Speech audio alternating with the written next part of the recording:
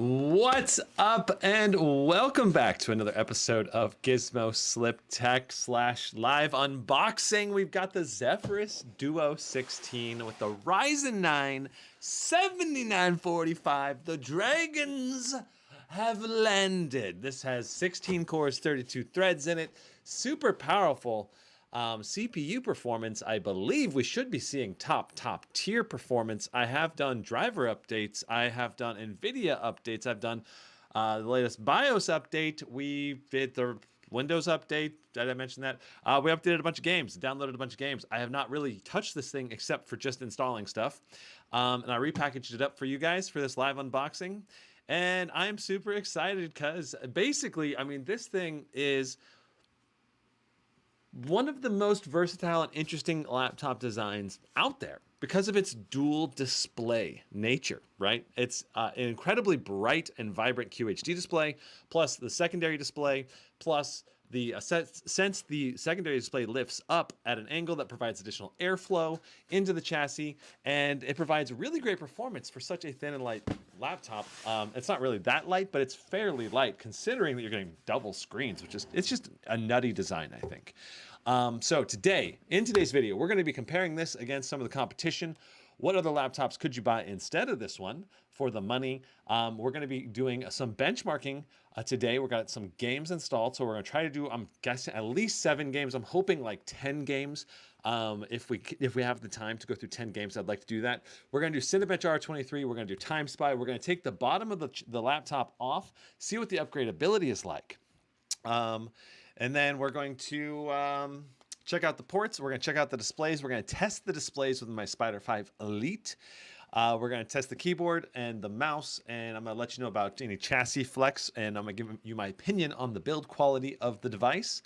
We're going to see if the device has a good response rate. It should have a good response rate, and I'm also curious to see today, if we have time, I'd like to load into Dying Light 2, which does have, I believe, integration for the secondary display functionality. So you can see like your character's inventory on the second display underneath. And so the big thing for today, though, is definitely that we have the Ryzen 9 7945HX, which is AMD's huge competitor to the Intel i9 CPUs. Now we have 16 big performance cores in this Ryzen 9 7945HX, 32 threads. So the same number of threads as the top i9 from Intel. Now the Intel i9 has 24 total cores and 32 threads, right? So 8 performance cores, 16 efficiency cores from Intel. And the multi-core rendering performance should be very competitive. I'm not sure about the gaming performance, and that's really what I'm going to focus on today. I want to do a live stream. I'm planning to do. That's going to be the next live stream. We're going to be doing a detailed performance side-by-side comparison with the i9 13980 HX and the Ryzen 9 7945HX in here. So we're going to do that in a future live stream. We're going to do some CPU benchmarks today, just basically Cinebench R23. And then we're going to do Timespy. We're going to see our Timespy CPU scores. But for the most part, we're going to focus mainly on seeing how the Dragon range handles in video games today. And then in the next live stream, I'm planning on basically getting one of my i9 laptops. I'm thinking the GE78 HX or maybe the GT77. I'm not sure. We're going to set that sucker side by side, and we're going to run CPU benchmarks at the same time with the i9 and the Ryzen 7945HX, and we'll see what we get, right? We're going to see what kind of performance is possible. So let's go Team Red, right? I mean, that's what a lot of people who are going to watch this stream are going to be on. But for me, I'm just all about performance per dollar and value, and the biggest potential advantage for the AMD chip is just that it's made with a more efficient nanometer process. So that makes the chip overall more power efficient, which is partially why they can put 16 big fat performance cores in here, where Intel had to go to the efficiency cores to increase their core count. So Salem says, do they enable overclocking in the BIOS? Since it's said it's fully supported on AMD's website, I have gone into the BIOS just for a moment, and I did see that there was an overclocking option. I don't think we're going to explore that today, but I will try to explore that for the i9 versus AMD matchup video that we're going to do here in a little bit. Next stream, basically, I'm going to try to do that if we can. So for today, though, like I said, we're going to unbox, we're going to test everything, we're going to play games, we're going to do basically everything we can to see how this does in gaming performance today. And then, especially I want to see how this does in very CPU-bound games like Hogwarts, Dead Space, CSGO, stuff like that. I want to see the CPU performance in those games, right? Maybe even Far Cry 5. I think I installed Far Cry 5. That would be another one that's interesting, though. That usually favors Intel. But anyway, I'm really excited. Let's just go ahead and get into the unboxing, and then we'll take the bottom off and display test, flex tests, all of that. As you know, if you've been watching my videos, we do it all here, and we do it all in one go, and it's makes the video a bit long, but there's going to be timestamps along the bottom if you want to skip forward. So let me go ahead and switch camera angles. Obviously, if you're watching this live, you get to interact with me, ask questions about the laptop, all of that, but you don't get to skip around. So you can always come back and skip around if you'd like to. Now, Asus did send me this laptop, so big shout out to Asus for sending this over for review. This is the secondary box. There is a bigger box that this came inside of. At least when Asus shipped it to me. I don't know how they're going to ship it to customers, but I'm pretty sure even this box would be perfectly safe to ship by itself because there's an internal box inside of here with foam packaging. So let's go ahead and take a look at that. So we've got the foam right here. And we got this secondary internal box, which is super interesting. Look at that guy. Isn't that a cool box design for the internal box design? It looks really sweet. And then we got our power brick in here.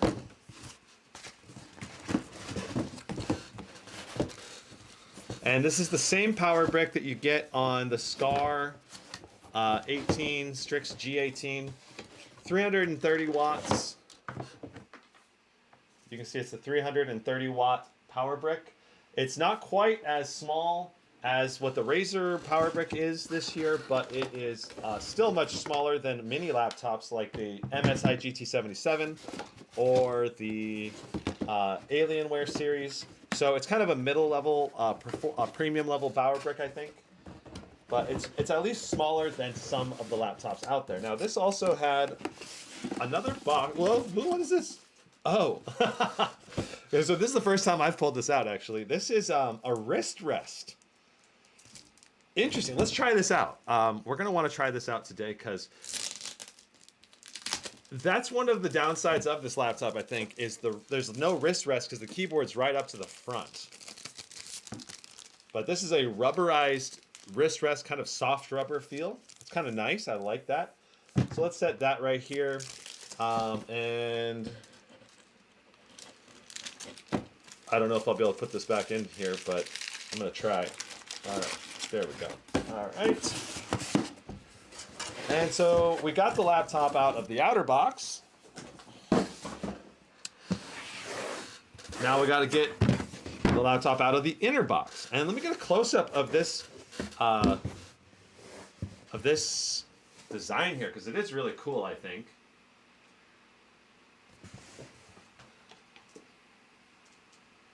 Isn't that cool? I don't know, it's like a city or something with some cool designs. I don't know. It's cooler than most boxes these days, at least. All right.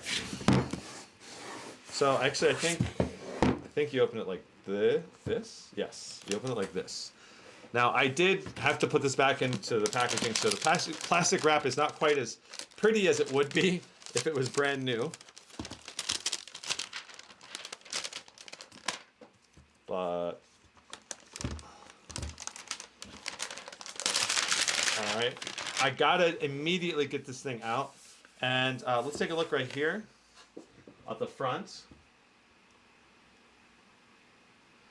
So seriously cool, surprisingly quiet. 15 degrees lower CPU temps because of the extreme conductonaut liquid metal.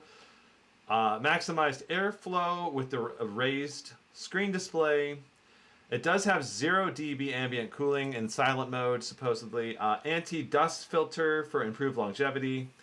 I am going to go ahead and take this little sticker off of here now so we can see the laptop without it. But there it is. It's got this nice kind of metal top lid here. So that's a metal top lid. Feels nice and premium. We've got this etching here. It's not an RGB logo or anything, but it's still pretty nice.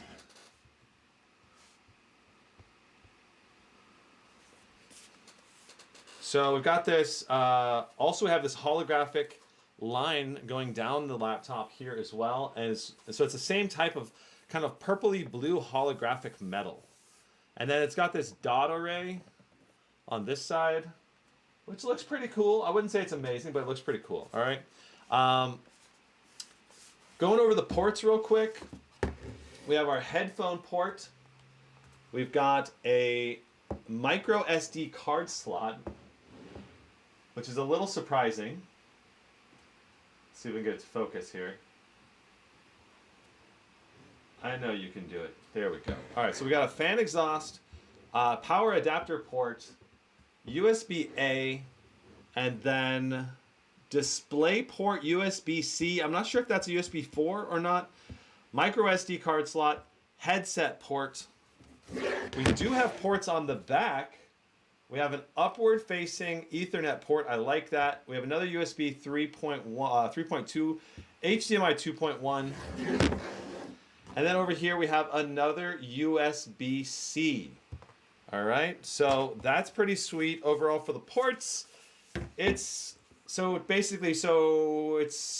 same ports as the Zephyrus like G16 lineup basically. 2 USB-Cs, 2 USB-As, a micro SD card slot,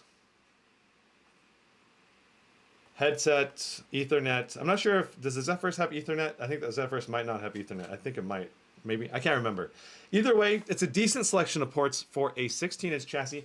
And this thing is also amazingly thin for a dual display. That's the other thing. Like, I'm like, how do they manage to put 2 displays in this thing? Like, it's crazy that there's 2 displays. 1, 2. Let me zoom out. Look at that. It is so interesting that they can do that.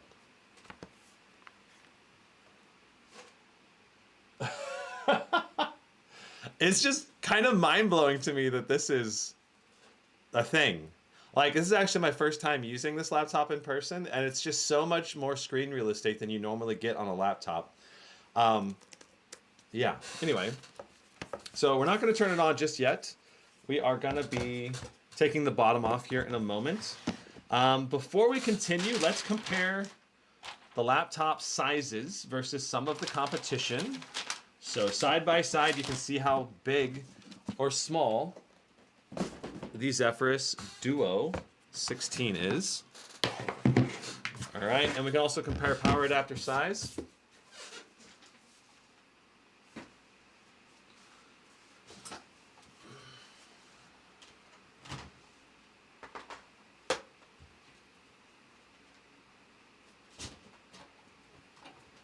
All right, so first of all,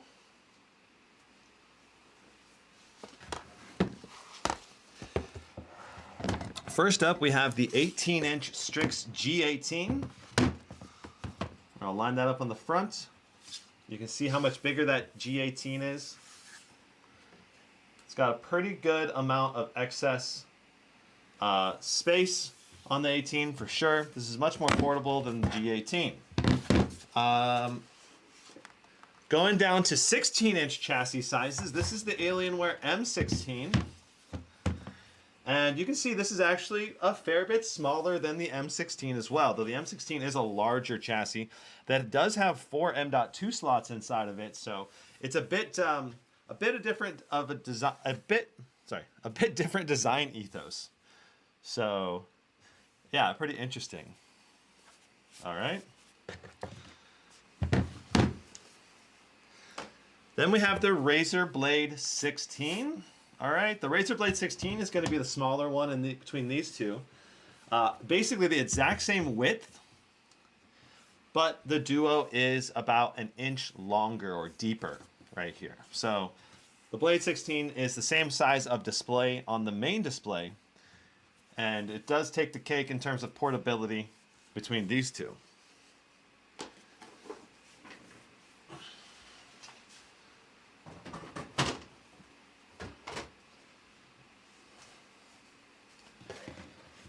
All right.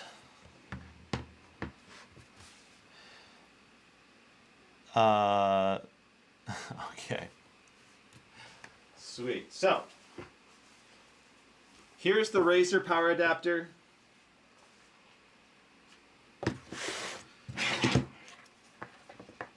Razer power adapter versus the Duo power adapter. The Razer one is the best, thinnest design, smallest design overall this year. And the GT77 is the worst. This is what Alienware and MSI are using. This is what Asus is using on all the high-end laptops, and this is what Razer is using on all their high-end laptops. So that's, I guess, the MSI the GE78HX does have a smaller power adapter, so it's one of those laptops that does have a little bit better power adapter size. Okay, we are going to need this.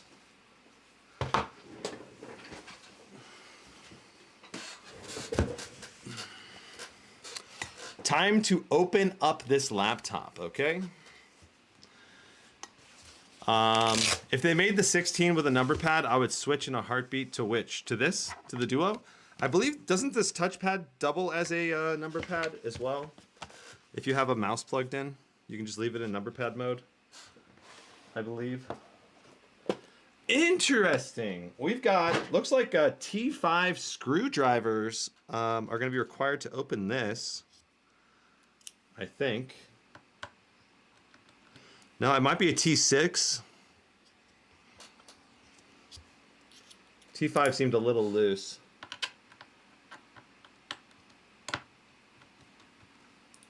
Is it T7? No, it's T6. So you need a T6 Torx 6 screwdriver to open this up.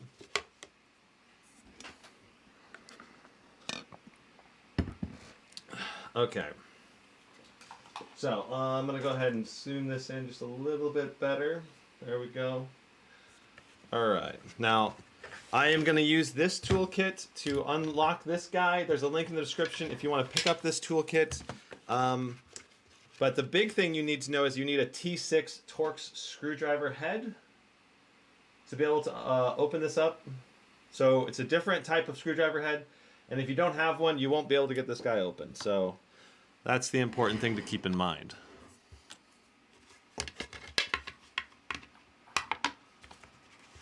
All right. All of the Duo 2022s had coil whine. Interesting. Well, we're going to find out if this one has any coil whine today. You know, and I'm going to turn this guy around. I prefer usually to have the rear exhaust facing the other way, because the heat pipe layout is more interesting that way. ARP says, "Give a like, guys." Yeah, thanks for looking out. It does help the live stream if everyone can drop a like on the live stream. Just basically tells YouTube, hey, this is worth sharing with more people because people are liking it. You know, and if you haven't subscribed yet, there's always that subscribe button as well. These screws are different sizes along this back row, which is interesting. And also, is this bottom metal? It feels like it might be metal bottom, like some kind of magnesium metal bottom. I actually was I was expecting plastic, but chat, do you know for sure? I thought it was. I don't want to scratch it to find out, but when I get it off, maybe I'll be able to tap it with my fingernails and tell a little better. JC says an all metal design. Okay. Yeah, I believe it. It feels like metal.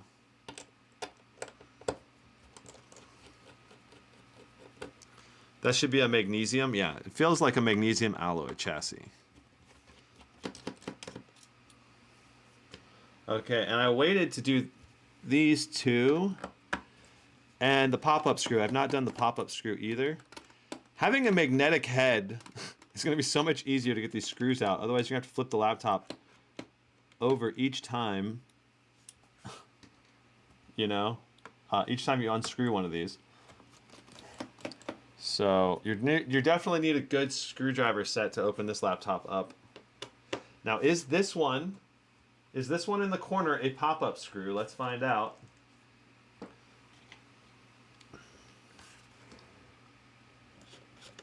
It is.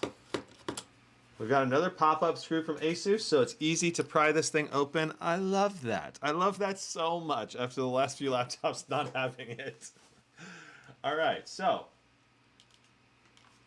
there we are. Into the AM shirts, by the way, everybody. They're high-quality shirts. If you're in the market for some clothes, 10% off, link in the description. And it does help support the channel if you do buy any shirts through that link. So thank you very much for the support. Now, looks like we might have one more screw here because this thing's not coming up. I see a rubber cover, and I think it's probably another screw here. So let's go back over here. So I think this is another screw hole cover.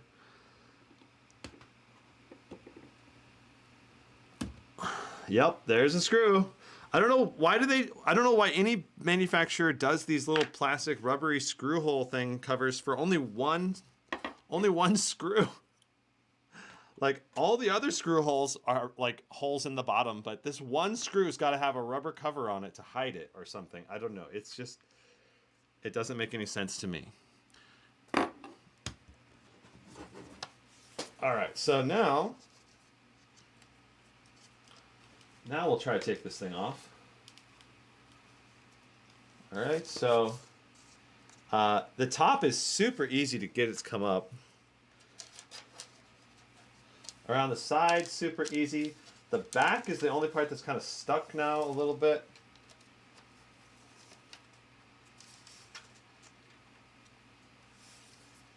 Interesting. Yeah, the back is kind of like snapped on or something.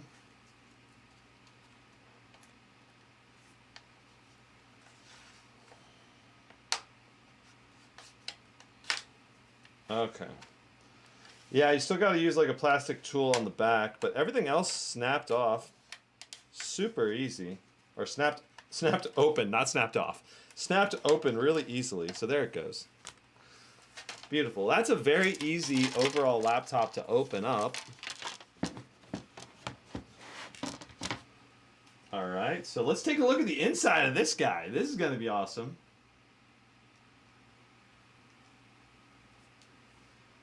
Now there is links in the description to be able to buy one of these if you're in the market. And if you do use those links, it does help support me as a content creator, but no pressure to buy. And obviously feel free to buy this wherever you can find the cheapest price. But there is links there, and you can also shop around and price compare this laptop versus other laptops on my laptop list. So just giving you a quick preview of that before we dive into this. Here's my laptop list, and you can search this list right here on the, if you go on the left here, if you were to type in Duo, for example, and press enter, it would come up with the laptops that have the Duo in the name. And you can see links to be able to pick these up right here. They're currently sold out on Newegg, though. So unless you pay for scalper pricing, which I wouldn't recommend, I would say just wait. I mean, you can pay scalper pricing if you want, but it's not recommended.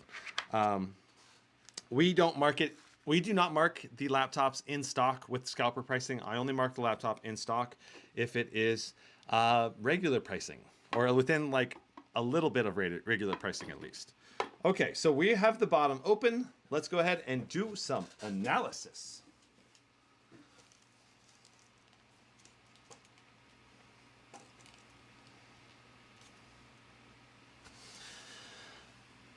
All right, we've got a 90 watt hour battery right here.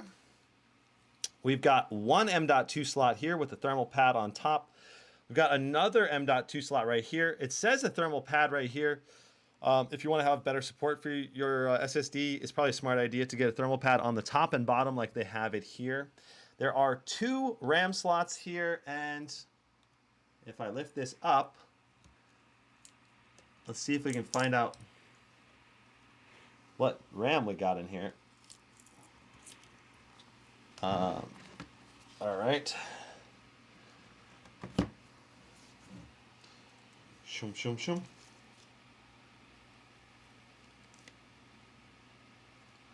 What is it? 16 gigs, 1RX8, PC5, 4800. So this is going to be DDR5 4800. Their brand on here, there's like no brand on here. MUK? I don't know. There's no branding to the memory, which is interesting. I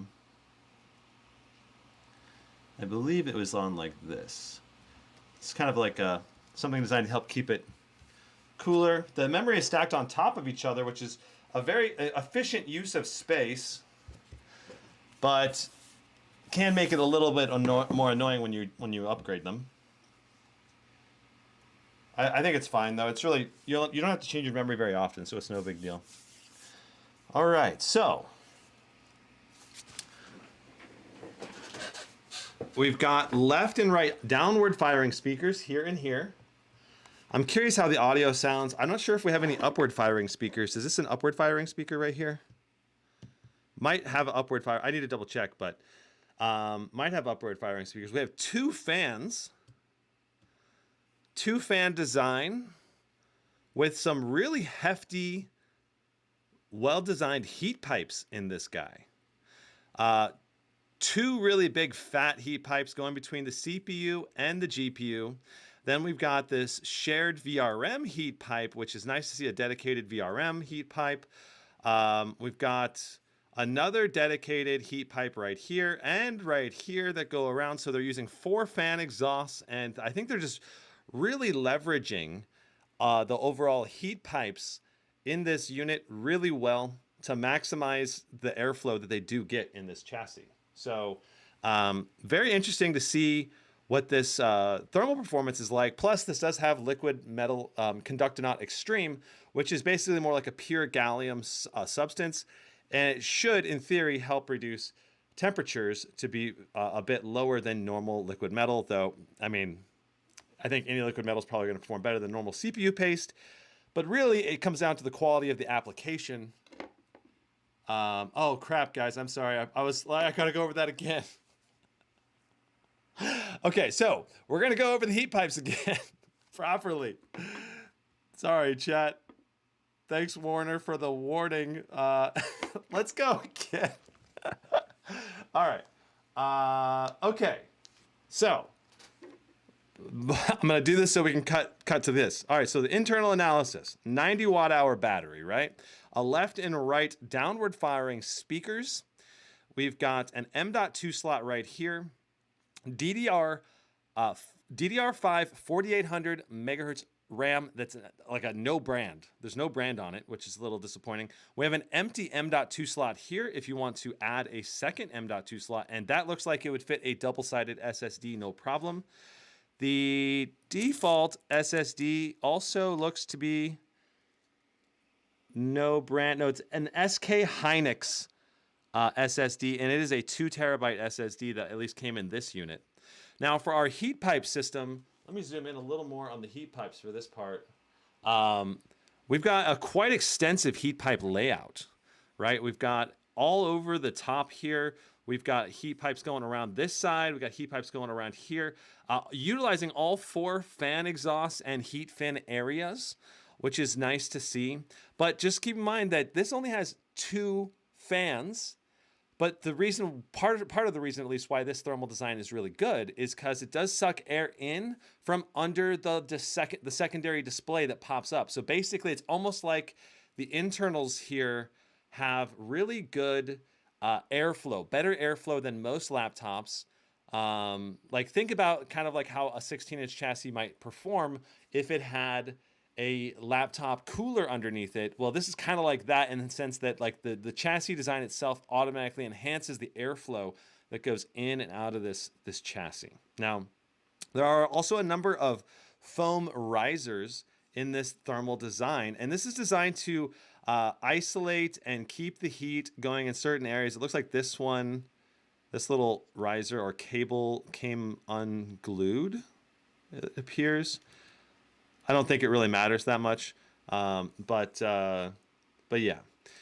There's more foam right here. The goal of the foam, okay, is to direct the airflow so the hot areas don't go into the fan. We want cooler air going into the fans and then being blown out of the fin exhausts. So they want to prevent air coming from the CPU and GPU. The center of the laptop is going to be really hot, so they try to isolate that airflow away from the fan intakes. Overall, for a 16-inch laptop, I think this is a really good thermal design in general. I love the dedicated VRM heat pipe going around right here.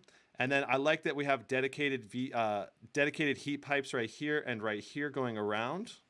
So overall, I think this is going to be some really great thermal performance for a laptop of this size. I don't know if the temps might get still really spicy at times. I wouldn't be surprised to see 95 degrees on the CPU because it is a high wattage CPU. But I think the GPU temps are going to be really good because we also have that liquid metal Conductor Not Extreme. As long as the application is good, we should have some good temps overall for this system. So there's the laptop internal analysis. Let's get the laptop bottom back on there and get back into Windows.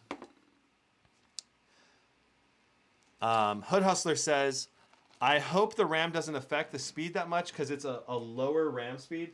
Yeah, it does affect some games. And I know that sometimes RAM speeds can be particularly effective to like AMD CPUs. Like AMD CPUs can sometimes be very sensitive to RAMs. Yeah, so this is a magnesium alloy chassis. You want to know what the Wi-Fi card is, Werner? That's going to be underneath here, and I don't think I'm going to be able to access that. We'll have to pull up the Wi-Fi card when we get into Windows, unless I want to unplug the battery and do all of that. I don't want to deal with that. So we'll just try to get into the Wi-Fi card information when we get into Windows. So putting this thing back together should be pretty straightforward. It's a matter of probably clicking in the back first. And then everything on the front is easy. Yeah, the front almost has no click-ins at all. So now that the back is clicked in, we just want to screw in the pop-up screw first.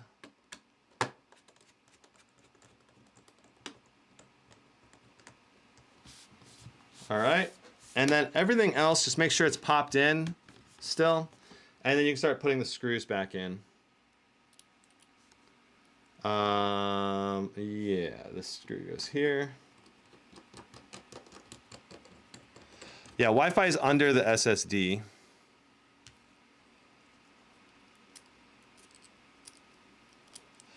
Salem says Conductonaut is on the CPU only. Interesting. Normal paste on the GPU.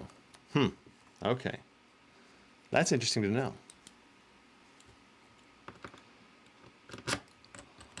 Sometimes it can be confusing because they just advertise it as, you know, Conductonaut Extreme. They don't tell you what has what. So thank you for the context. That said, usually CPU temps are a bit more challenging. So Salem says Asus has a table online where you can check. Okay. Good to know. That is very good to know.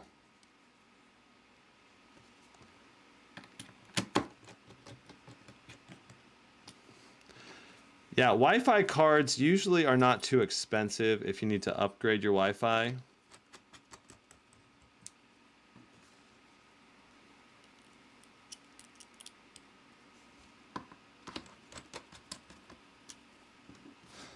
So like 20 to 30 bucks will get you like the top Wi-Fi card. And it usually won't make that big of a difference. Simply because usually your Wi-Fi speeds are going to be faster than what your download speed would be anyway. Unless maybe you have like fiber internet, like me. So, have I done any testing for the G16's battery life? I have not yet. You know, I'm tempted to do like a battery test battle royale. Would you guys want to watch that? Where I get like, I don't know, like 15 laptops in this room all going at the same time, and we'll see which ones last the longest in like a YouTube playback test or something. That could be fun.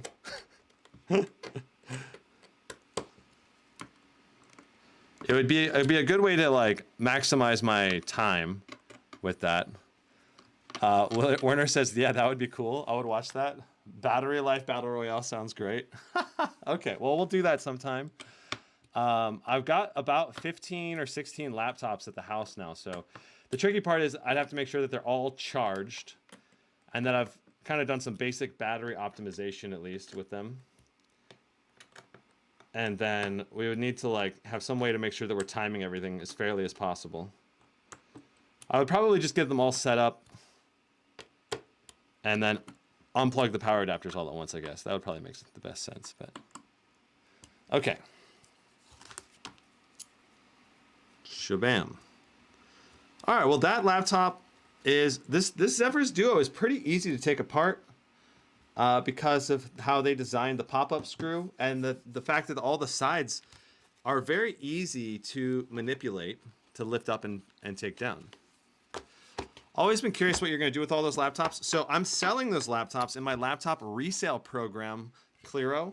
I am, to be able to get a part of the become a part of the laptop resale program, you have to become a channel member, and then you get onto the wait list. There'll be a link in the wait list, basically, and then I'll be reselling the used laptops, basically the laptops that I bought for review with my own money, the laptops that I liked and I recommend to others. Those are the only laptops I'll be reselling. The laptops I dislike and don't really recommend are going to go back. They're going to be returned. So, yeah. That's going to be basically my basic premise, and then I'll be reselling them at cost. If people are not interested in paying $50 extra, then I'll end up just reselling them at cost with no additional upcharge at all. So we'll see. How much do you resell them for? Whatever I paid for them, plus the shipping costs, plus $50. So if you're an international person, it should be much, much cheaper than buying whatever laptop in your own market pricing is. You know, like I know they charge a lot of extra money for a lot of the laptops out there in different markets. It might be like, I know I saw the GT77 was like an $8,000 USD price point. It was crazy. So that's just give you an idea that and for people inside the United States, basically, the pricing would basically be a little bit more than what you would pay anyway. Because if you buy in the United States, you're going to pay sales tax almost for sure. How long is the wait list? Right now, I think there are 8 channel members. So, and Britt, you're already on the wait list, but you need to fill out the form on the community tab. And, okay, so we should be powered on. We should be able to turn on now. Right? Unless I did something to the laptop, because it was working a second ago.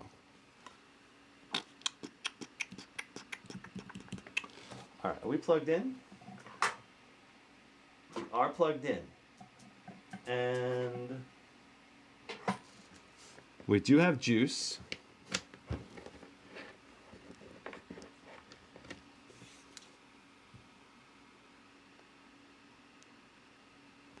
Import duties can be crazy high. Yeah, well, if the import duties are already crazy high, then you're pretty much going to be paying a lot no matter what you do.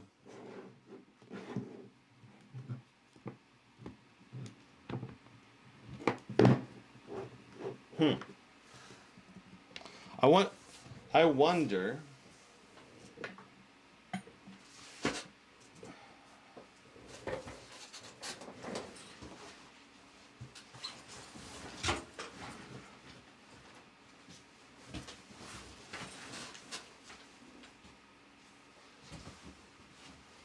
All right, I'm gonna be right back. I'm gonna go grab another power adapter. Make sure the power adapter is good.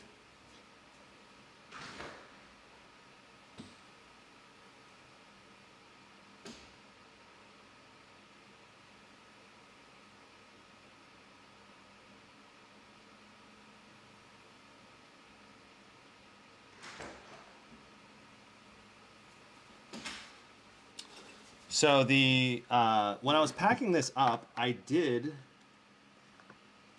drop the power adapter on the concrete. So it may be the power adapter got messed up or something. Is there any indicator lights on this that indicate whether it's getting power or not? Okay, yeah, so now the laptop's turning on just fine. I may have busted the power adapter dropping it on concrete. But I'll have to test this later. So, yeah, I'm guessing that's what happened, but you can see right here on the cable where I dropped it. Kind of hit right there. I don't know. It may be that I damaged it, or maybe I don't know. Might have to pay Asus for a new power adapter though.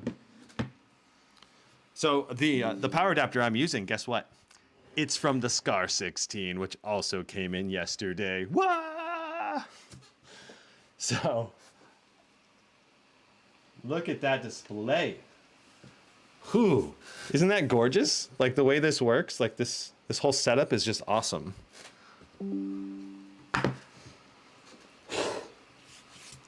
So when you add this wrist rest there, oh, that helps. That makes this thing feel a lot better from a usability standpoint. It's just, you are sitting pretty far back from the display though. That's probably the only thing. It comes with the wrist rest in the box. That's right, Linz. It came with the wrist rest in the box. How cool is that, huh? All right. So let's go ahead and we are going to move on to our flex test, I guess. That's probably the next thing we're supposed to do. So let me zoom in on the main chassis here. And we're going to do, starting in the right side by the touchpad, a little bit of flex, like basically it feels like I'm pressing down the rubber bottom. It doesn't feel like the chassis is flexing. It feels like the rubber bottom is going down a little bit. Of course, the touchpad has some flex to it because you're pressing the touchpad down, but minimal flex overall, minimal flex, very rigid feeling, going through the middle of the keyboard, a little bit more flex here, but nothing crazy. It's very reasonable levels of flex. Let's go to the, let's go, I'm gonna try pushing a little bit up on this, the secondary screen here. I'm gonna apply too much pressure, at least at first. Let me see. Okay. Oh, this is a touch screen. Do you guys see that? I'm actually touching the screen here. Super interesting. What? Interesting. I loaded the app navigator on accident when I was touching it. So there is some flex on this screen, but in theory, you're not going to press on this screen very much. But at least this is cool that it's a touch panel. Look at that. How do I go? Oh, okay. So I swipe in from the left to open like some kind of multitasking window. Swiping in from the right opens this, but I think you can, to close this out, I have to do that. I have to click it up here to get rid of that. I can adjust the brightness of the secondary display. Not sure what that button does. Screen Expert 3 is ready for you. Let me switch this so you can see this a little more.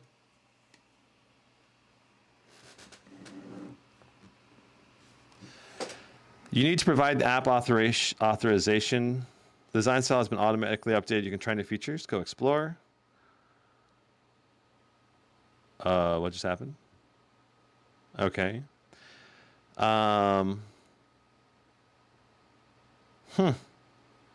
Screen pad plus battery saver, lower screen pad brightness in battery saver mode. You have a help center, Windows control panel. So brightness, background, theme, and resolution. This, I believe this is like a half of a 4K panel in terms of resolution. So it's a very high resolution touch display here. And from my understanding, I think you can use a stylus with this if you get the right kind of stylus. So you could use this for drawing. I don't know if the drawing would be as accurate as like a professional drawing pad. Probably not, but it would still let you do drawing on here with a stylus. And yeah, you can switch windows between these two screens. So let me try doing that. All right. So here's a Windows Explorer window, and boom, I just put it down here. I'll put it on the right side.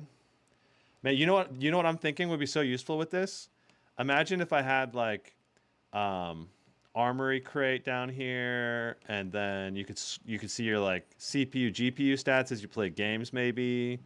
And then you got maybe like my streaming chat window, like chat right now. I could put the chat window down here and have my main display showing the preview of what I'm streaming up on the main window, but I could still interact with chat at all times and see the display. That'd be pretty sweet. I'd like that. So let me add one more window down here. I don't know. Let's try an Internet Explorer window. And well, bam. So now we got a three window setup along the bottom here. Let me zoom in so you can see it. It's kind of small, but it would be usable as like a quick reference, touch, open a file, check data, whatever type of a window. All right, now this display up here at the top is it's supposed to be a QHD plus, I believe, 1100 nits HDR display. So incredibly bright and vibrant. And it wasn't even at full brightness there. I just turned the brightness up a little bit brighter. And it was basically blinding to me when I was setting it up last night. It was so freaking bright. How does it look on the display right now? So it doesn't, it doesn't look too overblown right now, but like the whites right here, you can't see that at all. It's all blown out because it's so bright. It's kind of funny. That's the downside of like trying to use a camera to capture these HDR displays. It's so hard to capture the quality of the display. Let me try putting this up a little higher now. And let's go ahead, and I just want to show you the opening and closing mechanisms that this thing has. It's so interesting. All right, so look right here, and I am going to bring the light down here again. All right, you can see that. So this right here slides forward and then down. So as it closes, it slides forward and then goes flat. Comes up, opens up the air underneath here, so more air intake for the fans. Let's see if we can get a shot looking down inside of here.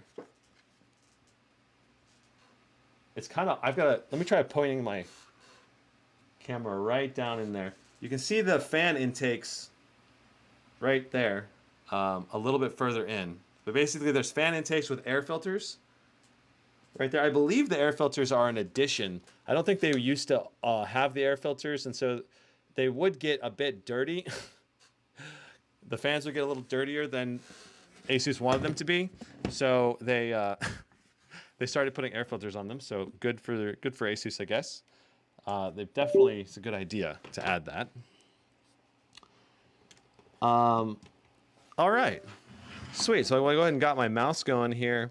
Let me go ahead and just do a little typing test on this keyboard. I have not done any typing tests on this thing. It's going to be interesting. Let's go ahead and pop this open. Let's go to, let's go to YouTube. YouTube.com. All right. And then let's go with HDR video. Okay, so I mean this if you're in this setup right here, it's like using a double monitor, all right? That's what it's like. And do you see how bright? Look at my face. Like my face is like being completely lit up by this display right now. All right, so here's an HDR video. with this display. Let's take a look at this.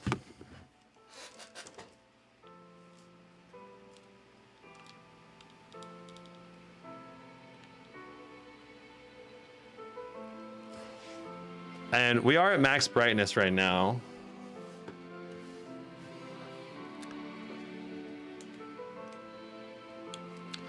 I might have to down the brightness on my camera a little bit so that it doesn't overexpose. But look at the color quality and color gamut of this display. It is really good. Like the colors, the details, the blacks, the contrast. It's really impressive.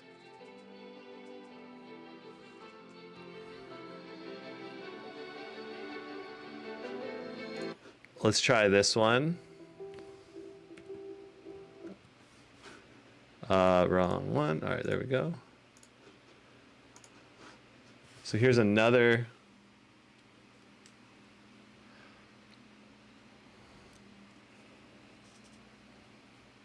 Another color example. And of course, I'm capturing this through my camera, right? So the camera may not exactly depict the colors, but it looks pretty dang close to what I'm seeing on the display. It is an incredibly vibrant and colorful display. Wow. All right, let's do our black levels. Britt Allen says, I'm in love with it. Yeah, it is really impressive display quality without a doubt. Go into the downloads now. Let's go ahead and open my all black image. And this will let us see if this thing has any backlight bleed at all. And wow, I'm not seeing any at all right now. It looks completely black, but let's turn down the brightness.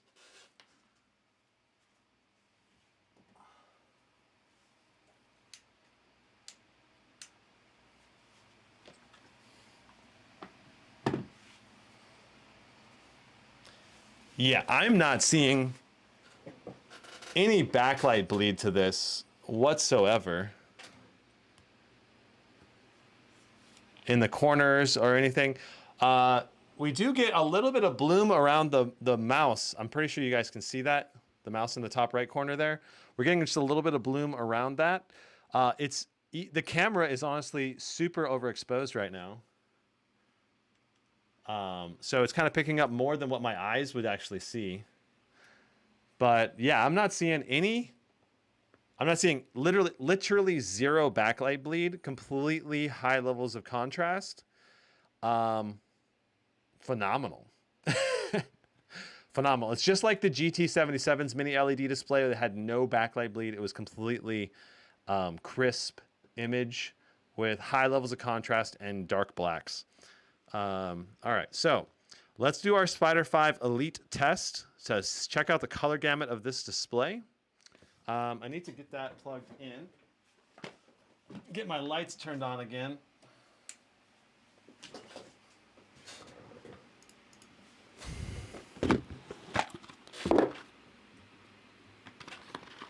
Is it a matte display? Yes, I believe it's a matte display, not glossy. The bottom display is glossy, Zitty. The top display is matte, the bottom is gloss. And I really want to find out, does this have Windows Hello or not?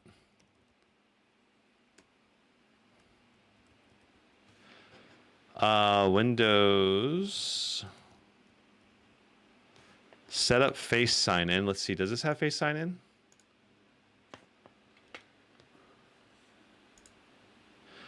Okay, so we got to add a password.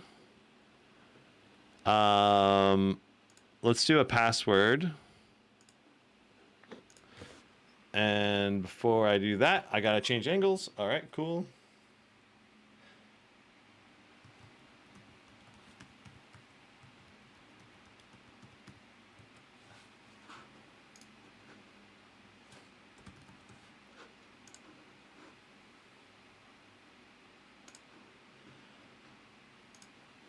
All right.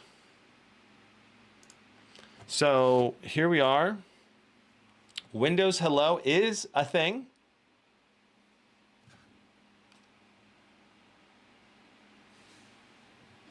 And we also need to set up a pin. So let me go ahead and set that up.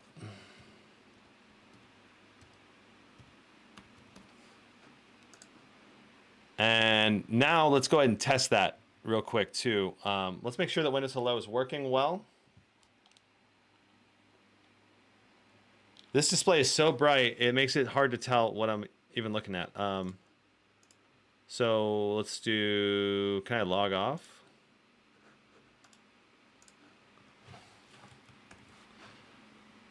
Let's sign out. And then we'll try to sign in with the Windows Hello. All right, so, found me so fast. Perfect. Windows Hello working well. Beautiful. And beautiful. All right, so let's do our screen brightness and color gamut test now. I gotta get this registered. I don't think it was registered yet.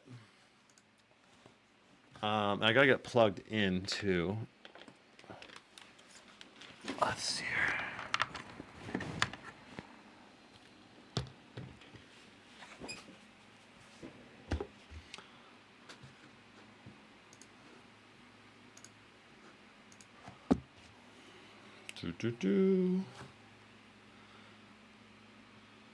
All right, is this?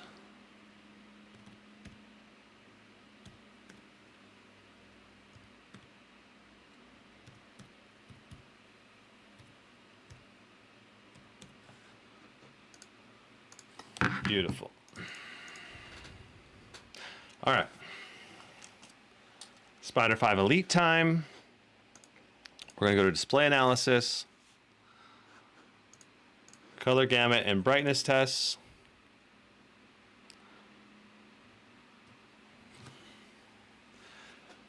Ingo says, I really like this laptop without Thunderbolt or USB 4. No, thank you. Well, I believe this has USB. Let me double check. But I thought it said USB 4, doesn't it? And that's the exact same specs as a Thunderbolt 4, but without the official Thunderbolt support. So it's the same speeds, but it just doesn't have the, if it has the USB 4. But it doesn't have the official certification. But basically the same functionality as Thunderbolt 4, aside from Thunderbolt 4 certified devices. Some of those aren't going to work. So looking here, no, they're not USB 4. They are USB-C 3.2 Gen 2s. And they both support G-Sync out, and one of them has power delivery input. And the LAN port is a 2.5 gigabit Ethernet port as well. And it is HDMI 2.1. So a little sad they don't have at least USB USB 4, but I personally don't use Thunderbolt 4 much, but if you use it a lot, I can totally understand why you would want to skip a laptop that doesn't have Thunderbolt 4. But I don't think there's that many people in that category. I don't think. Shabam, shablinding light. Extremely colorful. What laptop am I using for streaming? I'm using the Blade 18. When I read the specs, I only got USB 3.2. That's correct. Thunderbolt 4 is Intel technology. That's right. It's only compatible on Intel laptops. I don't think it's Intel technology. I think they just made a partnership with the company that made Thunderbolt, so that you have to have Intel in order to use it or something like that. I can't remember the details. It might be owned by Intel. I can't remember. But yeah, it is Intel specific. That's the most important part of that statement, though. So you have to have an Intel laptop, and not all Intel laptops have Thunderbolt support, but yeah. I personally wouldn't care about Thunderbolt unless I was using an Ultrabook or tablet PC for an eGPU enclosure. Yeah, that's interesting. I mean, I think you can use, I think the most realistic usage of a Thunderbolt port on most gaming laptops is going to be for something like this. This is the Razer Thunderbolt 4 dock. This has a UHS 2 SD card reader. It's got a headphone port, Thunderbolt 4 power delivery to the laptop, and then it has 3 more USB-Cs, a power adapter input so it can power your laptop, a LAN port, 3 USB-As here. So you could use these USB-Cs for power DisplayPort 1.2. So you could do high refresh rate display gaming, depending on the monitor resolution. It's not going to support all monitors. Like, it's not going to support that Thunderbolt 4 dock is not going to support the monitor I have back here, at least not at the full resolution and refresh rate, but it's going to be close. It's going to be like a 60 hertz refresh rate, basically.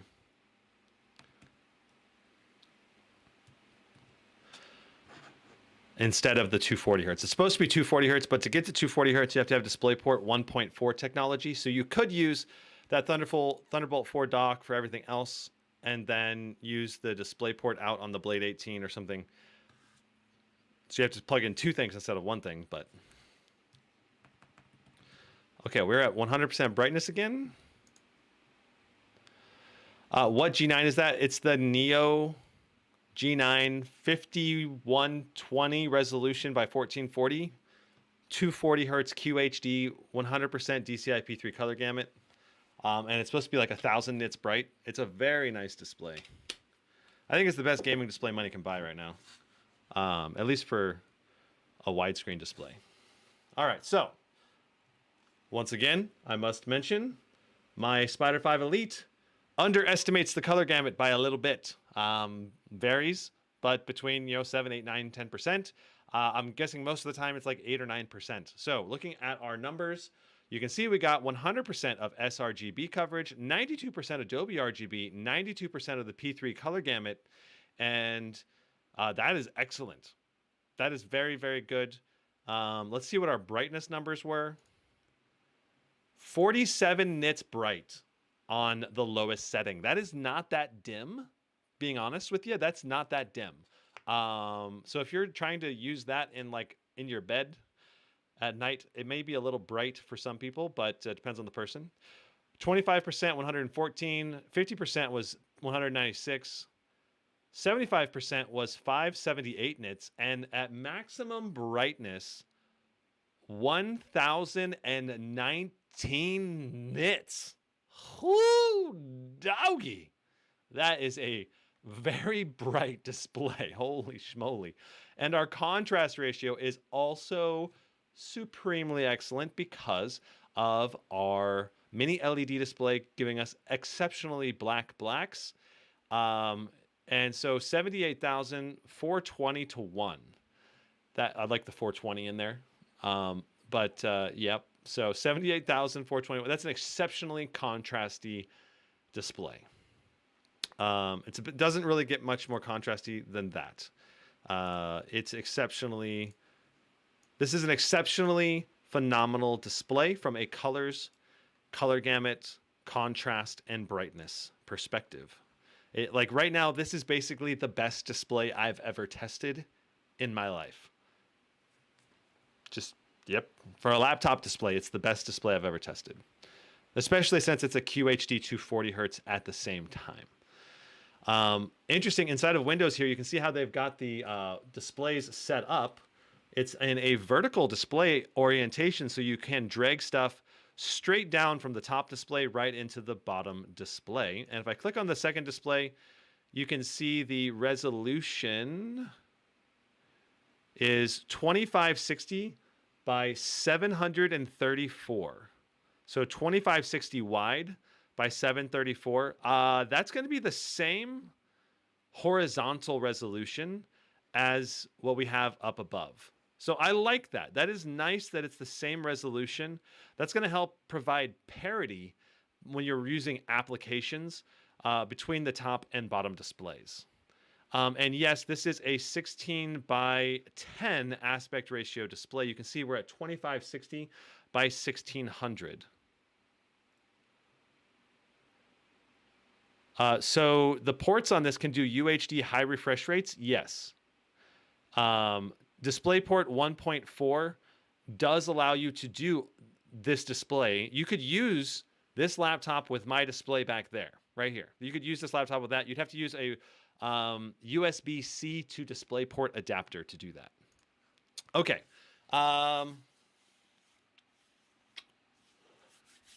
Usually at this point, I believe we're moving into the speaker test. That is what is next. Let's check out the speakers.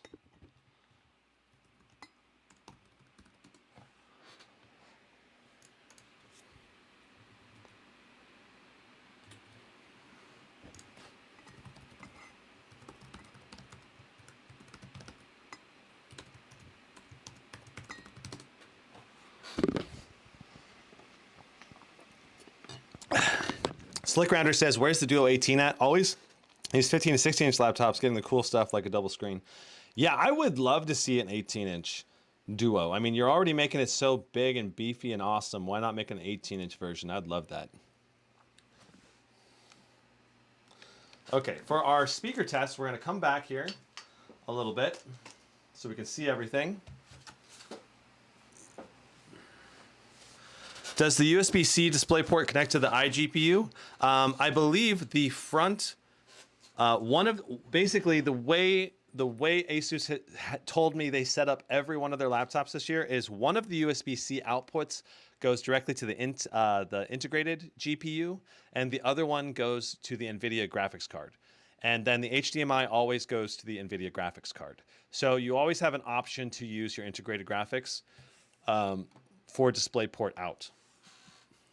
So if you need to do, if you need to do a presentation on battery life, you can always do that, which I really love that from a design perspective. And I think every laptop manufacturer should adopt that design spec.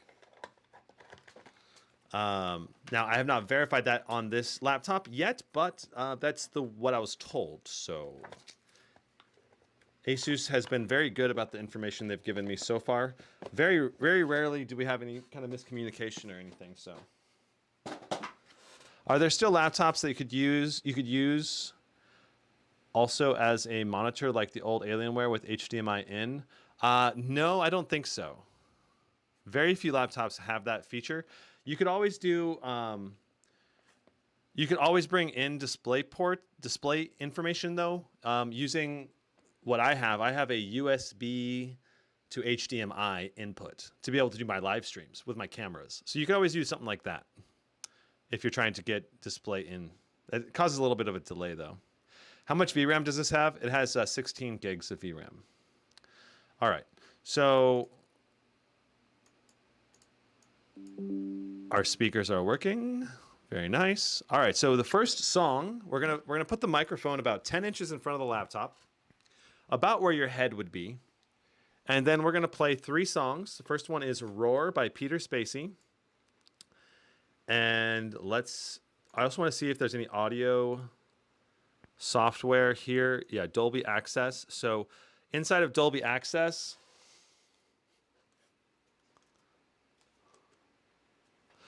they offer a few different sound types. So music detailed usually is not quite the loudest.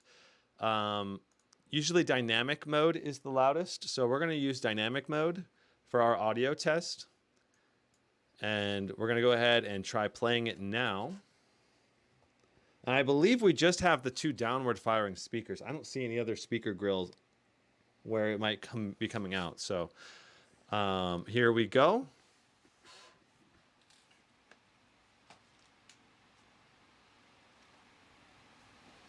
All right. Roar by Peter Spacey. Switch camera. There we go. All right. So, yeah, I was showing you Dolby Access. Let me show you Dolby Access again. See, this is exactly why I would actually benefit a lot from having a dual display, because I would be able to see the chat better. I should probably stream like this. Yeah, so I went to split screen on my screen, so I can see my live stream window and I can see. Hill Hedgehog says this has 2 subs and 4 tweeters. It has a 6 speaker system. Okay, interesting. Thanks for the correction. There, Hill the Hedgehog. But we only saw 2 speakers underneath, but maybe The other speakers come up right here, maybe. I'm not sure where the other speakers come from, but okay. So what I was going to show you is the Dolby Access software here. We have dynamic, game, movie, music, voice, and you can custom EQ setup as well. And we're going to do dynamic for our audio test. All right. So here is Roar by Peter Spacey. I'm also going to pull this. Well, actually, let's pull it back for now. All right. And we're going to zoom out. All right. So about 10 inches in front, Roar by Peter Spacey. Also, hold on. I am also going to close my door to help reduce a little bit of fan noise from my floor fan.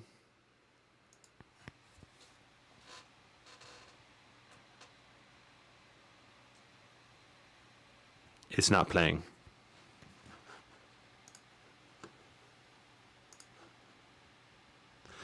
It doesn't want to play. Let me try refreshing it. Like the file is not playing. It's not because of the laptop speaker's not working.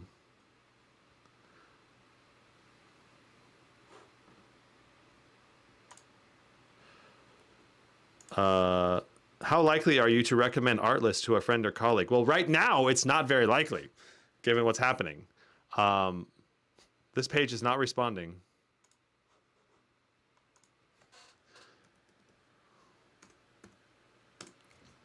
In general, I do like Artlist, though. Wonder what's going on with the sound not working. Let me try closing and reopening Internet Explorer.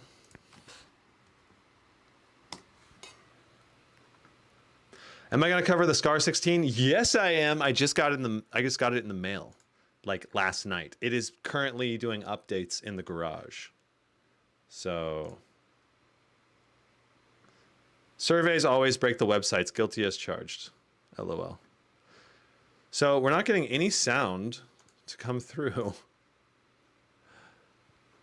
You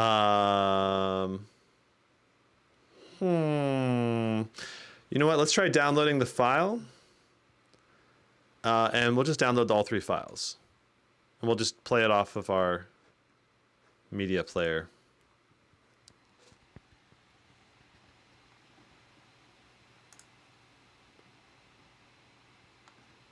Maybe. Neo 16 and 17 are going to be reviewed? Yes, they are. XMG is sending me a new Neo 17 sometime this month. So in the next couple weeks. Well, maybe we're not going to use this to open the file. Jeez.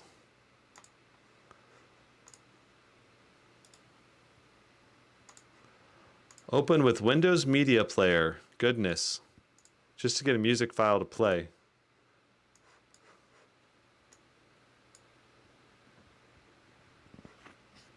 Are you having sound problems? Open the audio troubleshooter. An unexpected error has occurred. Troubleshooting wizard cannot continue. What are all these errors? Let's go with just a computer restart. All right, we're gonna try turning it off and turning it back on again, and maybe that's gonna fix our problem.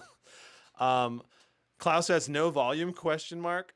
No, we had volume. We could hear a ding ding when we used the Windows button, but whenever any sound was being played, like it just wouldn't even start playing the sound, which is the weird part. So I don't know. I did just go through all the EQs and the sound driver settings in Dolby Atmos. So maybe I crashed the sound driver. I don't know. We're going to try restarting it.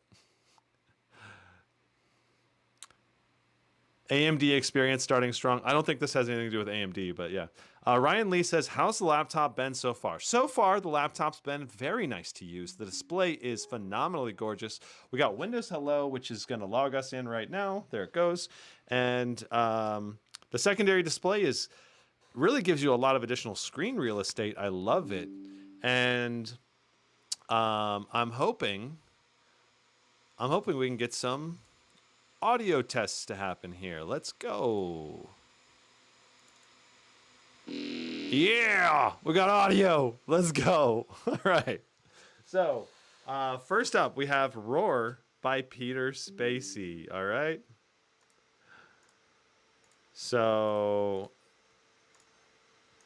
beautiful, beautiful, beautiful. Okay, so Roar by Peter Spacey.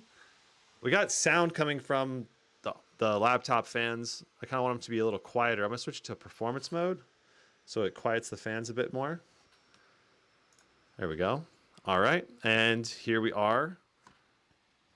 I'm gonna hold the mic about 10 inches in front of the laptop and Roar by Peter Spacey.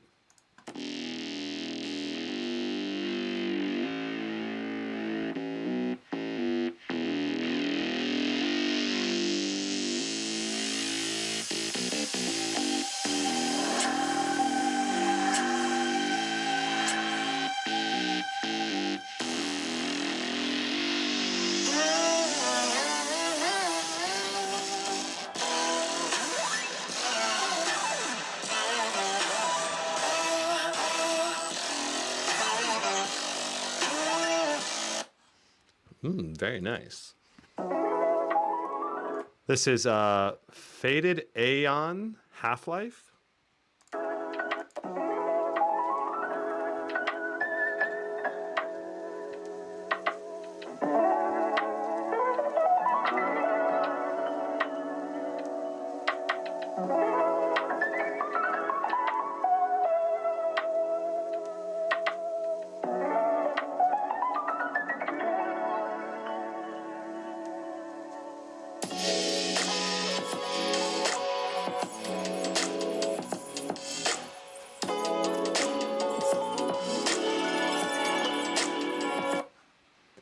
And then the last one here we're gonna do is La La La by Deuce Williams. I love you like la la la la la la la la. I love you like la la la la la la la la. I love you like la la la la la la la la. I love you like la la. And I also really want to quickly test. I want to try doing the Dolby Atmos again and change the settings here. And we're just going to try a couple of different modes to see what they sound like while we're playing the same song again. We'll do Roar by Peter Spacey, see what it sounds like.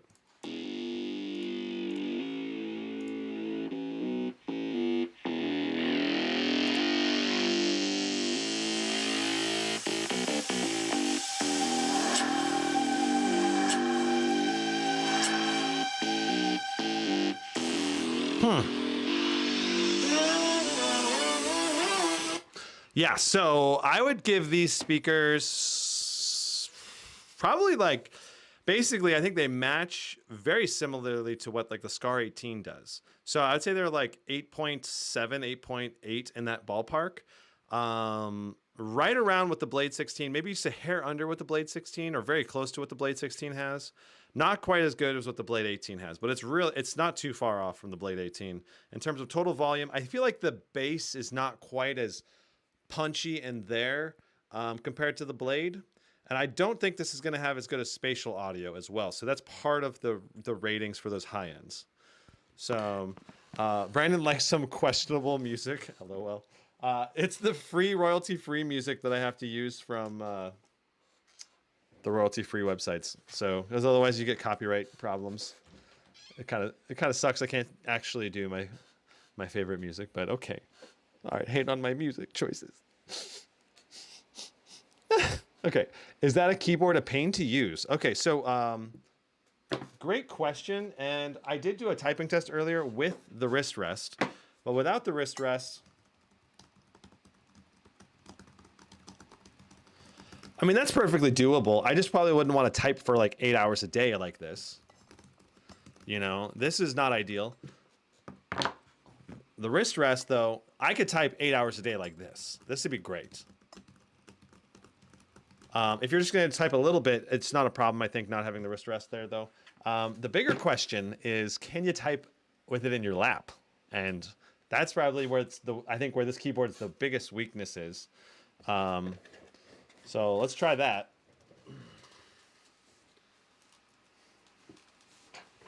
All right, you guys can see all the laptops over there in the corner. I mean, you can do it. You can do this, but it feels weird not having anything to put the wrists on. I don't know. That's interesting. I definitely, if you're going to use the laptop mainly in your lap, which most gaming laptops are not used that way, but if you're going to mainly use it in your lap, then it's probably not ideal. You probably want to have this most of the time on a table surface, especially if you do a lot of, typing. You know, you can make it work in a pinch on your lap, but it's not that great of an experience in my opinion. So, how much worse is the Blade 18 screen versus this 16 mini LED? So the Blade 18 screen is not as contrasty. It's not as bright. It's about the same level of color gamut though. So like the blacks are just better on this Duo mini LED.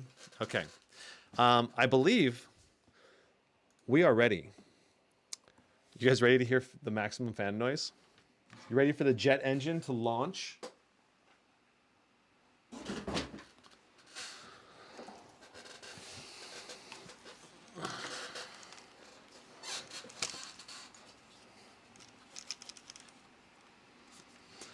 And are you ready to see this dragon soar in Cinebench R23?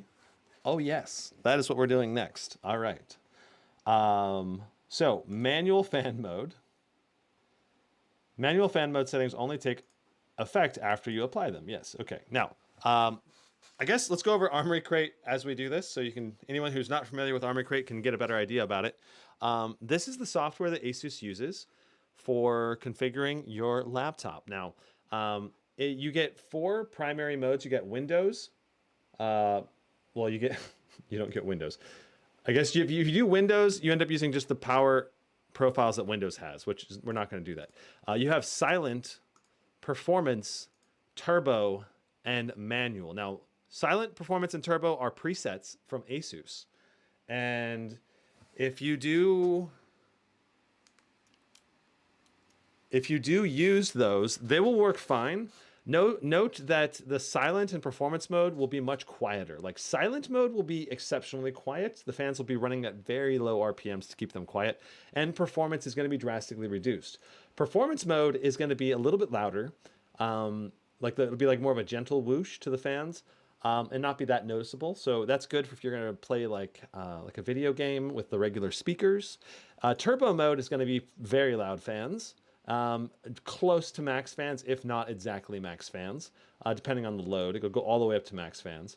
And then in manual fan mode, there is a fan profile curve editor here that you can set to basically say at different temperatures, you want the fans to go up to X, Y, Z levels of fan speed. And for this test, what we're going to do is maximum fan mode speed, which means we're going to set the fans to go at 100% fan speed no matter what. And then for our CPU, we've got the slider pushed all the way up to max, which is 125. It shows 130, but this doesn't go to, oh, there it goes. Now it goes to 130. Okay, so we're at 130 for our power limits across all of this. The short and long power limits are up to 130 now, okay? So that's going to be like maximum possible performance on the CPU. And if you're going to go for maximum performance, you do need to be in manual mode because turbo mode does not go as high. I think it stops a little bit lower. Is this laptop better than the Scar 16? We're going to find out. It's definitely got some advantages over the Scar 16, such as the dual display, which gives you more functionality, right? All right, so for the GPU, we have a base overclock of 50 for our clock speed and 100 for our memory, and that comes stock baked into the Asus Armory Crate. Pretty much every laptop's going to be able to overclock this much, so we're going to leave it at that. Now we're going to activate manual fan mode. All right, and now we're going to open up Cinebench R23, and I'm sure that white display is just blinding right now on the stream. All right, so let's get Cinebench R23 opened up.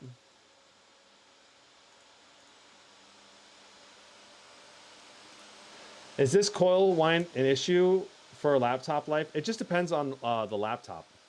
And someone says way more expensive. I believe you're talking about the Scar 16, right?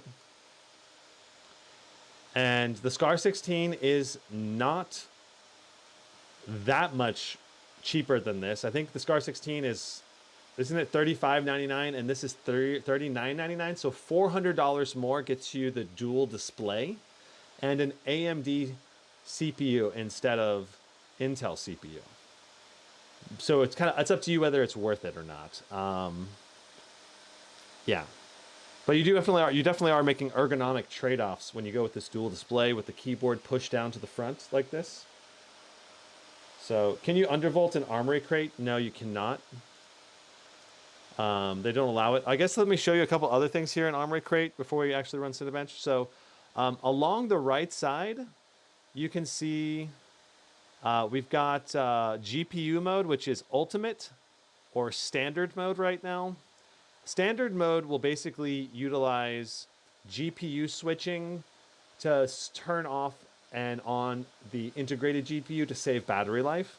Ultimate mode disables the integrated GPU to just do dedicated mode for maximum possible performance, while slight reducing the demand the integrated GPU would have brought onto the CPU. All right. I have not heard any coil whine on this laptop yet. Under load, I'm sure any coil whine would be absorbed by the fan noise, but if you are running in silent mode, you might hear a coil whine. We'll have to see. I haven't heard any coil whine yet. They also offer some additional configuration options like activating or deactivating the ROG key on the keyboard. There's a touchpad you can disable, a boot up sound you can turn on and off, panel overdrive to increase the response rate of the 240 hertz display. You can turn off the touchscreen aspect of the second display, and you've got panel power saver and the num lock. So going over the keyboard as well, as we get right before we get into this, let's just show you what I'm talking about when they give you the option to disable the touchpad. So if you press and hold up here on the top left, look at that. It pops up with a number pad. It's not very bright with my direct studio lights on the touchpad, but I can see it pretty well. The number pad there gives you the numbers and key functionalities for plus, minus, divide, all of that. And it's in a nice spot right where you normally would have a number pad. So if you're using an external mouse, you can use this number pad. You can deactivate and activate the number pad just by pressing in the top left, basically. All right, and then the ROG key right here launches Armory Crate. This allows you to turn off and on the secondary screen. So this enables or disables this button, the secondary screen here. This turns the arrow keys into page up, page down keys. Interesting. And then the power button is right here on the right. So it's a very interesting key layout. Let me go up a little bit more. Overall, this keyboard layout is the same as the other Zephyrus laptops, and it feels good with home and page up downs on the arrow keys for secondary functions, delete key, airplane mode, keyboard backlight brightness, turning on and off the touchpad, brightness up and down for your monitors. On the left side, we have volume up and down and mute, microphone mute, fan mode, hotkey. And other than that, we have everything else is pretty standard. I think the backlight could be a little brighter. I don't think this is quite as bright and as vibrant as what you get on like the Blade 18 or Scar 18 or even the Omen 17 had more vibrant backlighting. This is basically similar backlighting to like the Strix G18, Scar 18. It's not super bright. I think Asus needs to upgrade their backlighting to be more competitive now. One area of growth that they at least could invest in. All right, so bada bing, bada boom. I believe that covers all the core things in here that you need to know. Is there any benefit to having the second screen? Antonio Jackson, we're going to go over that. You can use the secondary screen in some games as like a menu to see your inventory, but only certain games support that. I think Dying Light 2 is one of the games. So I'm going to try to test that today. I've not tried it at all, but then the other thing is you can use that for sure if you're like a streamer to see your, like you could play the game on the main screen, see your stream preview on, like, say, the left side of this, and then maybe your stream chat on the right side, all on one laptop. It would definitely make your streaming experience much better from a content creator's perspective. Like, I would definitely benefit from this kind of a dual laptop display. I don't think I'm going to switch to this laptop personally, but it is something that I think a lot of creators or live streamers would love. Okay, we've been staring at this Cinebench R23 window for a little while. I believe we're finally ready. Are you ready, chat? I want to hear if you're ready or not, because if you're not ready, why would we start Cinebench R23, right? Okay, all right, just kidding. Let's get started. All right, so here we go. Multi-core render. What do we get? We're pushing 4.7 gigahertz across all the cores. Our wattages, we're doing 127 watts of power, 127.8 watts of power. Not quite to the 130 watts that we set the power limit to, but still very close to what we asked it to do. 34,219.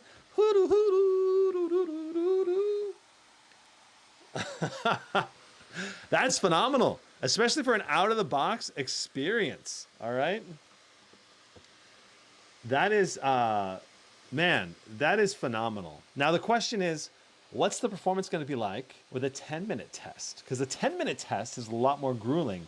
Let's go ahead and do 5 runs back to back and see if we have any performance degradation, and then we'll do a 10-minute test. Tamaska says, I use the secondary screen for 3D programs. That's interesting. Lynn S says, this beats the i9-13980HX by about 3,000 points. That's correct for stock, though with undervolts, 34,855 that run. Woo, woo. And this is without any overclocking settings or anything like that. I wouldn't be surprised to see one of these runs dip above 35K if everything is good. But dang. Now, the thing about the i9-13980HK or HX, sorry, is that it is undervoltable. And in a chassis that can push higher enough wattages, we were seeing higher scores than this with undervolting. Okay, so we were getting like 36, 35,000 in some of the i9 chips, but that's only with tweaking. This is out of the box performance with only tweaking, I guess, in the manual fan mode, raising the power limits up to 130. 34,615. What are our temperatures at right now? Oh my goodness, our temperatures are at, oh, that's the GPU. Okay, the GPU's at 60. I was like, holy crap, the GPU's at 60. No, we've got 88 degrees right now on our CPU. So our temperatures are not like amazing, but they're pretty good. They're not thermal throttling right now. 33,365. Is there no undervolting via the BIOS? I don't believe there's undervolting with this AMD CPU, as far as I can tell. Gleb, I'm just gonna say Gleb. Gleb wants me to try this on silent mode. Okay, we're gonna do a run on silent mode and see what kind of. How about we do one run on each of the power modes? All right, so we're gonna do silent first. That's gonna reduce our fan noise drastically, but it's also gonna drastically cut into our performance and all of that. So in silent mode, we are doing 82 watts. That's still pretty good. 66 watts. Let's see what the longer, like, you know, if it's in silent mode for a while, it might have to thermal throttle or something. But right now it's doing 66 watts. It's holding at 66 watts. So that's going to give us decent performance in silent mode. And I can't hear the fans at all now. 27,800 in completely silent mode. I'll do it one more time just to verify. Can you use the AMD tuning utility for undervolting the CPU? I'm not sure all of the Is it lifted? Yes, we do have. No, it's not lifted. It is not lifted right now. We're going to lift up the back. Thank you for reminding me. We've got the 1/2 inch up on the back with my external SSD, which I do that on every laptop I test. 27,912. You guys can see that? It's so dark now. Why did it get so dark?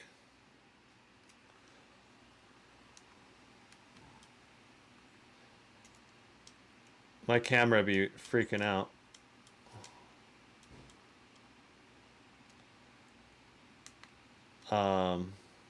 Okay. All right, so 27,900 for silent mode. That's really good. Let's go to performance mode.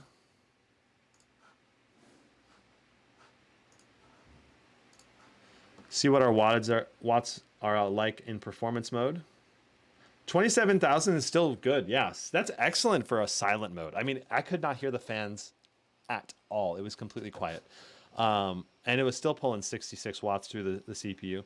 92 watts in performance mode. It's definitely going to be higher clock speeds in performance mode than silent. 31,249. If we go to turbo mode, this should be basically full performance or almost full performance from what we get in manual, but it should be a little bit lower wattage, like 125 or like 120 or something. So our wattage is like 127. Okay, so it's the same wattage in turbo and manual, apparently. Have I lifted up the back with my SSD? Yes, we just did that a moment ago. Had to step away. How are the benches so far? It's doing phenomenal, doing about 34,500 in manual fan mode. So we got 32,978 for our turbo mode. Let's go to manual fan mode. You can hear the fans are not quite as loud. When I go to manual fans, you'll hear the fans kind of spin up a little louder. So I'm activating manual fan now.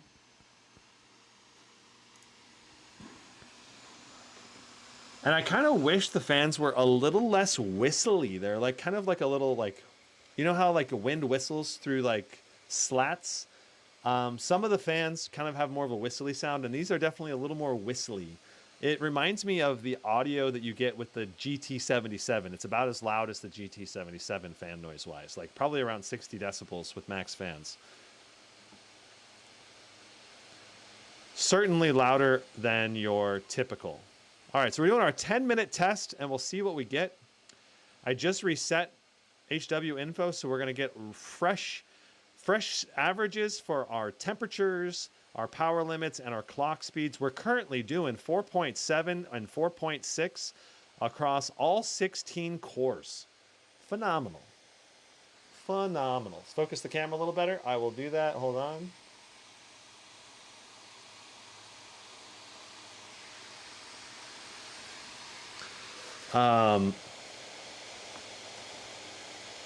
April says, for CSGO benchmarks, could you use a CSGO benchmark that is more accurate in-game performance? Well, I don't want to change which benchmark I've been doing now that I've done a bunch of laptops, because otherwise we won't know how to compare the performance.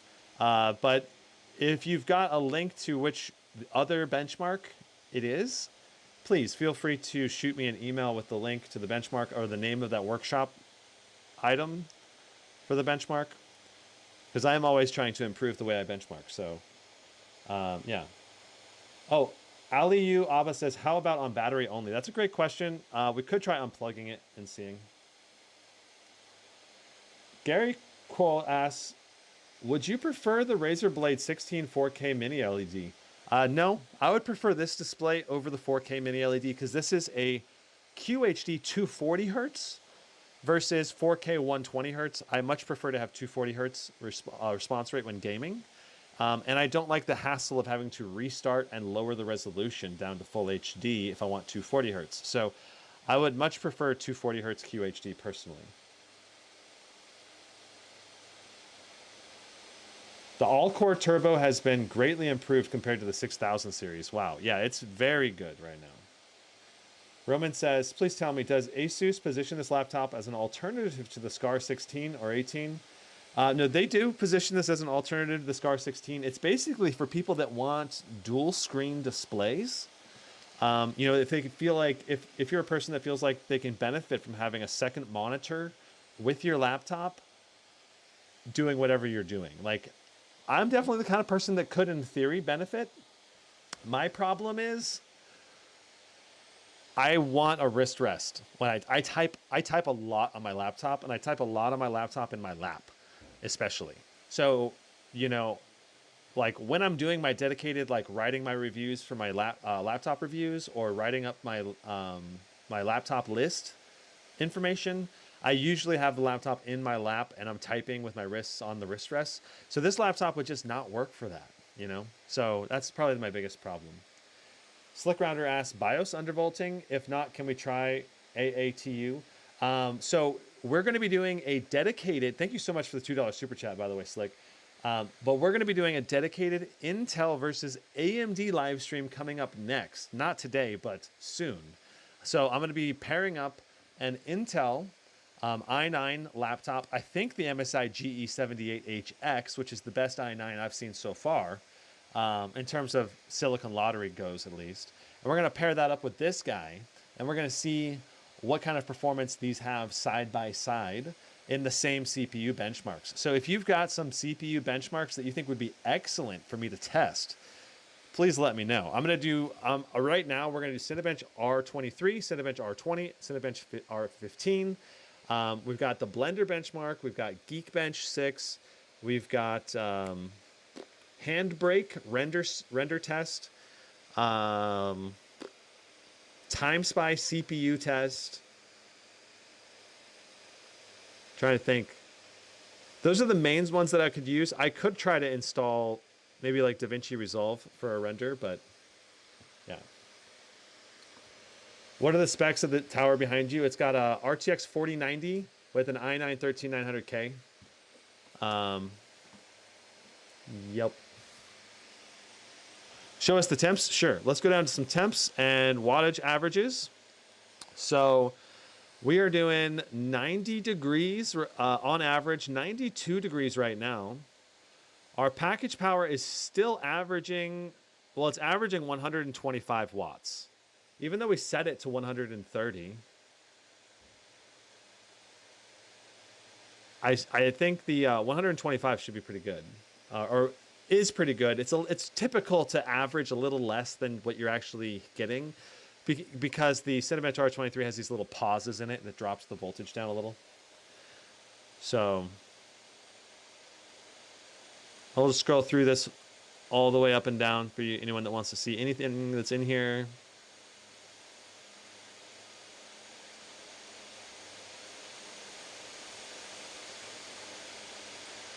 But mainly we're focusing just on these temps and clock speeds. Now you guys should be able to see temps and clock speed at the same time, if I've got the window set up correctly here. So right now we're averaging around 4.5 gigahertz to 4.6 gigahertz. Some of these top cores, interestingly enough, these top cores are doing more like 4.6. The bottom 8 are doing 4.5. But that's still really phenomenal clock speeds. You know, I mean, the clock speeds don't necessarily match up exactly from Intel to AMD, but the Intel clock speeds are like 4.2, 4.3. Oh, Adobe Photoshop would be good, Romaine. Yeah, that'd be a good one to do a CPU test. I believe there is a Photoshop benchmarking tool somewhere that I can use. I think I gotta look it up. I'm pretty sure there is a Photoshop benchmarking tool. So the temperatures are pretty warm. We're pushing this CPU as far as it can go. Pretty close to it, at least. 93 degrees Celsius. I don't think that's thermal throttle temperatures. I believe thermal throttle is going to be 95, but maybe we haven't seen anything higher than 93 yet. So can you compare the performance with the second screen on and off? I wouldn't expect the second screen to affect the I wouldn't expect the second screen to affect anything as far as performance goes. It shouldn't, at least. Except maybe battery life. Battery life, it definitely will affect it.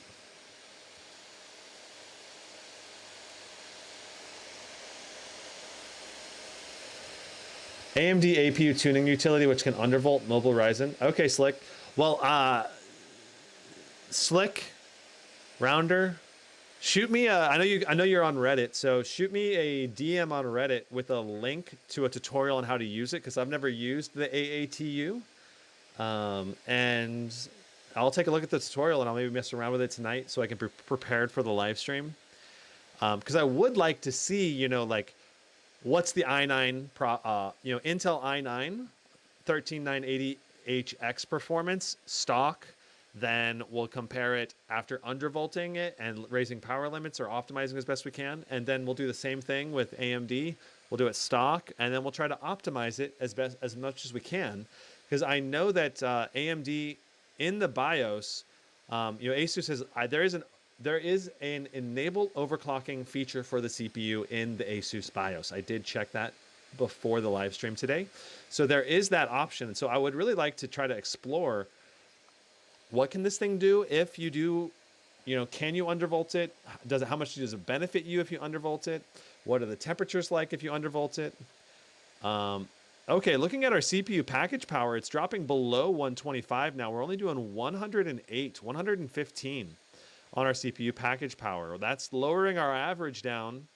And notice our clock speeds are also dropping down from 4.6, 4.7. Now it's 4.5, 4.4. So our clock speeds went down just a little bit over time. Our CPU temperatures are a bit better now.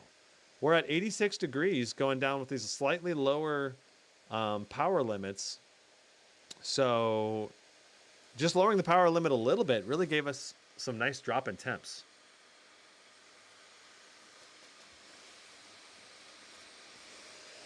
AATU can be good for setting a temp limit to more so for regular use than testing or benchmarking though.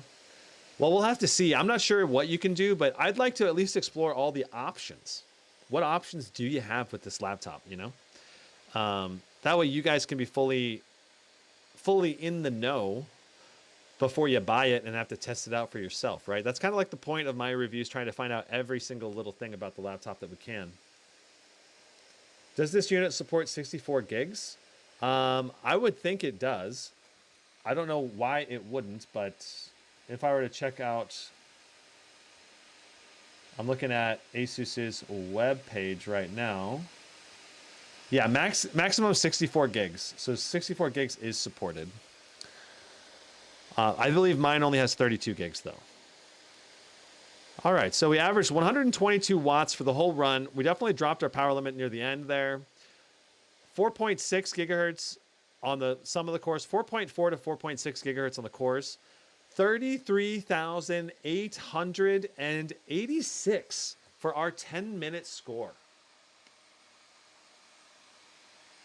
Whoo, doggy, for a 10-minute score, that is phenomenal for a stock score. Absolutely phenomenal. So in terms of at least multi-core workloads, this Ryzen 9 7945HX should be a phenomenal CPU. Better than an i9, at least stock out of the box for multi-core workloads. But now we got to find out how it does in games. Because just because it does good and better in multi-core workloads doesn't necessarily mean that it's going to provide the same level of gaming performance.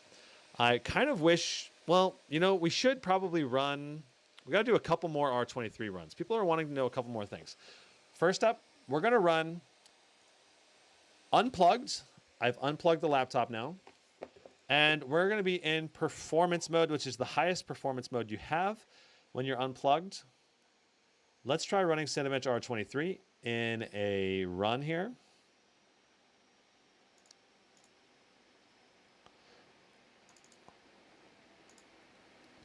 I was kind of clicking around, but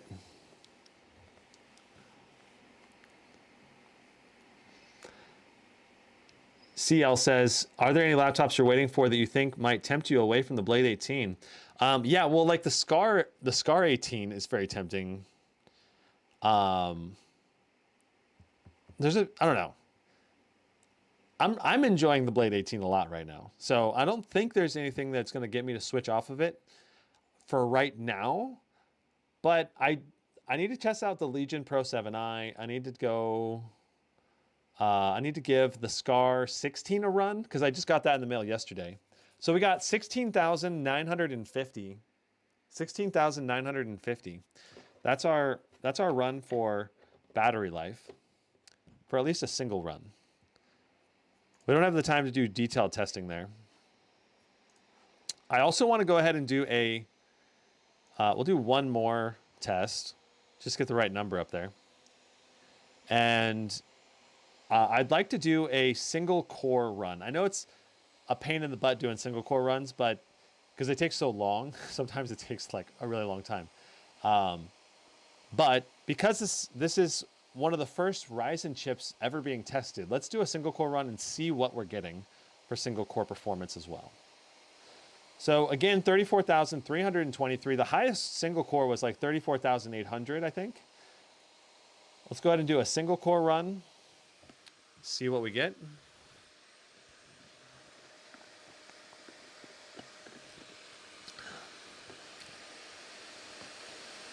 Niebuhr says, idle power looks like a disaster. Doesn't even have C states enabled. We'll have to take a look at that.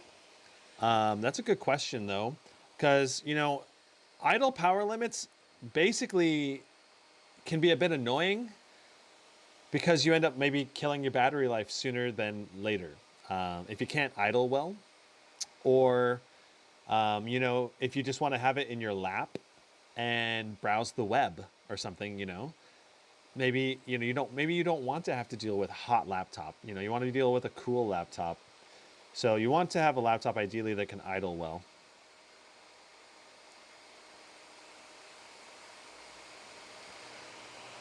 That being said, 7000 series are all APUs, so AATU might actually work. Interesting. We'll have to see. Well, which display is better, MSI GT77HX or Duo 16? Good question, Martin. They're very close. In a sense, the GT77 has some advantages in that it's a 4K higher resolution display. But this laptop with the QHD 240Hz has a much faster response time. And that response time also translates into far less, like, you know, less ghosting as well. So, and it's not just because it's 144 Hertz versus 240 Hertz. It's because it's a 4K panel. It's harder to have as fast a response time with the higher resolution. So just in general, this panel should be excellent for esports gaming, and it should provide smoother visuals. They both have really high levels of contrast. They're both super bright, though the Duo 16 display is a little brighter. So when you're talking about which display is better, you got to like be a little more specific. I would say the GT77 display is maybe a little better for casual gamers because 4K provides a little more detail for those casual games, and you don't really need the esports aspect or fast response rate aspect. But for most gamers that play fast-paced games or just gamers that play a mixture of games, then I would say the Duo 16 display is just going to be better because it's a higher refresh rate. And it's also a lower resolution, so it's easier to push a higher frame rate. You know, the native resolution is easier to hit. I don't know if that makes sense.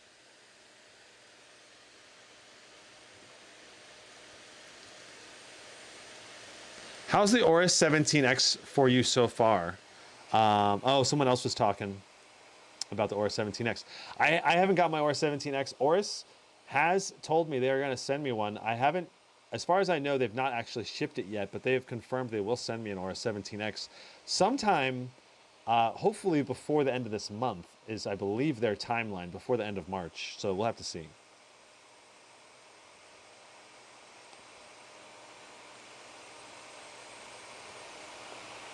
I'm going to finally put an order with them after my third cancel. Although they said the end of the month, though. Okay. 4K is great for productivity, like coding. Interesting. I wouldn't think that would make too big of a difference with that. Craig H says, this laptop is the new Ryzen, right? So it has 32 threads. That's correct. I sent my Aura 17H back for the Aura 17X, and I'm so happy I did. Yeah, the 17X definitely should be a more premium product, thinner, better built, better display. Can we see the clock speeds? Yeah, let's pull up the clock speeds. See what we're getting for our single core clock speed right now.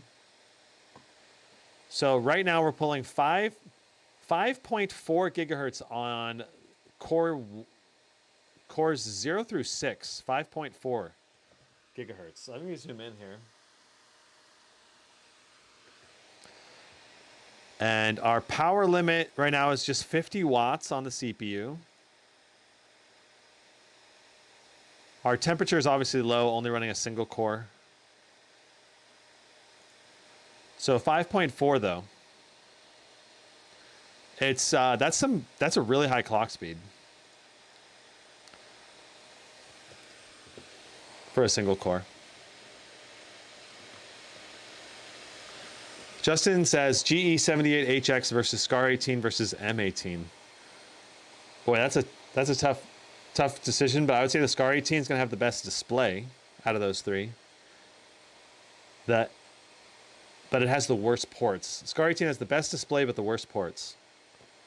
And between those three, Justin, I would probably get the MSI GE78HX. That's my favorite so far. I haven't done my benchmarking fully on the GE78HX, but I really enjoyed my time with it.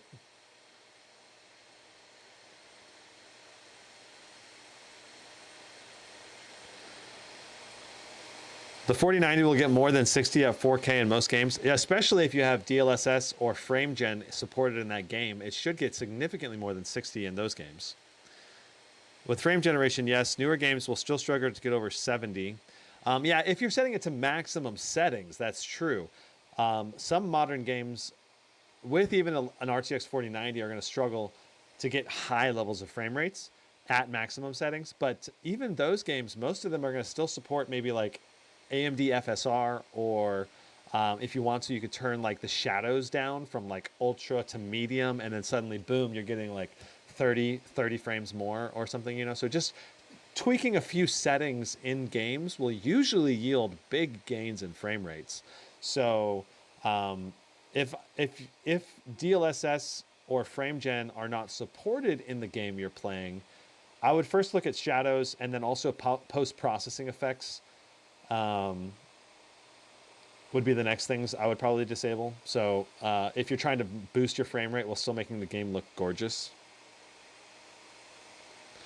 The Duo doesn't have G-Sync, right? I thought it did, Zitty, but we can check the GeForce Control Center, NVIDIA control panel or whatever, and we'll see if it has GeForce. So our single core score was 19,036.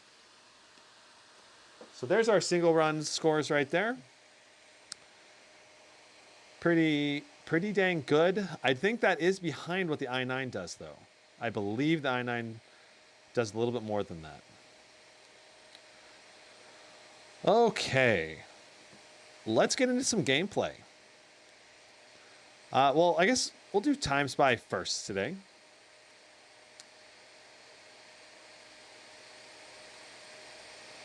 Gary says, I'm assuming you're preferring the Blade 18 as an overall package versus the rest of the competition. Right now I am. Yeah, Lynn says the i9 does around 2100 single core. Yeah, so the i9, I believe it's around 2100, give or take a little bit.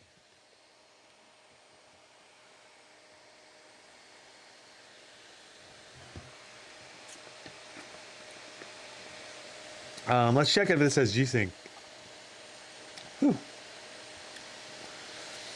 For our testing today, we have the NVIDIA version driver 528.01. That is the latest driver that the GeForce Experience wants me to update to. So it doesn't want me to update beyond that.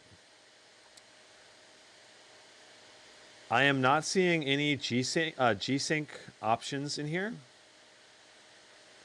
inside the control panel. So I don't think this has G-Sync.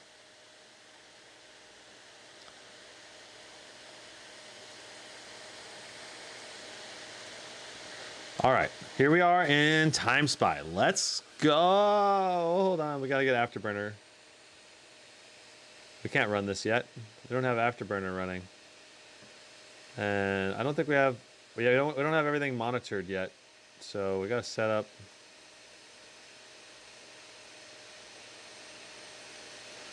We need to use GPU 2 for our test today.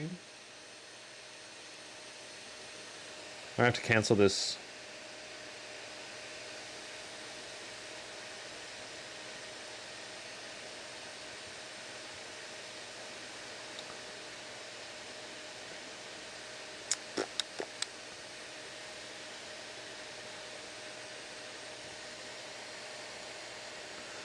Yeah, right now,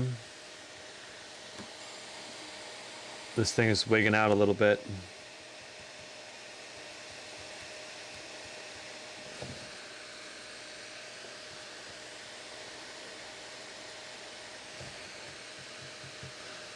I want to be able to move.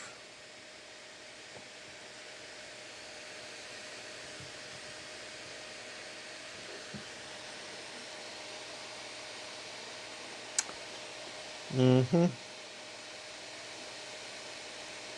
Hey, maybe this will work.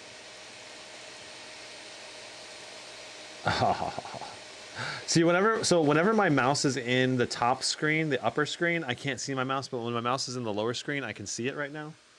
It is frustrating because when 3D Mark launched, it basically glitched my mouse into focusing on 3D Mark, and it's not letting me. I guess we'll just hit sign out. This will do it. This should close everything and we can get back in.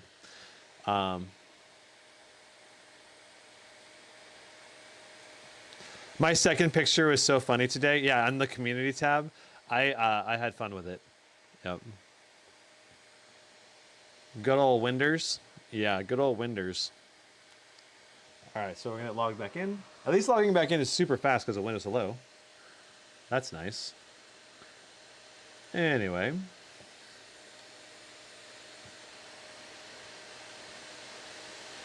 So let's get Afterburner going again. We need GPU 2 temp, GPU 2 usage,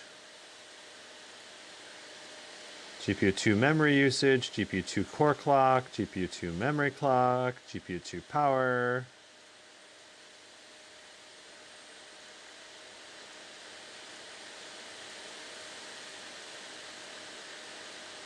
So I know which one of these to use because it shows the temp limit, power limit, voltage limit. Only the NVIDIA GPU shows those options. We'll do CPU temperature, which should show us our hottest temperature. CPU clock, CPU power. We'll do our RAM usage, frame rate, average frame rate, and our 1% low frame rate.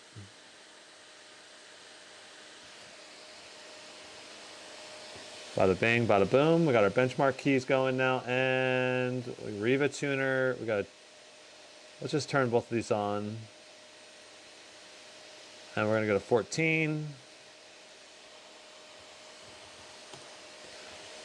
Cool. All right, so our Afterburner is now set up. Let's go ahead and get back into 3D Mark again. And we'll quit some of these extra applications that we don't need to have open for now.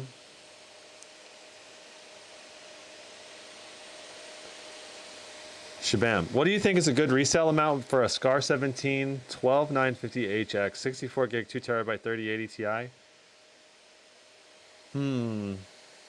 For used, a used resale amount would probably be like, I'm guessing 1800 is probably what I would think would be a good price for that. 1800 to 2000 would be the range. Probably.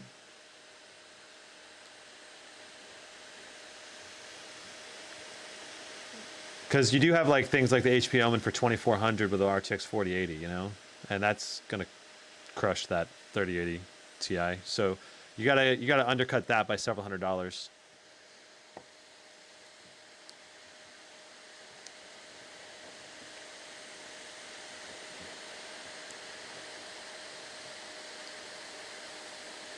When do you think I'm gonna be able to test the Alienware M18? We don't know yet when it's coming in. I did order it. It's supposed to be shipped mid-March here.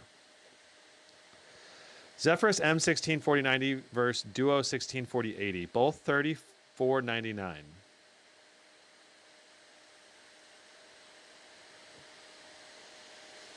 Okay, here we are.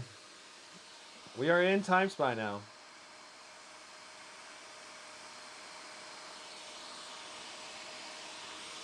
Look at those temps. Our temps are phenomenal. We're just getting started, but they didn't spike up very high at all.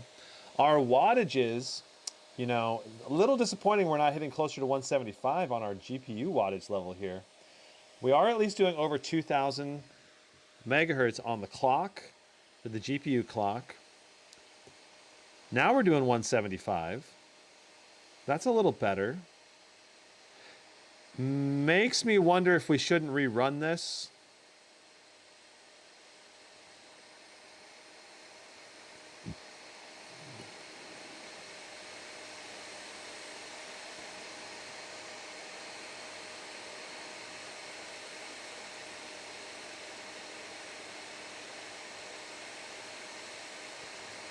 Yeah, it got to 175 watt. I wonder if things in Windows might have been interrupting the run just a little bit, dropping the wattage down, because we did just restart we did just reload into the system. So, yeah. So we might want to. We'll do a rerun. I feel like we should do a rerun. Now we're hitting 175 watts much more consistently, which is much better. Because we weren't doing 175 nonstop at the beginning. We were doing, it was jumping down to like 130s, 140s, you know. That Omen 17, yeah, if you haven't watched that Omen 17 live stream unboxing that I did and benchmark review session, the Omen 17 it feels like an unbeatable value, at least for an RTX 4080 or 4090. If you're trying to save the most money and get the most performance, from that perspective at least, it's unbeatable right now. But at least, I mean, I'm sure maybe something like a 4050 or 4060, like $1,100 or $1,000 laptop might beat it in terms of performance per dollar. But in terms of like, if you want a 4080 or 4090 laptop, I think that is the best value in theory, but it doesn't have as many premium features. You know, the screen's a little bit wobblier. The display is not as high quality. The speakers are not as good. There's no number pad. It's a plastic build instead of a metal build. But overall, it still felt like a nice laptop. Advanced Optimus, G-Sync. The display was 374 nits with 100% or 97% sRGB. So I definitely like the Omen 17, and I highly would recommend it if you're trying to save money. Brett says you filled out the form. Okay, nice. The Omen is a deal. Yeah, it's pretty sweet. Okay, so we got 21,429. Our CPU score is a lot lower than the Intel i9. The i9 chip was doing closer to 16,000 in Timespy. So keep that in mind. This is not probably going to be as good as gaming CPU as what the i9 is. 21,429 though. That's with no overclock. And that was with, I believe, something interrupting the performance at the beginning. So I'm going to run it one more time.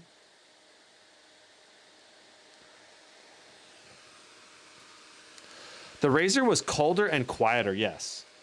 Yeah, the Razer Blade 18, I think, is the best balance of noise generation and performance that I've seen so far in a laptop, with a high-quality display and all the premium bells and whistles put together, except, obviously, you don't have a number pad. That's like the one semi-premium thing that it's really missing.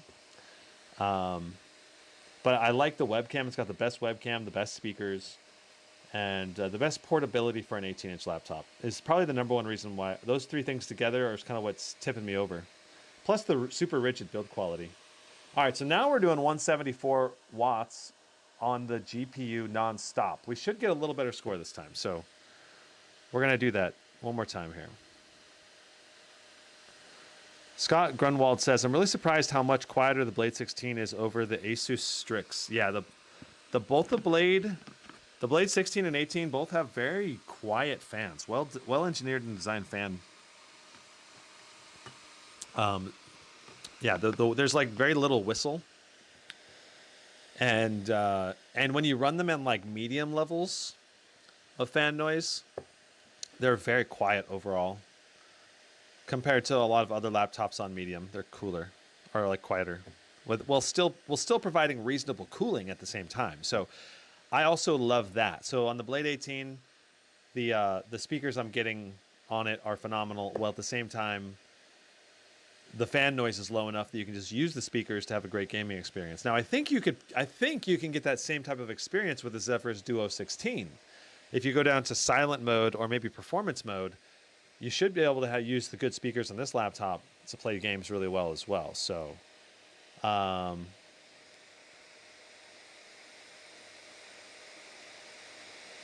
what laptop from the past gen would you recommend? I've heard anything above 3070 Ti isn't worth it due to wattage restrictions, but I don't know that much. It's interesting, our overlay disappeared. What happened to our overlay?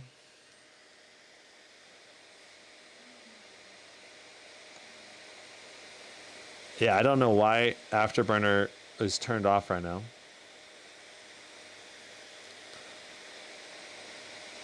Might have to reopen Afterburner.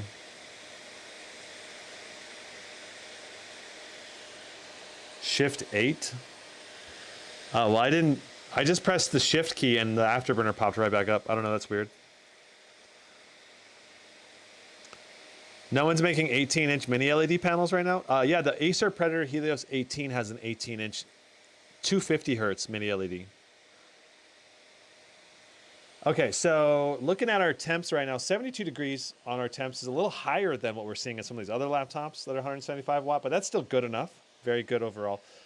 Our wattages were good. Our clock speeds were good, but it's only 2,000. We're only a little over 2,000 on our clock speeds. So that means that the RTX 4090 in this laptop does not have much of a factory overclock applied. And I'm anticipating we would get we'd probably get a nice boost by overclocking this.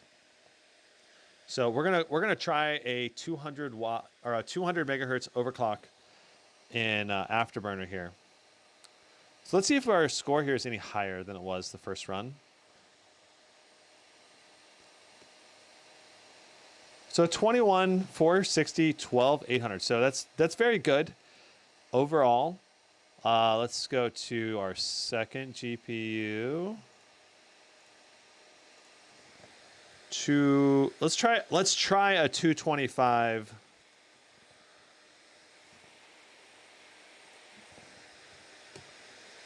And we'll try a 225 1000. This is a bit of an aggressive overclock, but it should be close to the peak of what this thing might be able to do. I'd love to see a score over 22,000 for our GPU score, but we'll see if we're stable or not.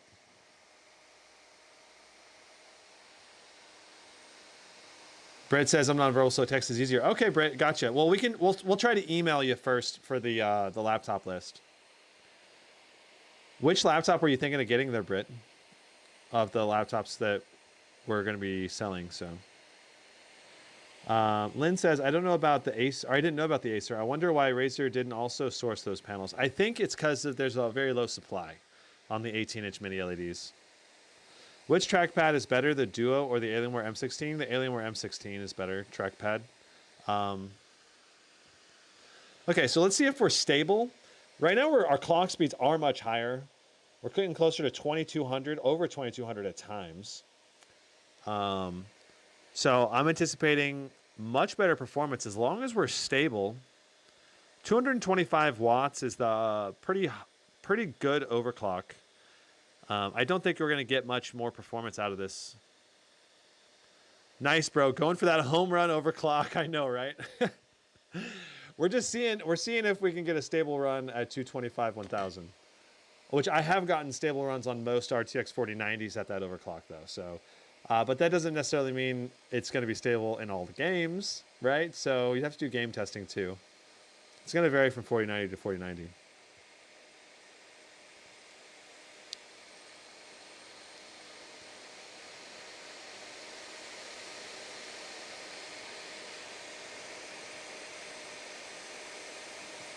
I can't do that on my desktop 4090, lol. Yeah, that's funny. Okay, so after this test, our goal is to get through about 10 game benchmarks. We have an hour and a half to get through 10 game benchmarks. We'll see if we can do it.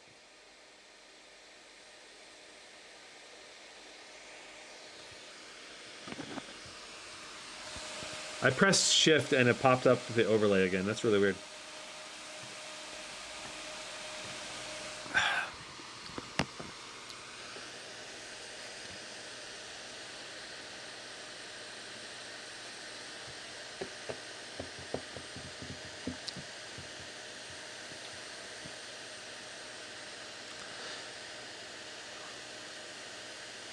Scott, he's saying that his overclock that he can apply to his 4090 is not as high as the 4090 overclock that I'm applying here.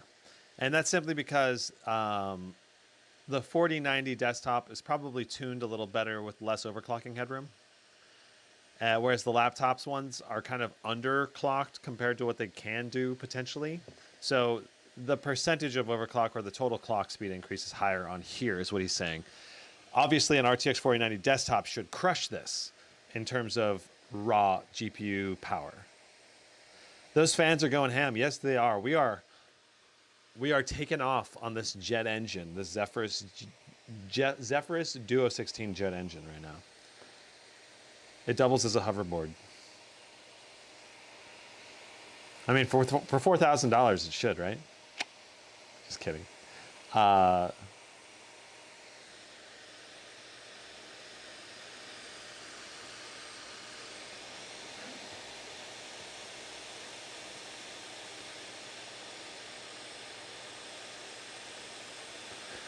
So I do Timespy, so it's more comparable. Obviously, Timespy Extreme would be more GPU bound. All right, so we got 21,910. CPU score stayed about the same, 12,800. So 21,910. Let's jump into some games now.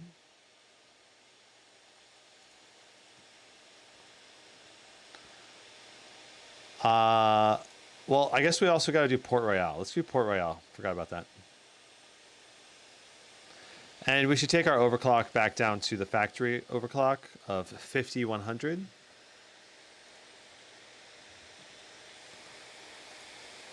All right, our overclock is reset. Yeah, so Lynn, only a 500 point gain for plus 200, plus 1000 core mem.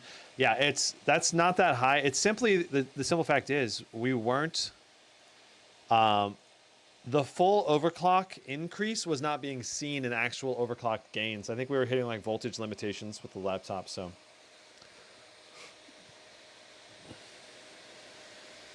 Mitchell says, notice that the AMD CPU score got destroyed.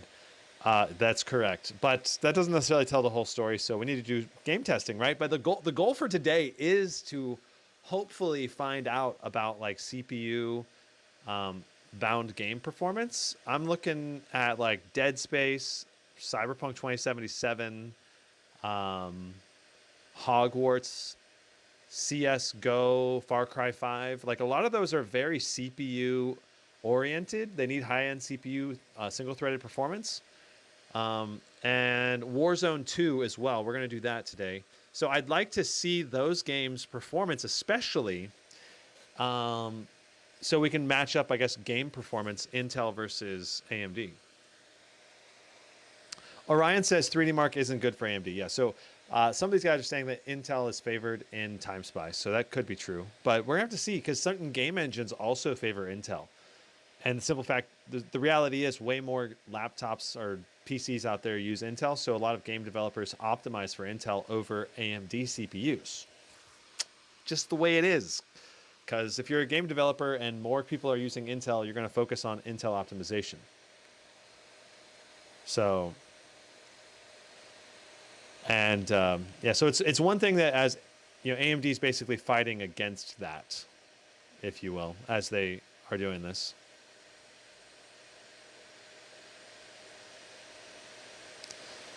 Alexander says, do you get the MSI Stealth 16 in someday? I'd love to test on that. I haven't got that Stealth 16. I I'm currently not planning to do the Stealth 16. I want to do the Stealth 14. GPU temps are flipping out. It's saying 68, 69 degrees. Yeah, the overlay is glitching out, but it is saying 69 degrees. And for the clock speed, saying 1995, 2010. And it's doing 175 watts, 176 watts. The 7000 series, I believe, are 5 nanometer and 4 nanometer, aren't they? I thought these were. I think the 7945HX is a 5 nanometer, and I thought the like 7745HS is 4 nanometer, I believe. So that should be more power efficient. Yeah, JC said it. I think that's correct. The HS version is 4 nanometer, and that's going to be better battery life, hopefully. 13,787. That's an excellent Port Royale Port Royale result. Let's get into Cyberpunk. It's time to cyber the punk. Oh yeah. Okay, continue without account.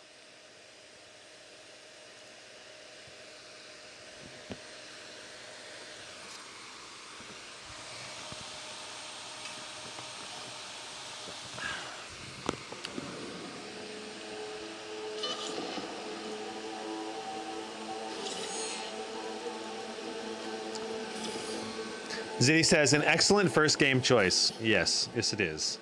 All right, and I kind of want to test these in the rough same order, but I got to do what I got to do. Good morning, Night City. Yesterday's body count lottery rounded out to a solid and sturdy 30. And to do that, I'm just going to check my past benchmark video here to see what order I did everything in. And high levels of TDP, but All right. So we did Dying Light first last time. So let's test a couple things in this first game. All right, let's first load into a gameplay, and let's try performance mode for a more balanced gameplay sound experience to see if it's good or not. We're in performance mode now, okay? So we're just changing everything to performance mode in Cyberpunk. We're going to set everything to the way we're going to play Cyberpunk. With frame generation, DLSS on quality, and everything ray tracing maxed out on ultra.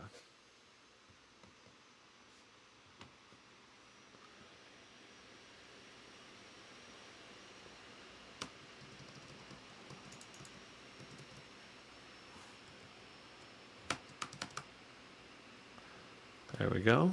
All right, so go into our settings here, video, full screen, HDR mode. It doesn't let me enable it. That's interesting. We don't want a maximum FPS. Frame generation, we want that on quality, and we want everything else set to ultra. Let's just make sure it's ray tracing ultra. Yep. Okay, beautiful. All right, so we're in performance mode right now. And here's our FPS. I just reset it. Make sure that we're set, the camera is set correctly. All right, so here we go. And let me try turning the sound on. All right, so you guys can hear the sound now. I can hear the fans just a little whistle, very little. Notice our performance levels drop drastically here. Our temps are good. Our wattages are much lower now.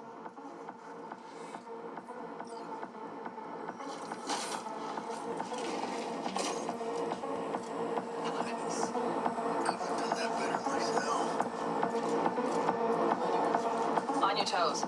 More bodies incoming. They're almost on you.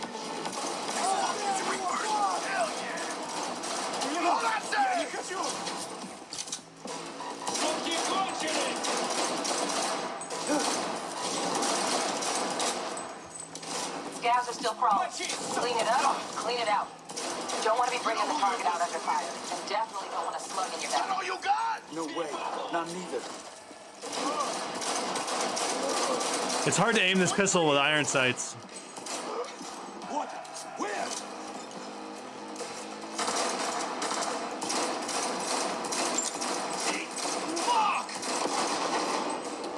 Yeah, this is gonna be a great. This is gonna be a great audio experience.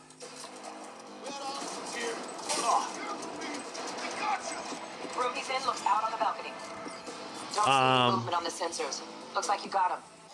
Okay, so that's gonna make a great audio experience, right? If you're trying to play a game where, you want to have the maximum possible audio experience, like I couldn't really hear the fans at all once the gameplay started. Now, in types of lulls in between the gameplay going on, you're definitely going to maybe hear the fans just a little bit. So let me try silent mode real quick. Just put it in there and see what kind of power limits we get out of it. Clear to go. Shit, where the hell's our target? Look around. Okay, so our power limits now, the CPU is now 10 watts lower at 35, doing 113 watts. Now the fans are completely quiet. I don't hear them at all. No fan noise. Still enough. So I just reset it. Still enough performance to be able to play this game well at 98 FPS. That is phenomenal. So this is definitely a great laptop as far as if you want something quiet to play games with. You're not going to get the maximum possible performance out of it if you don't have headphones and whatever. Like we just jumped up 25, 30 FPS when we went back to manual mode. So you lose about 30% of performance to go into quiet mode, basically. All right. At least in this game. It's going to vary from game to game. I think a lot of people would make that trade-off, though. Mitchell says, I got a Strix G18 and the coil whine sounds like I'm boiling lobsters. It's horrible. Mitchell, that's too bad, dude. So I would say one thing I will say about the coil whine is that some people have reported that it goes away after a couple weeks of gaming on it. So you might want to give that a try at least and see if it goes away. Wow. So we're doing 122 FPS average initially during the start of this benchmark, which is amazing, okay? That is really good. For reference,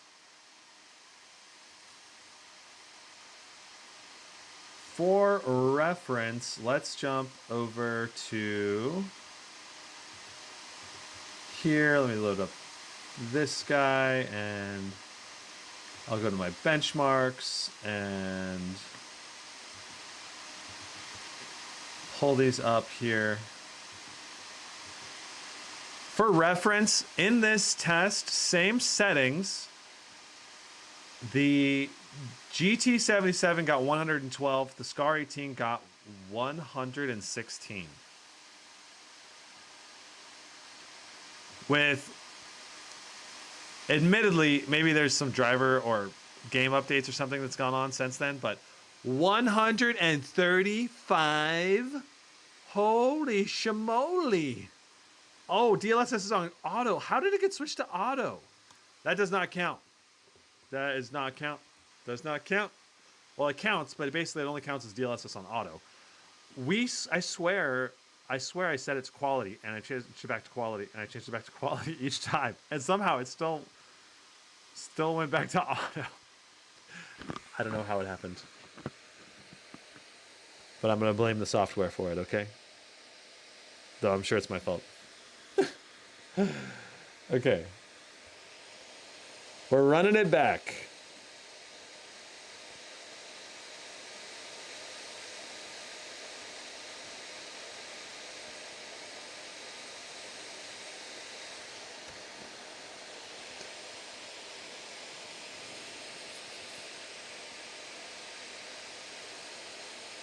Yeah, like an occasional spike up to 100 degrees Celsius on the CPU is really not. See, it says DLSS is on quality.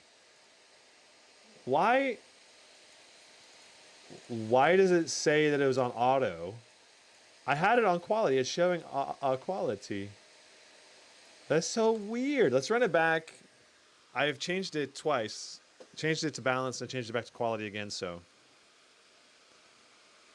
Maybe another AMD glitch. I don't know. That's weird.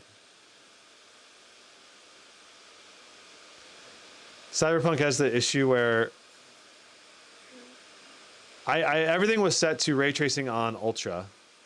Some of the things max out at high though, in that setting, Duke, because it's the highest setting that it has. It doesn't have an ultra setting sometimes.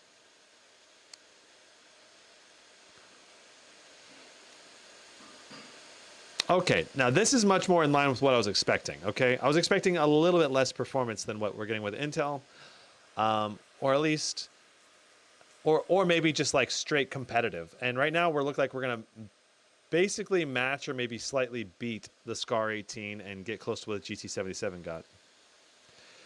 The other scores, so the other laptops, I'll show you guys the graph here in a moment.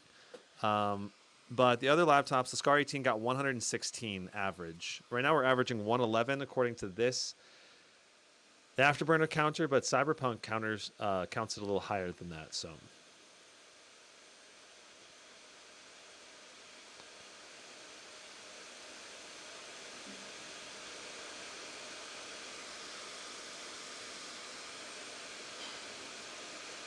$123.8, which is very similar to what we got on the Blade 18 and Omen 17. Both of those did about that. And now we do have DLSS on quality. So that is phenomenal. Phenomenal. Basically, we're not seeing any degradation of performance in Cyberpunk. That's right in line with what we got with the i9. Better than the Scar 18 and GT77, but not as good as the Omen and Blade 18. So there's a 5 laptop comparison for you right there. But we're very close to the upper part of the pack, which is the important part that I'm looking for. So cool. So now we've done that. We're going to move on to, let me show you the graph here. So here's the graph indicating the performance here. You can see the Cyberpunk right here, performance. 116 on the Scar, 112 on the GT77. So beating them but this is, you know, game updates. We don't have the latest drivers on the Zephyrus Duo. This is 5.28 driver. I can pull it up again, show you, but we're not on the latest drivers, 531. We are on right here, system. It should show me in the system information here. 528.01.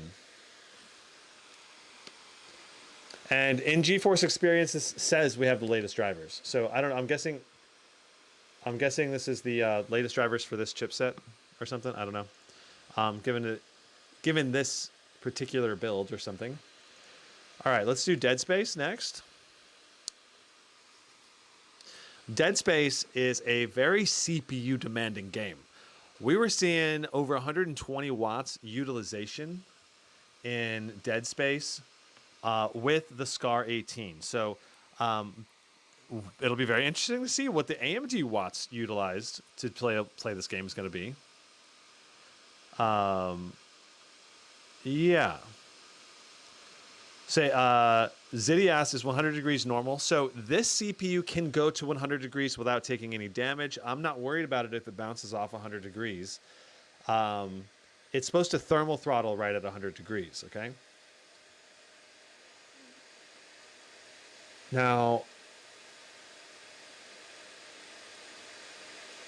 would be informative to include driver versions on the graphs. It would be nice to include that too, yeah.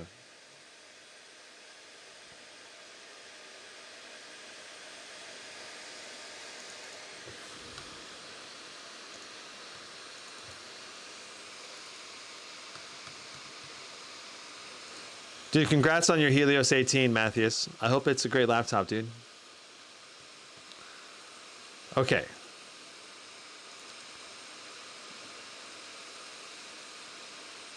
DLSS, we're going to set to quality. We're going to set everything to ultra settings for our presets.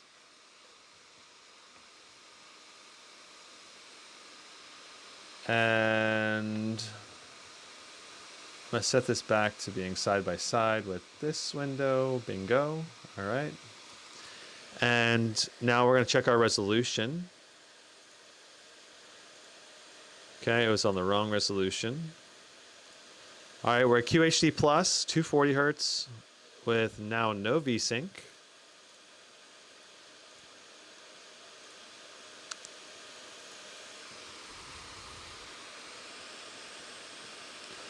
What other laptops will have this CPU? So we know the Scar 17 has this CPU. The Alienware M16 and M18 are going to have this CPU.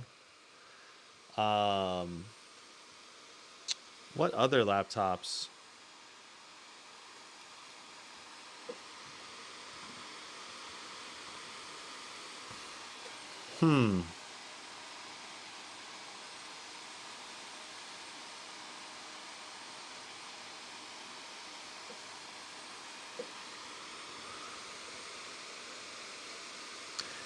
I'm testing this the same way on every game. That's why I'm doing DLSS on quality.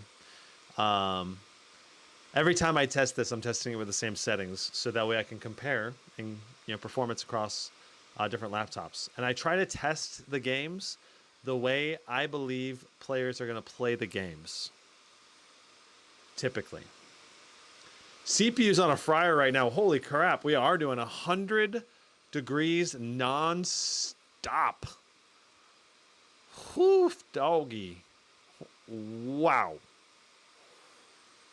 Wow. Okay, we're going to do one test like this. Just looking at our watts right now, we are hitting very high GPU utilization, 91%. We had 100% a second ago. 98. Our CPU temps, well, they're coming back down now. What the heck, though? We had 100 degrees nonstop for a moment there. What?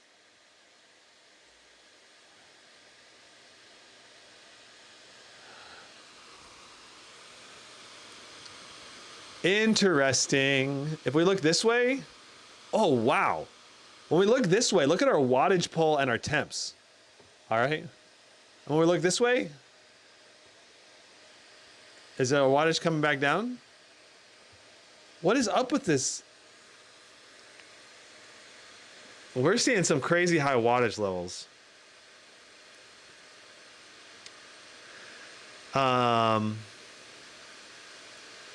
Yeah. All right. Well, let's try going into Armory Crate here. And does this?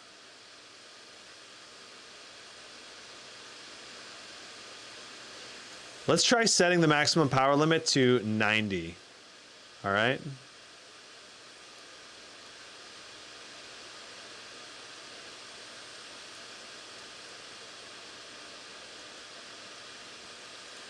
Let's see if that applies inside this game or not.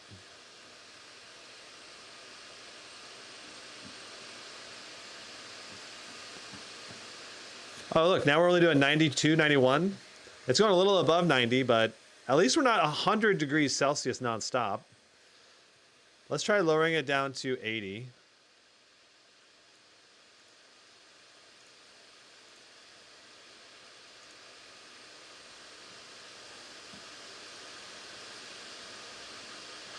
So now we're doing 80 watts on our CPU, and our temperatures are not frying. They're not 100 degrees nonstop anymore.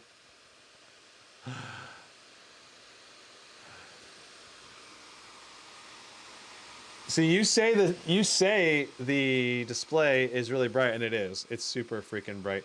I'm gonna underexpose on the display so we can get better image to the stream. Wow. Okay, so yeah, if this was my laptop, this is how I would test it. Okay, but we're testing it at max. Okay, we're testing it. We're testing it the way we're testing it all the way balls to the wall. All right. But that's what I would do. I would set the power limits down to 80 probably in a game like this.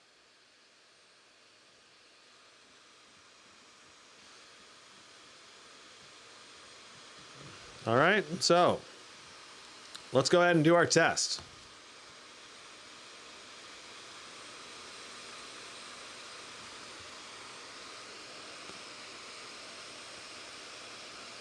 Can you undervolt for better temps? Not sure, Ridzawan, yet. We haven't. I'm gonna try to get to the bottom of that before the next live stream that I do.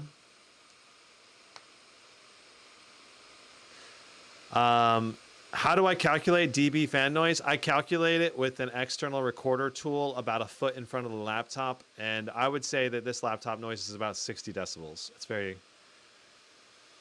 very loud fans and max fans.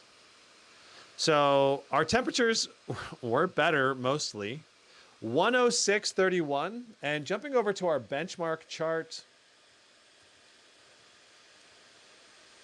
You can see on Dead Space, we got 112 on the SCAR, 130 on the GT77, and like the Omen and Blade 18 got in between these two in the 120s, I think. So this is significantly below what the Intel i9 processor is doing in this game. All right, not to mention the temperatures are shabonga nonga longa wonga bing bong high. All right, so yeah, I wouldn't run my laptop like this all the time if possible. All right.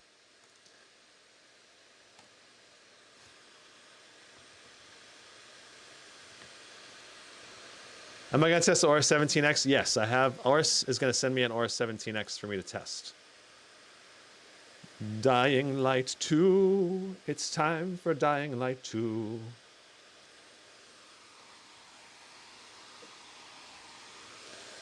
The i9 is at full power. We had full power in that test, Lynn.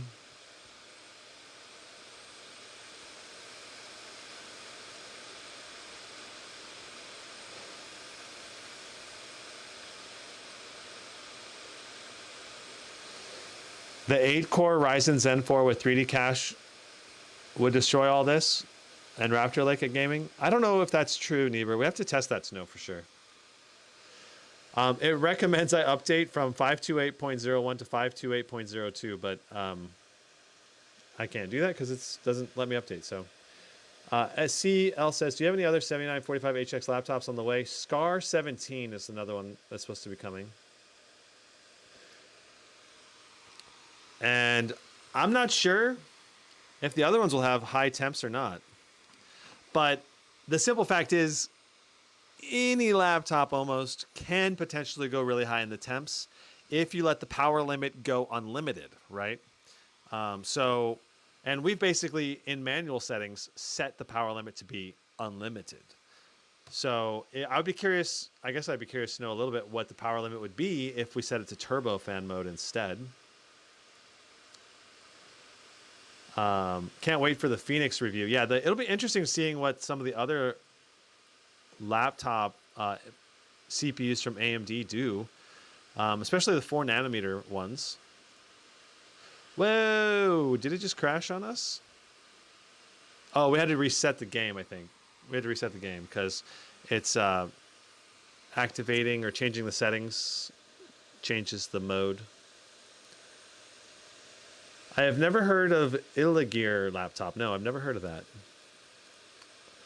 High quality ray tracing, full screen, QHD plus, VSync off, NVIDIA Reflex on, DLSS on, quality is what we want. And we want frame generation on. This is how we're testing the game. And we are going to try going into a single player mode with this as well. And seeing what it's like using the second display to game on. Though this might be the only game that has the support. I'm not sure how many games have this dual monitor support. But Dying Light 2 is a very interesting game because it has that, supposedly. So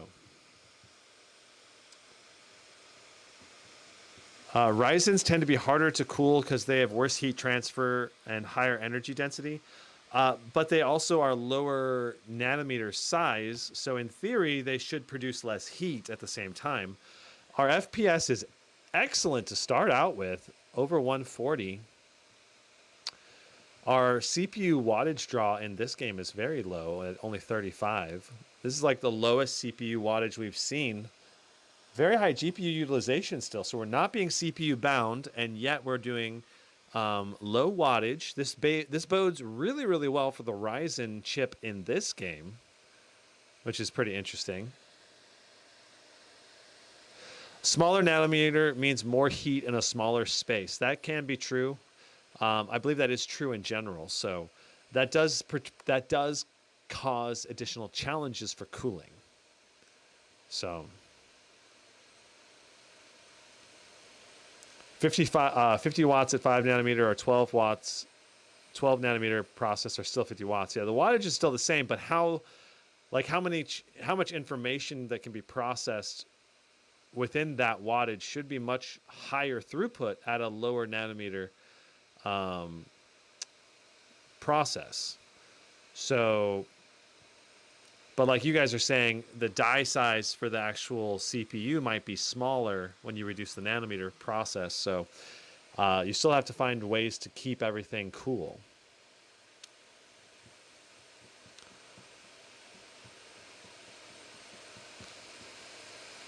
Our CPU performance is really great in this game, and our temperatures are also phenomenal. This is a much better showing than Dead Space was for this Ryzen 9 7945HX. A big difference here. Okay, so I saw 140, I believe it was 145, but let me double check.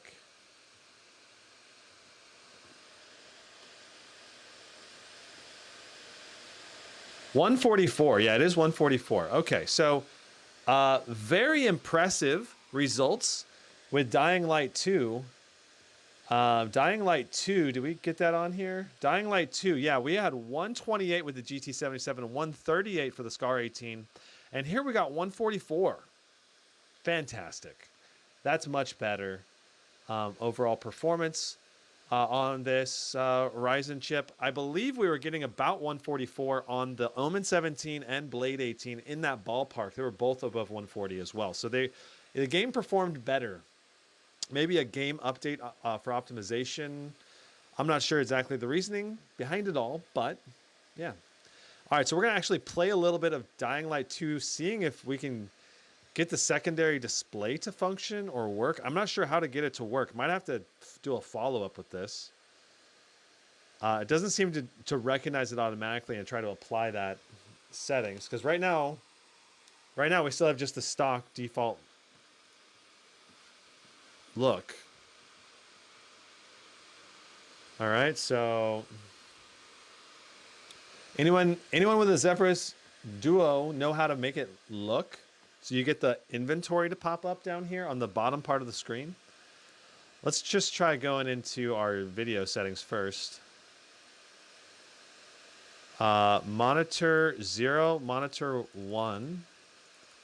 Is there a way to make it? Do I have to do borderless window? Let's try doing borderless window first. I'm guessing it has to be borderless window. It's in the in-game settings. Asus Aura Sync. I am guessing we have to do on for that. No, maybe. Zephyrus Duo. On. That's got to be it, right? Yes, we got it. We got it. That's easy. Okay, that was easy. That was way easier than I thought it was going to be. Hopefully. Well, we're only getting 8 FPS right now, though. That's a problem.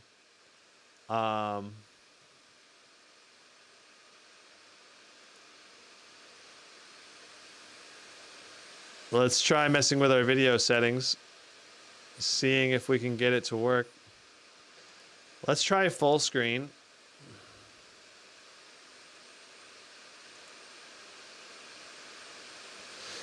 Ew. This is cool that we got this in theory working, but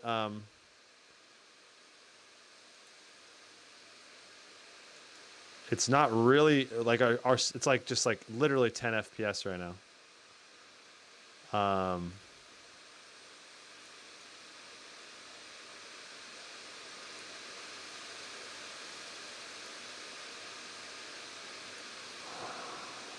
So weird. Need to restart the game? Okay, well, we're gonna go ahead and try restarting the game then.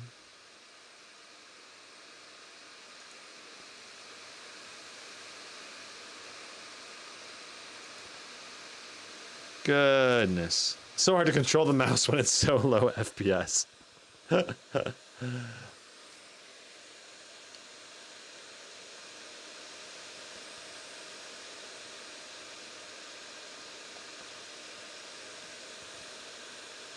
Do. Now I'm gonna have to play some Dying Light 2 on this, that's for sure, because I beat Hogwarts now, and I'm ready to move on to the next game. Dying Light 2, I think, is gonna be that game. Oh, we are still a slideshow, y'all. We are still a slideshow.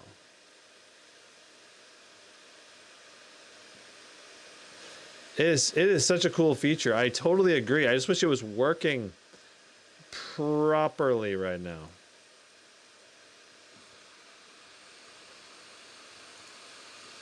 Trying windowed mode.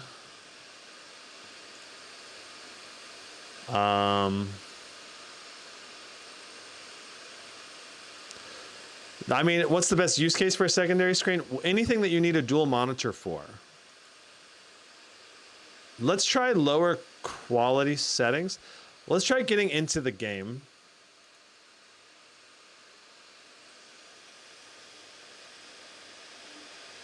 Deactivate it?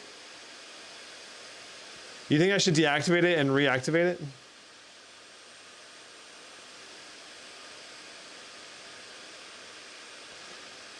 Okay, remove the option, restart the game, then activate it just as you load into it. Goodness, that sounds so janky that you have to do it that way, but we'll try it.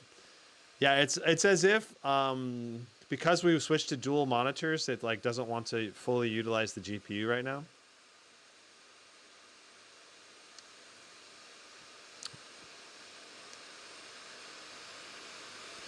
It is cool seeing Afterburner on both windows right now.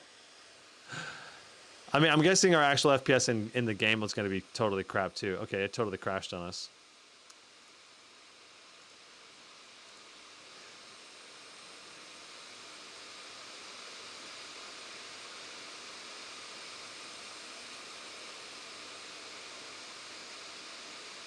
The GPU is sleeping, right? Yeah, it totally is sleeping.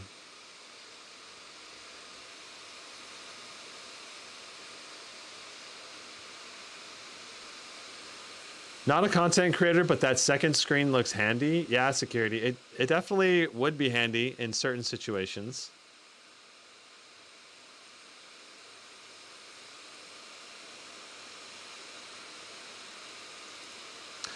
Do you guys think that maybe when we switched on Zephyrus Duo mode, it's tried to switch to the integrated GPU as the source? Look, we're not using... it's not showing this. Oh, now it's going back to this display. I would not be surprised if we're like activated on the AMD GPU, because it's kind of acting as if it's like a really crappy GPU, you know? So let's go quit. Well, let's deactivate this first. Ooh, it's so painful. It's so painful using my mouse. Okay, all right, we're gonna do this. We can survive. Come on. Give us back full performance again, please. Oh, it crashed again. Goodness. This is why probably a lot of developers have not implemented this in a lot of games, because it's probably gonna be a buggy experience for a lot of people. Because there is definitely some dev optimization, and if the devs like, you know, update the game in major ways and then they don't fix the bugs around it, you get this, right? All right, so first loading in, we're activating it. Dun dun dun. It is now going stuttery again. Okay, so we're gonna try going into Windows, and we're gonna try. Yes, look at this right here, right here. Look at this. Right here. This is the culprit right here. This is what's causing our problem. It is running this game now on the AMD integrated GPU. I couldn't focus it in time, but that's definitely the issue, okay? We are definitely struggling right now because of the AMD integrated GPU taking things over. So I'm going to see if I can go into the AMD settings and disabling our AMD GPU.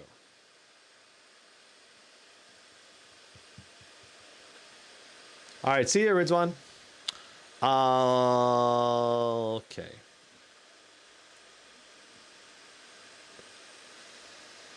It's okay.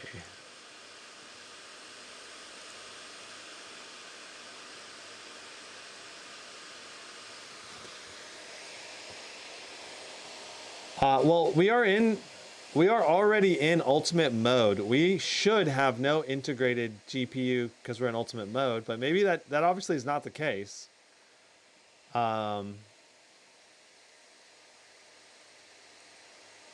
So it's weird that it's even activating, but I think we can try to disable system.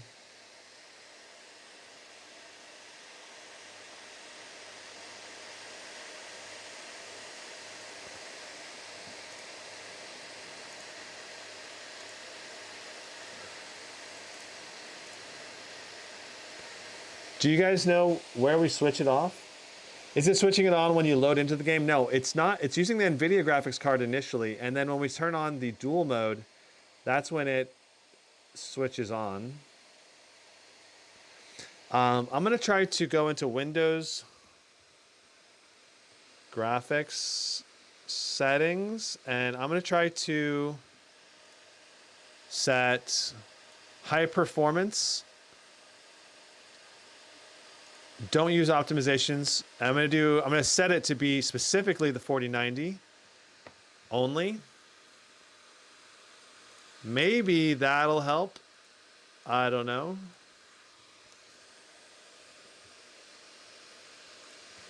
But I would prefer it if I could just completely disable the integrated graphics.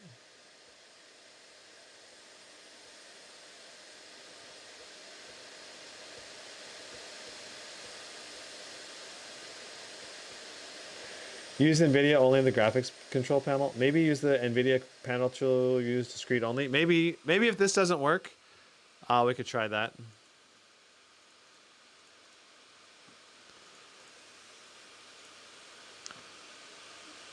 But I don't want to spend too much time on this. I would love to get it working if we can.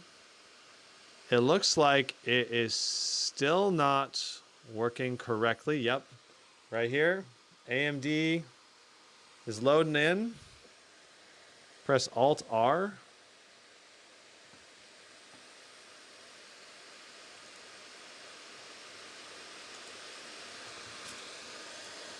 Under gaming.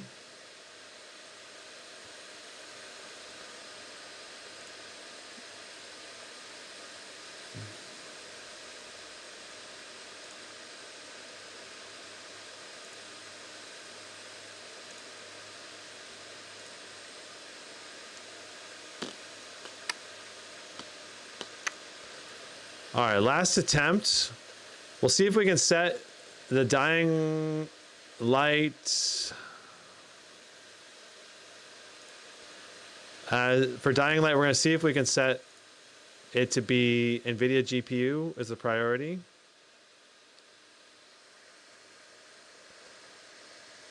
What's going to be the name?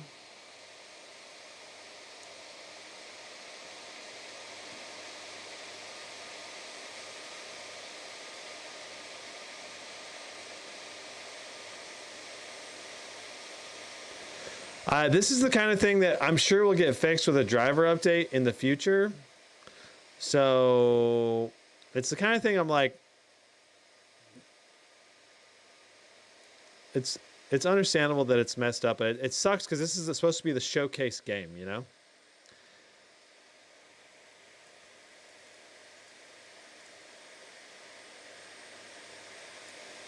Preferred refresh rate. Low latency. I'm seeing if there's a global setting maybe we can set.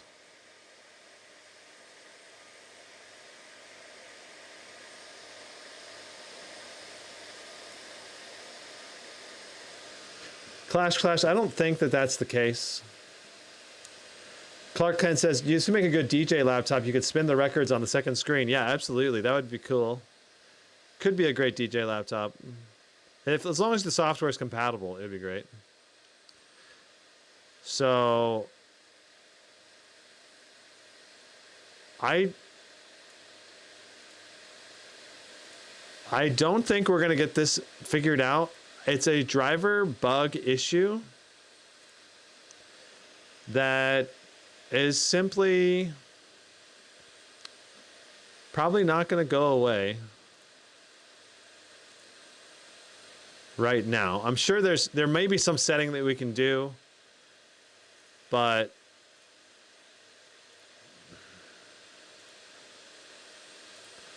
I don't. It's the default Windows setting did not change it, so. But I'm sure someone smarter than me is going to figure it out at Asus and then let us know. So, all right. We got Dying Light 2 in at least, and performance was excellent in Dying Light 2. So that's good.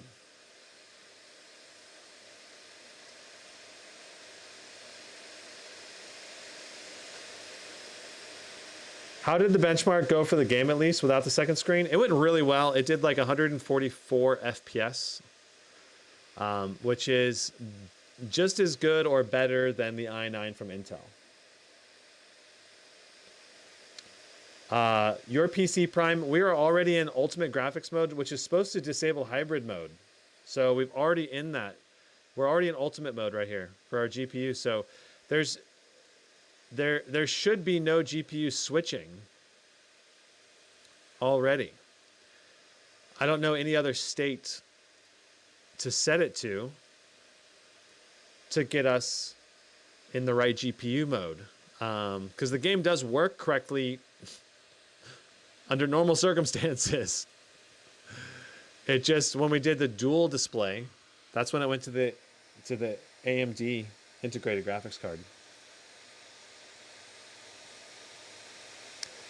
When it's in discrete only mode, it doesn't really stay discrete only, I guess.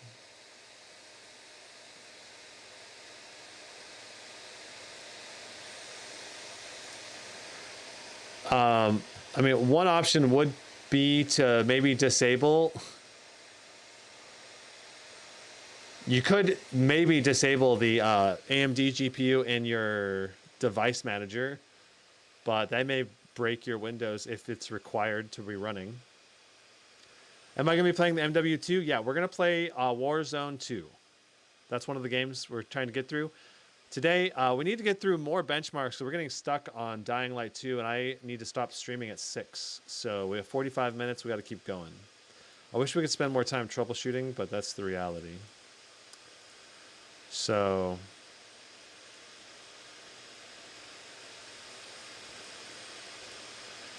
ultra settings.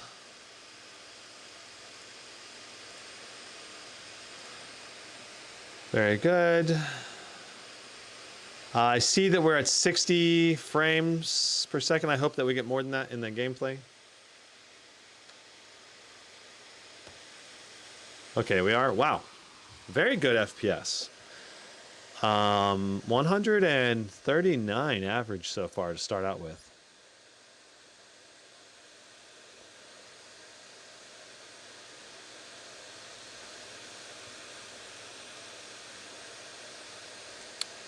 Well, it was Niebuhr says it wasn't an iGPU problem, a software problem. Absolutely.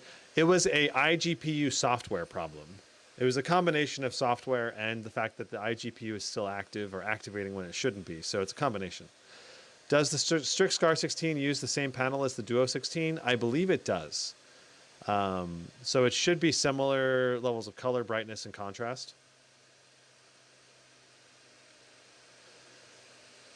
All right, wow. So this is really good performance. The Scar 18, let's see if we can get...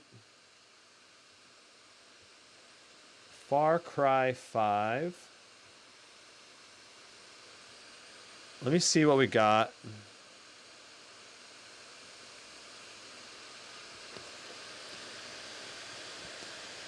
So Far Cry 5, we got 150. And here we got 136. So this is definitely a game that favors Intel a little bit more, but it's still, it's not like grossly, terribly behind. I mean, what is that, like 10% or 11% or something? Let's do God of War.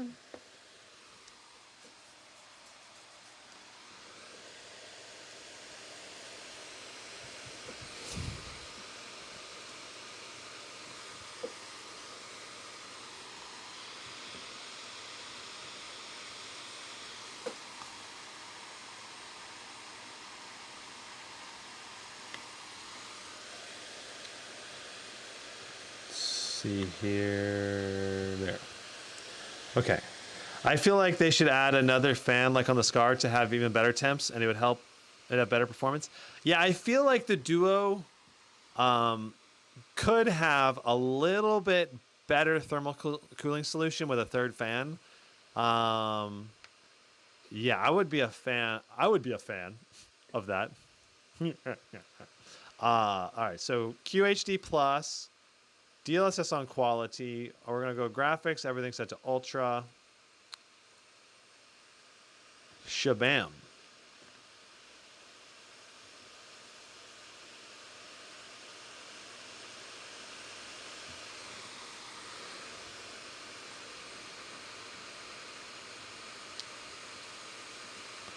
What games support the Duo screen? Don, I know Dying Light 2 does. I'm not sure about any other ones.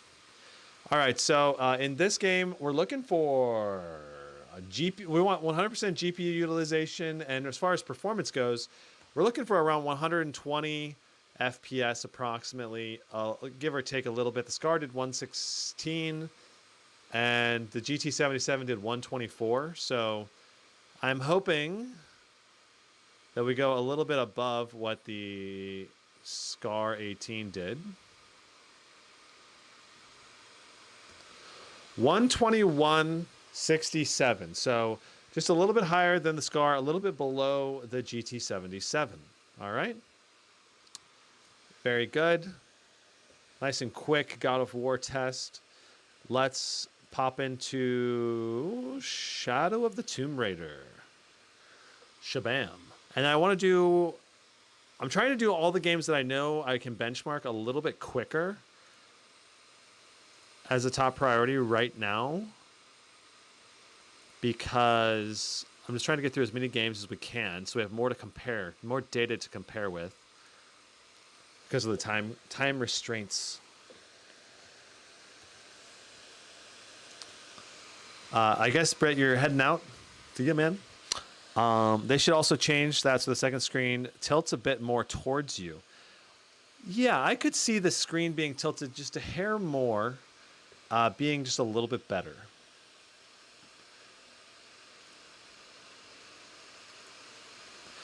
One thing I'll say is in GPU focused games, I'm loving the low wattage draw that this CPU is pulling so far. It's been good. It's been really good. It reminds me a lot of like the Blade 18 wattage draws, and still getting high frames. Like the Blade 18 was only pulling 45 to 60 watts in most games, while still providing very high levels of performance. And right now we're kind of getting similar types of performance, I feel like, in this game. With this Ryzen CPU.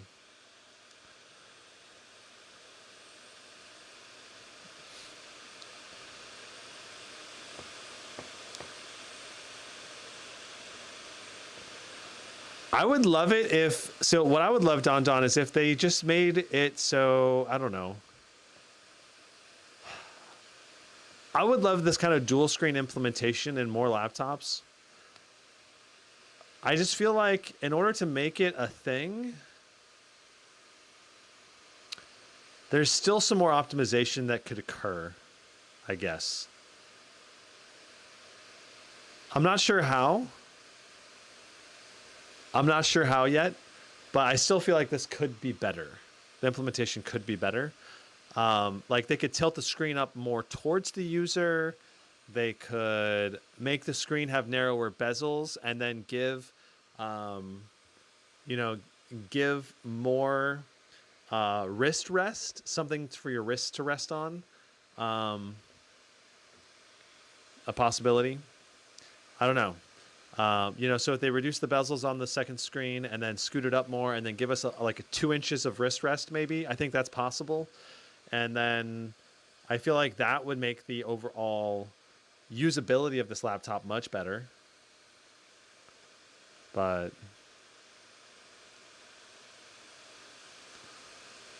wasn't there a gaming laptop where both sides were pure screen? I think that was a Razer mock-up. That wasn't a real one.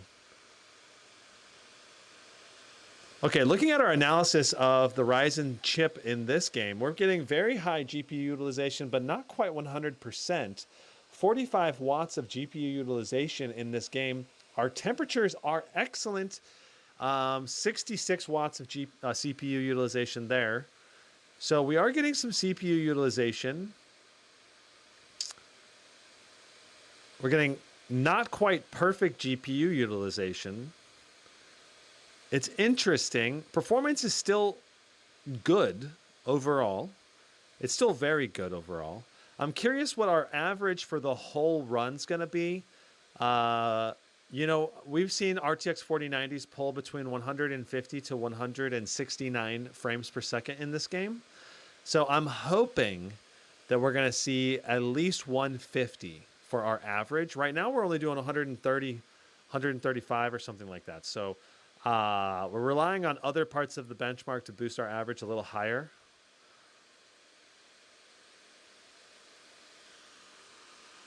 Come on, Ryzen.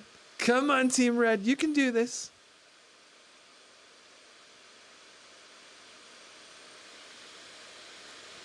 I'm thinking just under 150.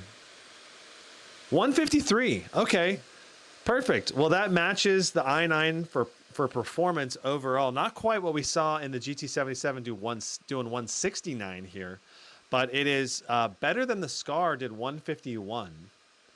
So that's good.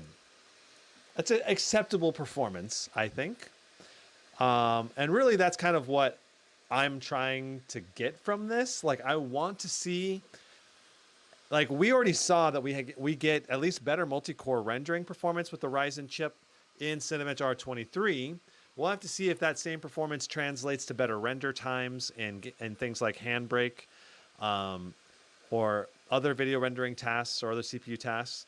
But the bigger question then becomes, like, if you can get higher multi-core performance, do you also get at least the same gameplay performance? Is it a little bit less? Is it a little bit more?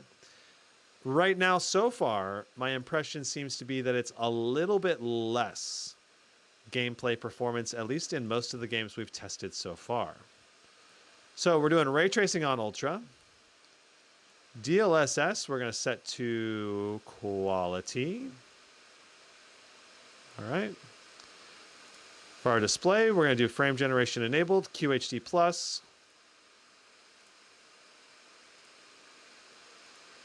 We're going to load in. Came late. What did we miss? I just kind of recapped our Ryzen 9 7945 performance. But yeah. Just need to tweak it a little, and I think you'd be right there. Yeah. Dead space was probably the biggest problem area so far for the gaming. At least with manual fan mode, it was going pretty bananas. And the performance was not as good as the i9 in that game either at the same time. Like, it was pushing the CPU to the maximum wattage and maximum temperature, 100 degrees nonstop. And the performance was just not there. It seems like our render scale may not be 100%. I just want to make sure. It may be. It's hard to tell sometimes.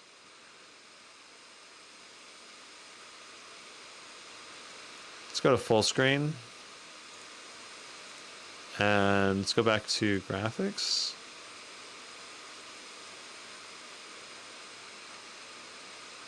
DLSS went down to ultra performance. Why? That's all. That was the image degradation that I was seeing. I was like, this doesn't look like high quality DLSS. And it's interesting that I could tell that, like my brain was telling me like, hey, something's wrong. This is not right. Wow, our 1% lows are stuttering like mad there. I'm curious about the AMD CPU and AMD GPU laptops. Yeah, I watched Jared Tech's review of the AMD A16 Advantage Edition. It seemed like the 7600S was basically in the same tier as an RTX 3060. And it should cost around $1,000 to $1,100. I think, oops, I messed up the initial run there. I think the biggest issue with them is going to be competing with frame generation, you know. So if AMD can come out with technology that matches frame gen, then that'll be very good for them. If they don't, it'll be not so good for them, you know. So, all right, here we go. We are running. Our 1% lows are stuttering pretty bad. I feel like a little worse than normal, but I guess now they're going back up to 56. That's better. Witcher 3 is just an oddly stuttering game at times. Ooh, that's very bad. Our GPU utilization is dropping. Our CPU, oh, it's, ooh, what's going on? This is not good, y'all. This is not good. Ooh, we're going to restart this run. See if we run into that issue again. That was weird. Good night, Georgios. Thanks for coming to the stream, man. Ooh, we're getting oddly more stuttering than I've seen on any of the Intel laptops so far. So I don't know if that's related to the Ryzen chip or what. Something's going on though. If it's trying to load in textures or areas, it seems to be happening mainly in areas where we haven't ran in there before. So we're starting this sucker again. Seeing if we can have proper performance.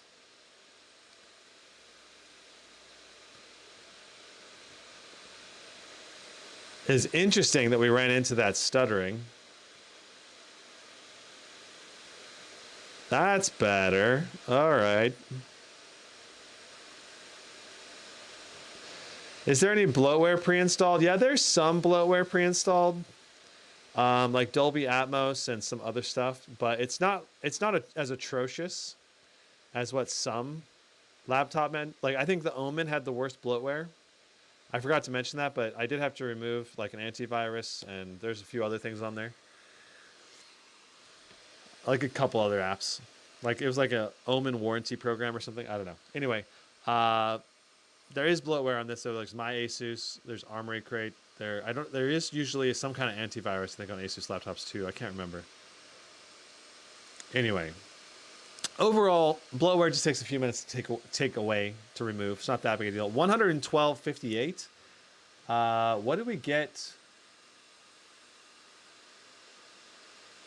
I don't see Witcher 3 in here, so I think I did it though in the Scar 18. Witcher 3.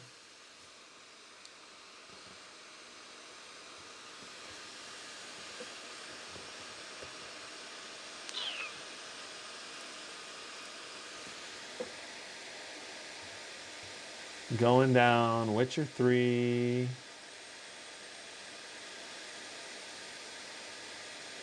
There it is.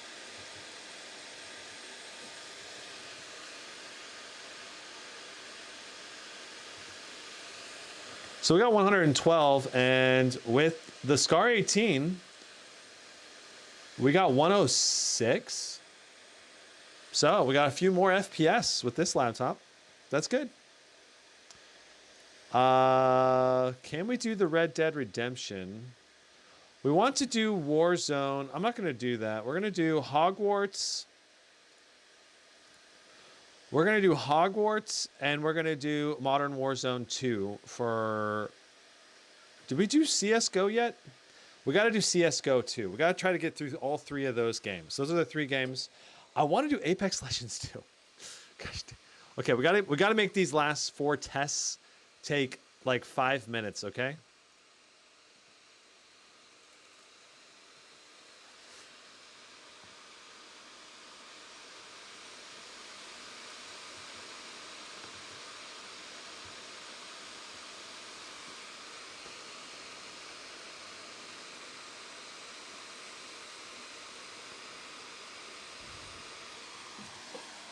So we're gonna be doing these tests in speed mode, I guess you could say. We'll get the data, all right?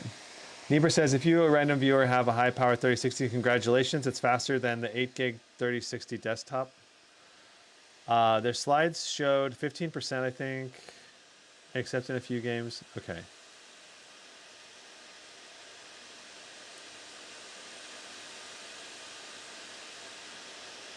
DD22 says, I don't know why games are now stuttering a lot. I remember playing Fortnite on an older CPU, GPU, and now he has a newer one, and he's getting a lot of stuttering. Yeah, Fortnite did a ton of like graphical updates, and they totally changed the game. So get the scarf, it adds 5 FPS, and the cloak adds 10. LOL. Slam says, I just saw the Dead Space segment and was surprised to see it running so hot. Yeah, Dead Space was brutally hot. It was very, very hot.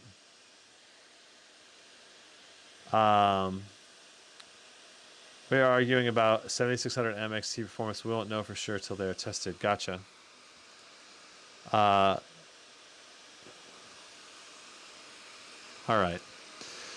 So this will be interesting to see how Hogwarts performs. I'm anticipating very good performance. I'm going to turn ray tracing on. And then we got to restart the game.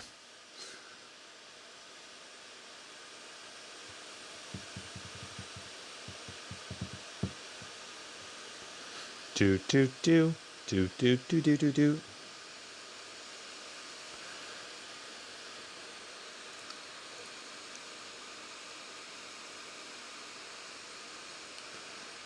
Clark says, I still get 120 FPS on my old 2017 Helios with a 1060 in Fortnite.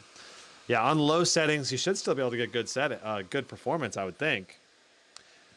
Apex soon, yes. We're gonna try to do Apex very soon. We're gonna keep it quick though. We got to keep all these remaining tests quicker.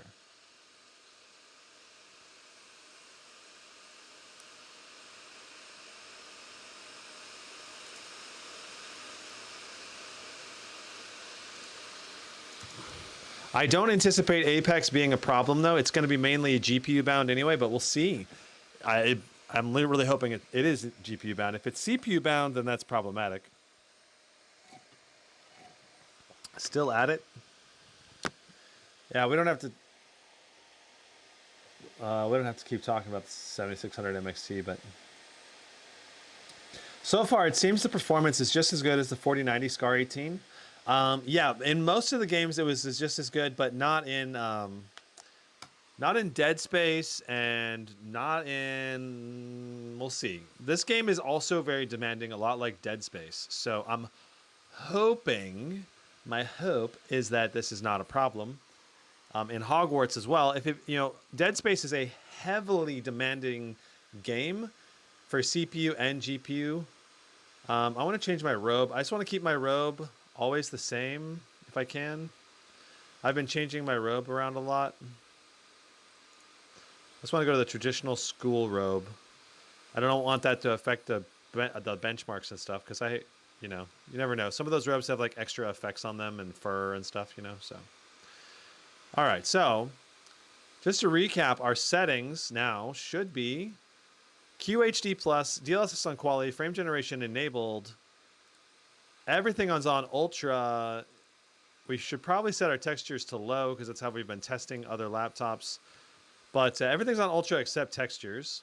We don't really need to set our textures to low. Interesting that the textures had to low it in there. We don't really have to set our textures to low in this because we do have enough VRAM. So as you can see, we're not stuttering. We're using 22 gigs of RAM. I'm going to go ahead and reset this counter here so we can see our 1% lows for a minute as I run around. But very, very smooth performance.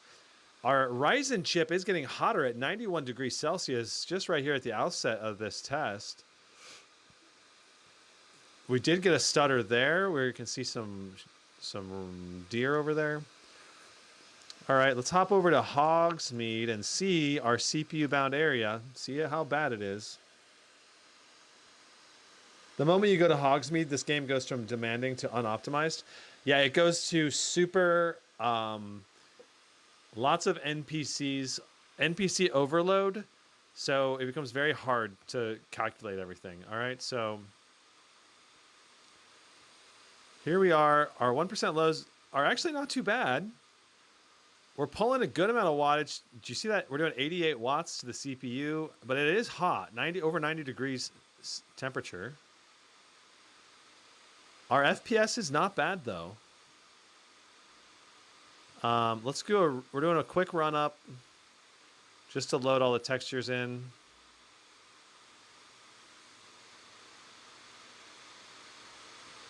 Yeah, we're doing 5.2 gigahertz, at least on one of the cores. I'm not sure how many. All right, so we got everything loaded in. I gotta say, the 1% stutters are not too bad. They're pretty bearable right now. They're occasionally coming in, but it's not a huge difference between this and the Intel chips. We were doing over 100 FPS on average in this test, though, with, I believe, the Blade. I have to double check the stream. I'm curious what we got. I know the GT77 struggled in this test. It only did like 70 something. I think the Scar 18 got 93 in this run.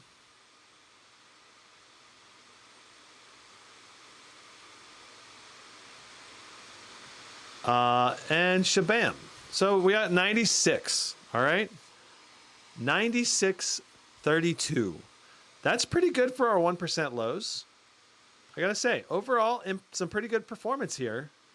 Our temps are a bit hot though. I would probably, in general, if I was playing games, I wanted to lower the temps a little, I would just set my CPU max TDP to like 75 probably, and you wouldn't run into these hot temps anymore.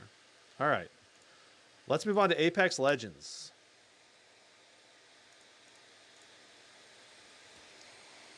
These new lappies have just released, and we already have TLOU1 PS5 port coming. The Last of Us, yeah, well, we'll see. We'll see. Yeah, so the temps were pretty hot in there. We saw similar temps, though, on the Scar 18. So, interestingly, best performance in Hogwarts latency setting 60 in NVIDIA menu outside of the game itself, then turn on VSync in-game. I almost have no stutters. Well, I don't have any stutters, but if you set to 60, you're going to really reduce your smoothness, though, because, like, when I've been playing DLSS on, like, performance mode, and I've been getting... speaking of which, we have to reload this game because we have to set our FPS max to higher. I've been getting, like... I can get up to like 240 FPS, but it's like 160 to like, it's like 160 FPS to like 250 FPS, depending on the area and what I'm looking at in Hogwarts, running everything on max, except I put DLSS down to like balanced or maybe performance mode. And then it's just so buttery smooth. It's so incredibly smooth.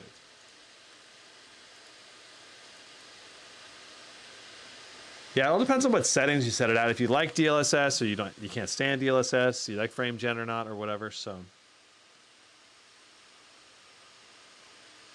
did the mini LED screen on the G14 look as good as the mini LED screens you've tested so far? No, the mini LED screen on the G14 is only 600 nits. It's not as high of brightness.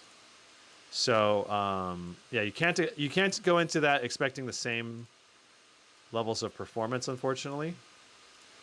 Why didn't it save those settings? There we go.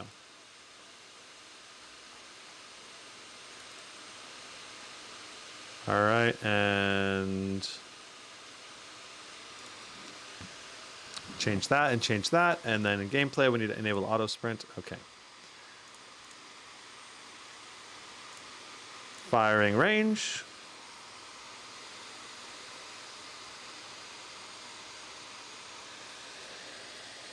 The mini LED upgrade on the G14 is just not as significant, you know. It'll help boost the nits brightness only by about 100, I believe was the was the amount. All right, so we are in maximum settings right now. So high settings.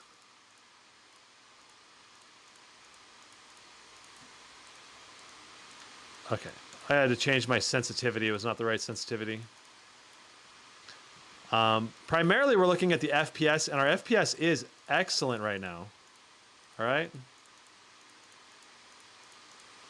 And the responsiveness of the display is truly very fast with no ghosting at all, pretty much. This is probably equal to the best display for gaming that you can get, or very close to it, unless you go up to like a higher refresh rate, like a 360 or 480 refresh rate display. Very impressive results overall. Let's go ahead and switch everything to low now. And our goal when switching everything to low is to see if we can push the full 300 frames per second in the game. And I think we will. Am I going to do any reviews of the Aura 17s? Yes. I've got an Aura 17X coming my way soon. All right, so here we are. We got, oh, I can see it. I can see the smoothness. It just got a little smoother. I love it. And we are basically doing 300 frames per second nonstop now. And oh yes, this is delicious gameplay. Wow, our CPU temp is pretty spicy though. You guys see that? 95 degrees on the CPU. I was focused on aiming and I didn't notice. We're definitely getting some spicy CPU temps. I mean, that's not going to be dangerous necessarily for the CPU, but once again, I would probably rather have a little bit lower CPU temps. So I'd probably go in there and just reduce the power limit just a little bit. I mean, we are on maximum fans, you know, or you could set another thing you could do to help cut temps would be to set the max frame rate to 240. Which is the maximum refresh rate of this display anyway, right? All right. So all of the laptops I've tested so far were capable of doing 300 frames per second. How good is this mini LED? Chloe, it's amazing. We saw over 1,000 nits in the brightness test and crazy high contrast ratios with no backlight bleed and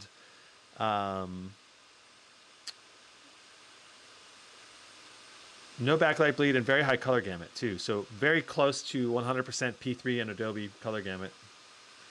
Is the CPU undervolted? No, it is not. The CPU is stock. We're in manual fan mode though with maximum. Well, I don't know if we can undervolt this Ryzen CPU yet. Are there any halos? There's a little halo when I was using the mouse on the all black screen. The display, this display is matte, but the display down below is glossy.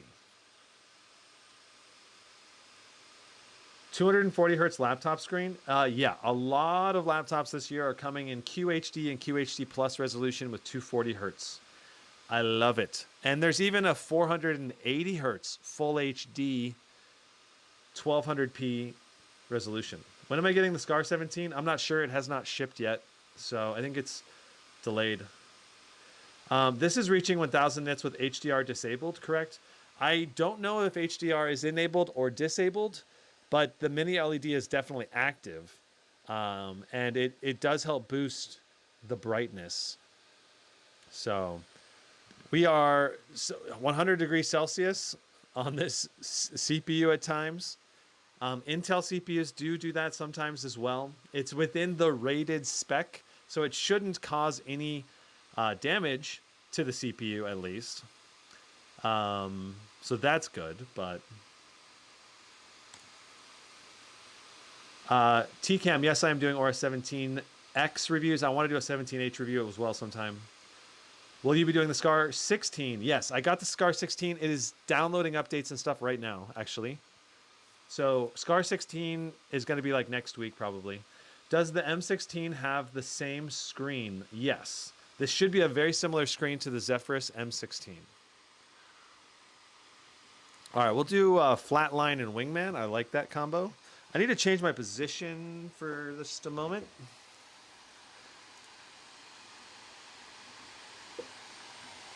I thought this was supposed to be gun game. This isn't gun game. All right, so we've got our audio. I'm gonna see if I have spatial sound or not. I'm gonna throw the grenade and turn.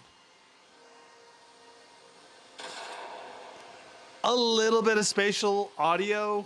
I can kind of hear it's to my right-ish, but it's not as precise as what you get on the Blade series. Our teammates are just shooting each other right there in the corner over there. LOL, what? All right, so our goal in this is just to try to run around for a few minutes. And I just refreshed our counter.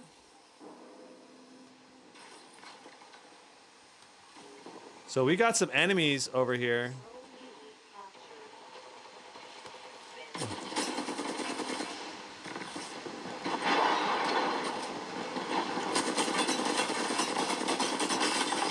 We got one kill.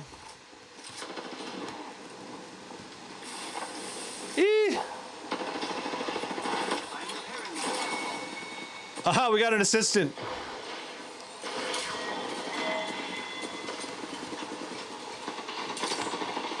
What happened?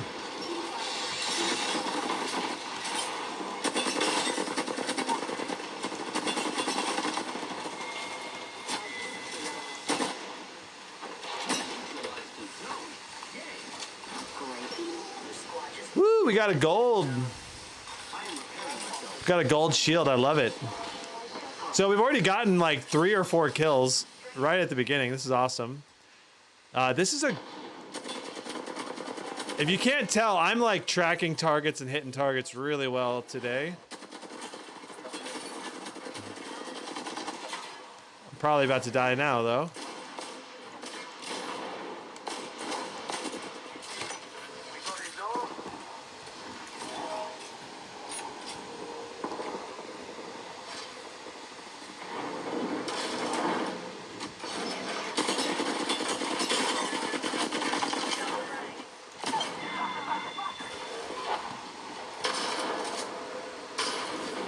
We're gonna play until we die.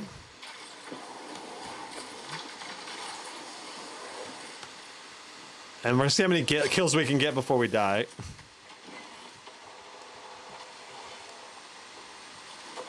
gonna be a little bit risky going for this capture. Whatever, we're gonna help our teammates as much as we can.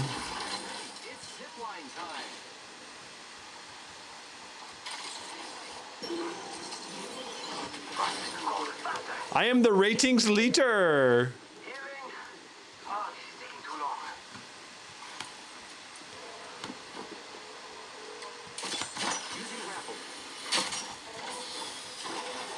I'll take an RE45 and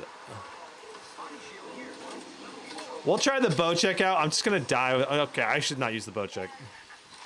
I'm just gonna die if I switch to the bow check.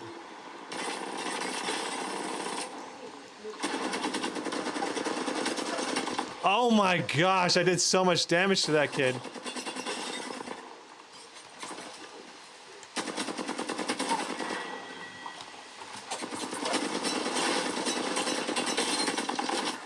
Oh, it took 4 of them to take us down. Okay, great, phenomenal gameplay experience, Apex Legends. It's time to load into Warzone.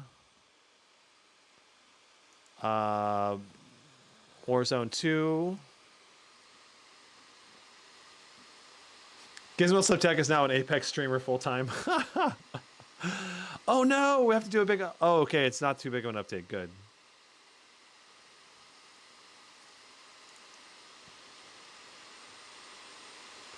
Turn the mic on so teammates can also hear my review. Gosh, that would annoy them. So Apex Legends performance was very good, but the temperatures were very hot. We're seeing some very hot temps. but the performance was still very good. So, but if I wanted to reduce the temps, I would limit the frame rate. Look at this. We are getting the game to load on our secondary display instead of the main display. This is going to be an interesting problem. And it looks like it's opening in AMD Adrenalin software again. So let's go into Windows. We're going to go to the graphics settings. We're going to go to Warzone. I think that's, it says Call of Duty, but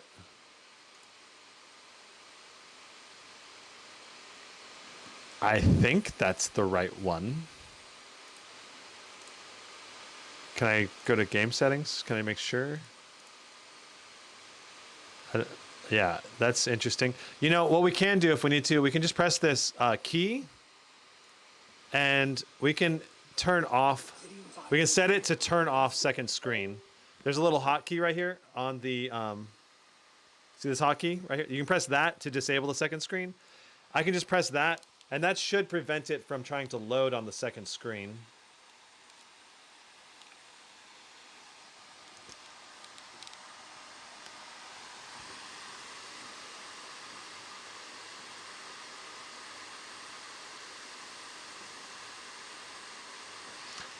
What about the surface temps? No. Well, you don't really have your hand on the wrist rest, so you don't feel any hotness from the surface temps. I think okay, we're using the right GPU now. That's good. I think the bigger issue for the temps wise is maybe WASD keys, but those are actually just a little bit warm. Surface temps are good on this laptop. It's not a problem. So Warzone will be our last game, but then we're going to do a recap, overview summary of this laptop and my impressions of it. Basically do our mini review. Second screen would be really useful for showing chat while streaming games. I agree. It would be very useful if you're going to be a streamer and you want to interact with chat and play at the same time.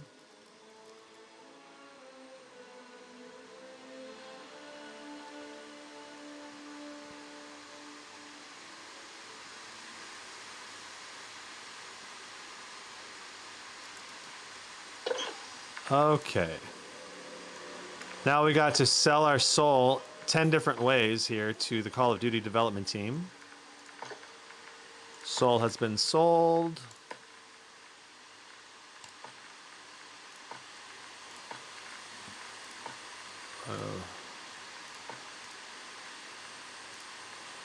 It's not letting me click on full screen exclusive. That's weird. All right. And we want 2560 by 1600.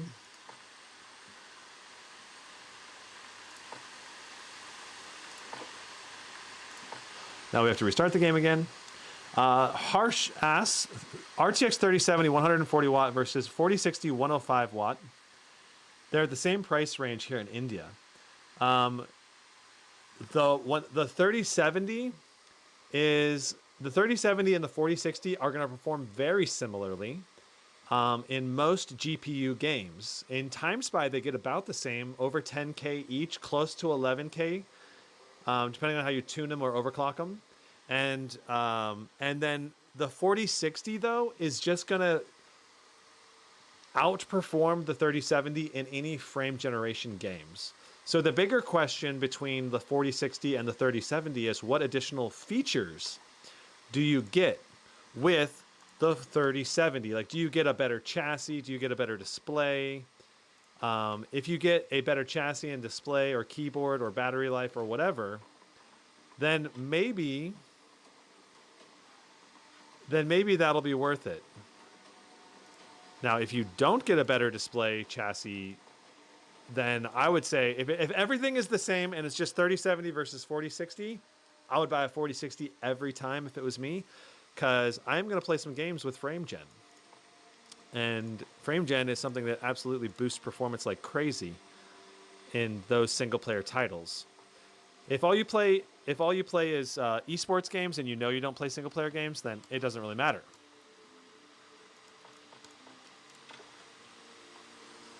So yeah, but if it's for me, I would say 4060.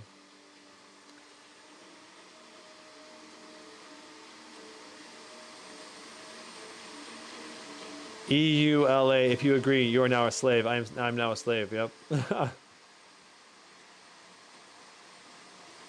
Is there an esports game with frame gen? Well, the reason you don't want frame gen is because frame gen is going to increase latency a little bit, so you would never really play an esports game with frame gen. Plus, frame gen games, esports games almost always are optimized for lowest latency possible and high frame rates anyway, so you don't really even need frame gen usually. I forgot CSGO. Oh yeah, well CSGO is really fast, so we'll do... Jeez, we're gonna have to do this quick.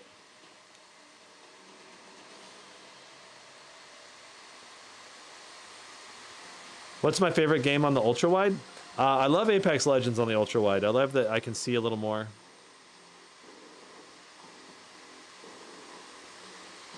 What resolution do I run it on during games? I run it on maximum resolution, which is 5120 by 1440p is that monitor behind me. And a gaming laptop like this would definitely be able to play on that monitor and put out good frame rates overall. So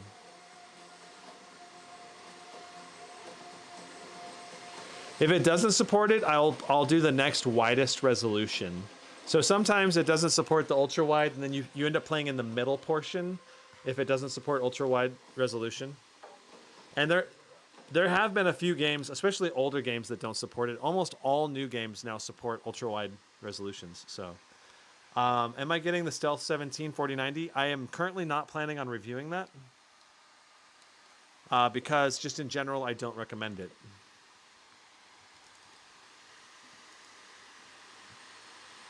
So there's your review.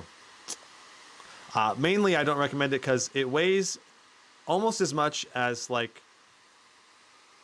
I think it weighs more than most 16 or 17 inch laptops, or just as much or very similar. It's like over 6 pounds, and it still doesn't provide nearly as much performance as the competition, and it costs a lot of money. So it's just not an ideal scenario. Okay, so our goal target is about 100 and we want to get around 150 FPS, okay? Because that's what other laptops have gotten.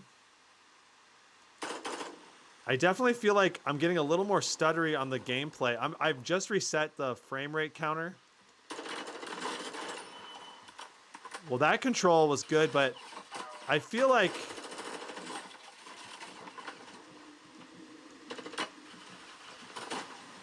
I feel like my 1% lows are not as good. Notice our temps in the CPU are like really hot. 94 degrees, which is spicy. Spicy temps, okay? Looks like it's another different map, but we're gonna go over here.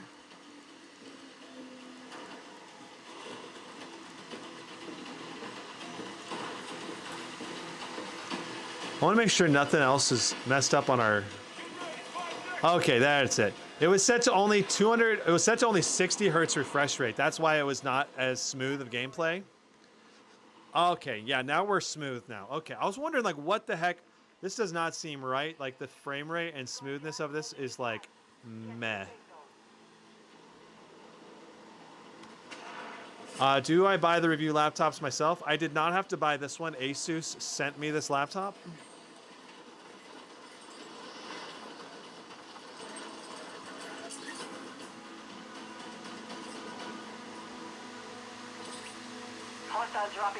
All right, so we're running. Our CPU temps are spicy. 96 degrees. We're basically CPU thermal throttling is what I'm thinking right now. Pretty consistently right now. So 144 frames per second. Oh crap. Can I get a gun?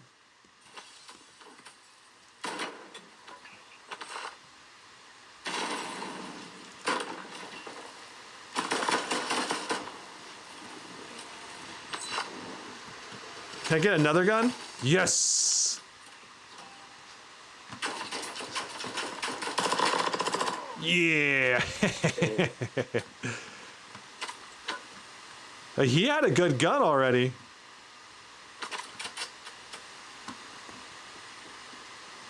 All right, well, our FPS is not as high as the i9 in this game. It seems to be about 20 FPS below the i9. So, and our temps are also just basically popping off a bit higher as well. So I think if you're a Warzone 2 player, I would recommend an i9 Intel CPU instead. You get, 5 to 10% more performance, it seems like. And the temps are better with the i9 as well, at least in like the SCAR 18. This does use liquid metal on the CPU, Chloe. Yeah, it does use liquid metal. It's kind of crazy, huh?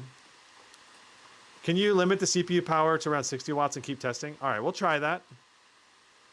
You know what I'm curious about? Let's try turbo mode and see what the default power limit is. First, let's do turbo mode. What's it gonna power down to for the wattage now?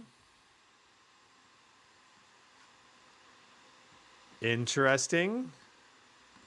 Okay, our wattage is now 50. I just reset it. Our wattage is now 51 watts.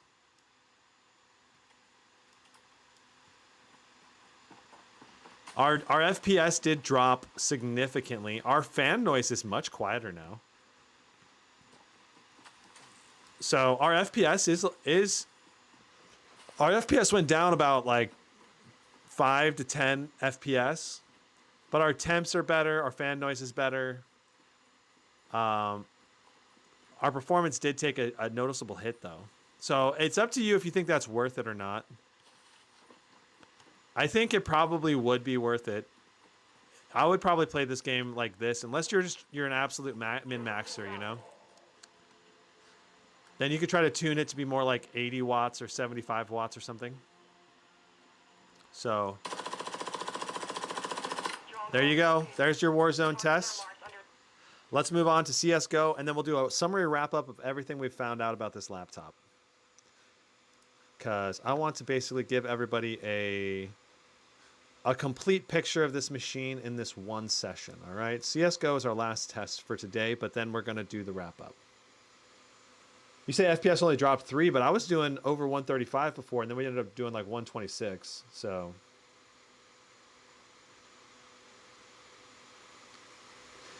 And so, yeah, I mean, running it in turbo mode is definitely the way I would go.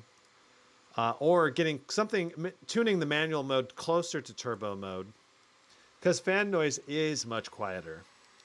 And fan noise on this thing, when it's on max fans, it's close to the GT77. It is, I think, over 60 decibels. It is very loud.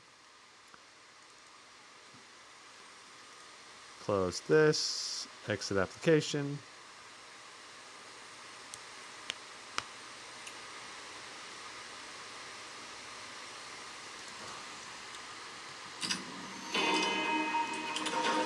All right, developer console. Let's check our settings.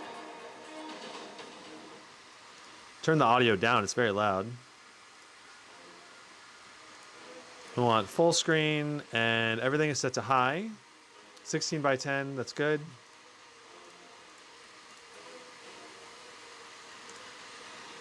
We need to enable NetGraph 3, and then we're good.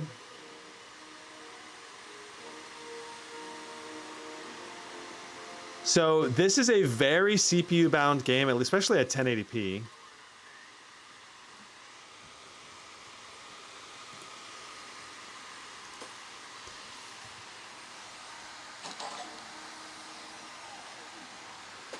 So I'm curious what we're gonna get.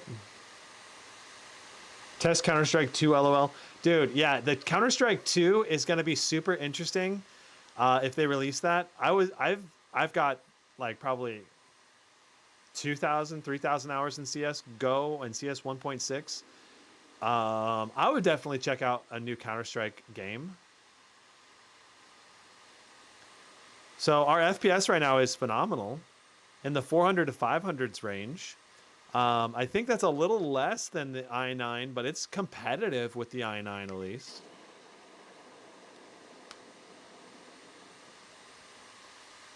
I always had a thermal pad inside the chassis of my laptop to use the plate as an additional heat spreader too. Learned the trick on the MacBook Air back in 2020. Warner Dryer says, thank you, Gizmos of Tech. You just confirmed my decision. I was strongly looking into the Duo 16. Now I'm thinking of getting the Mech 17. Gotcha, man. Well, I'm happy to help. We'll have the equivalent of the Mech 17 for you. We'll have the equivalent of the Mech 17 review for you coming up here before the end of March. The XMG Neo 17 should be heading my way. The Duo 16 for the win. Yeah, I mean, especially, I do think this is pretty freaking awesome, especially if you have a good use case for the dual display. Like you're a streamer, you want to stream, you want to do Excel documents, you want to have multiple windows for like managing your files maybe, or use it for drawing or whatever. So we got 463. 463.67. That is lower than the i9. The Intel i9 has been hitting between 512 on the SCAR 18 and about 560 on the GT77. So let's wrap up everything that we have learned about this laptop as best we can. All right.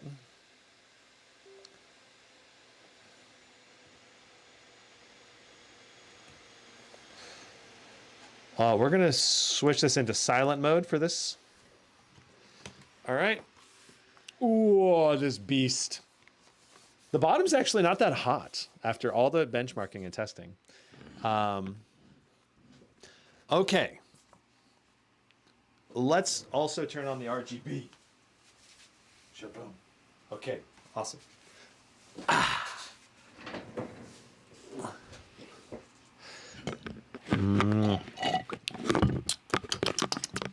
Okay, a little ASMR for you guys. So what have we found out about this Duo 16 that utilizes that Ryzen 9 7945HX CPU? Well, the performance is on par with the i9 13980HX in most of the games that we tested today. In Cinebench R23, it actually surpassed expectations and went above 34,000. 34,800 was our highest stock score when manual fans with raised power limits. We are going to be doing a detailed test between the i9 and this Ryzen 9 7945HX in the future here, coming up very soon. So be sure to subscribe and hit that notification bell if you don't want to miss out on that hands-on comparison between these two CPUs. We're going to do a ton of CPU benchmarks. That said, in the test that we did today, multi-core rendering is very similar between the i9 and this Ryzen 9 7949. We're just going to call this the Dragon Range, or the 45HX. We're going to call it 45HX. It's a little easier to say. This laptop, though, let's talk about the laptop ergonomics. In the lap, if you're going to use your laptop in your lap a lot, I don't recommend this laptop because of this keyboard making it a little bit more awkward to type. And in general, this keyboard placement kind of pushes the laptop further away from you compared to where you normally would keep your keyboard and mouse hand. Now, this is a phenomenal amount of screen real estate. If you need to do work, let's say that you need to do work on spreadsheets. You could have a spreadsheet here. You could have a spreadsheet up here. Transpose your numbers. That would be awesome. If you're a live streamer, you can play games on here, have your chat here and your stream window here, showing your stream data and all of that. Very multifunctional dual display here. So if you have a use case for this dual display, highly recommend this laptop for you. In general, we were running today in our settings. Let's talk about the high CPU temps we ran into. We ran into multiple games where we had super high CPU temps. In Dead Space 2, we had 100 degrees Celsius nonstop thermal throttling. And in addition, despite that thermal throttling and the higher level of performance we got from it, Dead Space 2 performance was below the i9. That was one of the games where we had the biggest difference between the i9 13980HX and this Ryzen 45HX. Okay, so in general, though, the performance was very similar. between the i9 and the 7945HX in most of the games. And in a couple of the games, this even beat some of the other competition because basically the games were GPU bottlenecked, and in terms of raw CPU performance, it was good enough to keep us GPU bottlenecked. We never ran into any CPU bottlenecks. So it's just going to depend on the game that you're playing, whether or not you're going to ever become CPU bottlenecked anyway. Now, in those CPU bottlenecked games, I do anticipate the i9 chip to outperform this Ryzen 9 7945HX in the ballpark of 5 to 15%. It's or match it. It might be similar performance or just a little bit lower in this Ryzen 9 chip.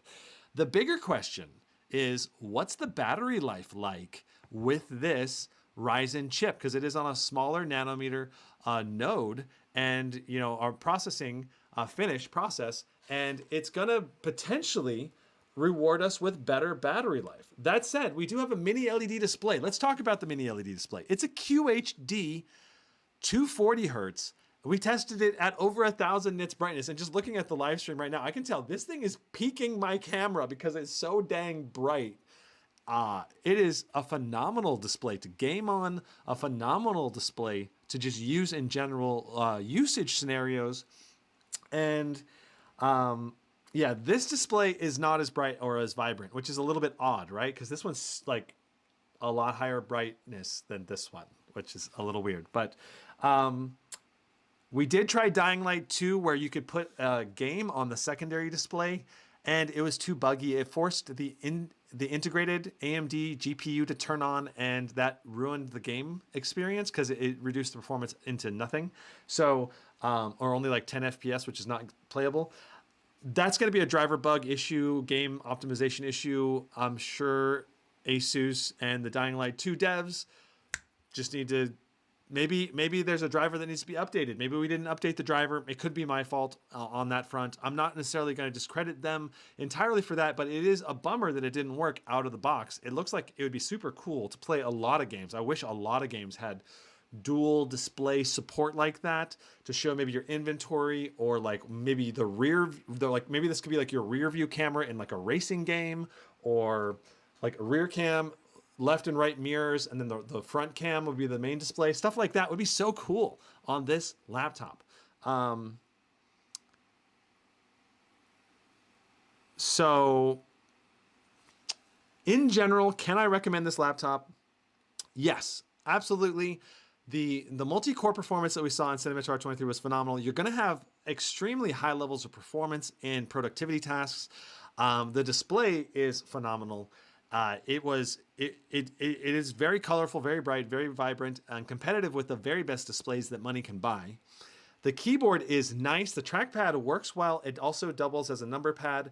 The trackpad, though, is this long, narrow thing, right? It's not really ergonomically ideal, and I think a lot of people would prefer to have a different trackpad or a larger trackpad. So that's another downside to this device. Now, portability-wise, this thing is shockingly thin and shockingly portable, as everything folds up so well. And Windows Hello on it is also awesome. It logs me in no problem very quickly. And I mean, let's talk about ports for a second as well. The micro SD card slot is almost useless. I wish they had a full-size SD card slot. I don't know why Asus is focusing so much on micro SD card slots, but the ports on this are basically the same thing as the Zephyrus G16, very similar to the Strix SCAR series, but it has a micro SD card slot as well.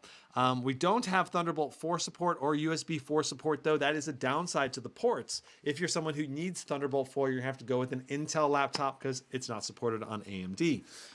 Portability-wise, this thing's going to fit in backpacks just fine. I think it weighs a little more than 6 pounds. And it feels very premium with an all-metal build. A more premium, I think this is the most premium build that you can buy from Asus this year. It really feels premium and a little bit more rigid than your typical plasticky build that most Asus laptops have. So I like the build quality. I like the design. I wish it had one more USB-A, and I wish it had a USB 4 support, a USB-C that's a USB 4, because that's a higher throughput. And then I wish it had a full-size SD card slot. Those are my critiques there.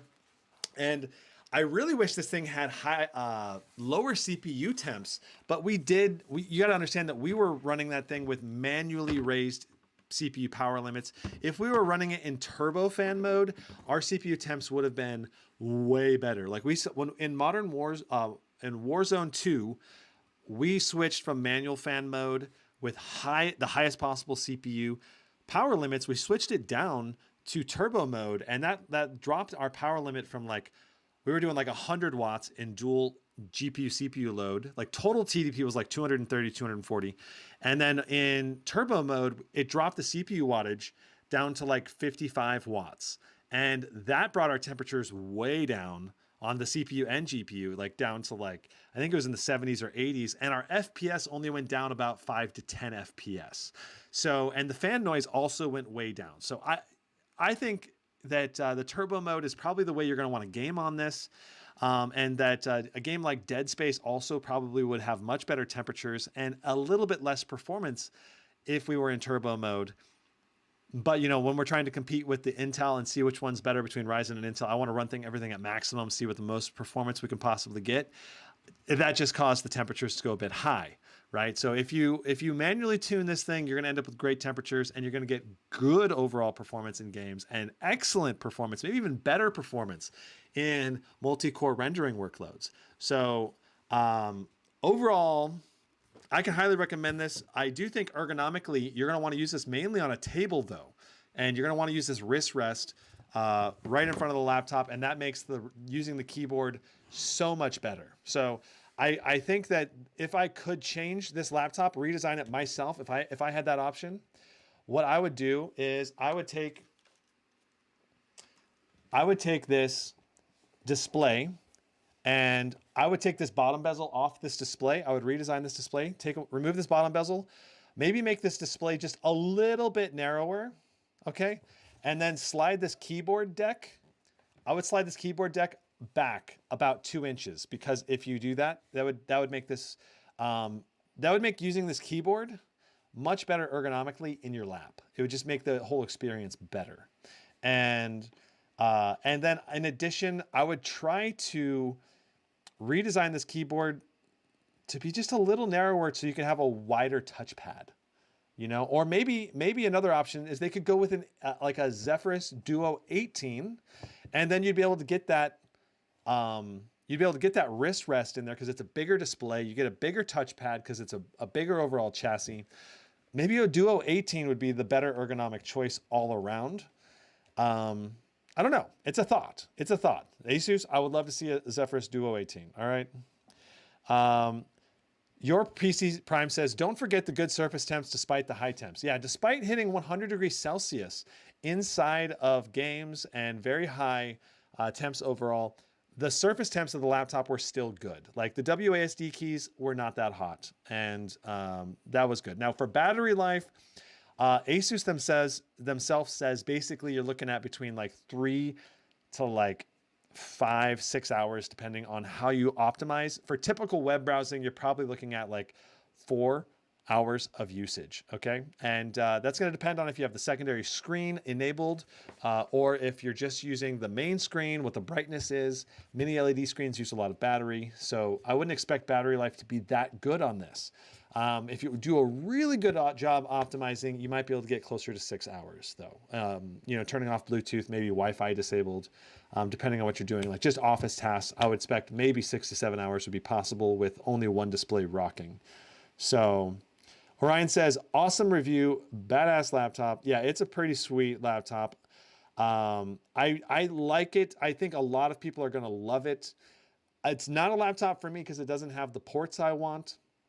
And I do a lot of typing in my lap, so I can't use this type of ergonomics for typing in my lap. That's the deal breaker for me. So if they could make it so that I could have the ergonomics for typing in my lap with maybe like an 18-inch display, bigger touchpad, full-size SD card reader, 3 USB-As, I think I'd be on board. I think I would buy this. That's what it would take to make me want it and definitely buy it.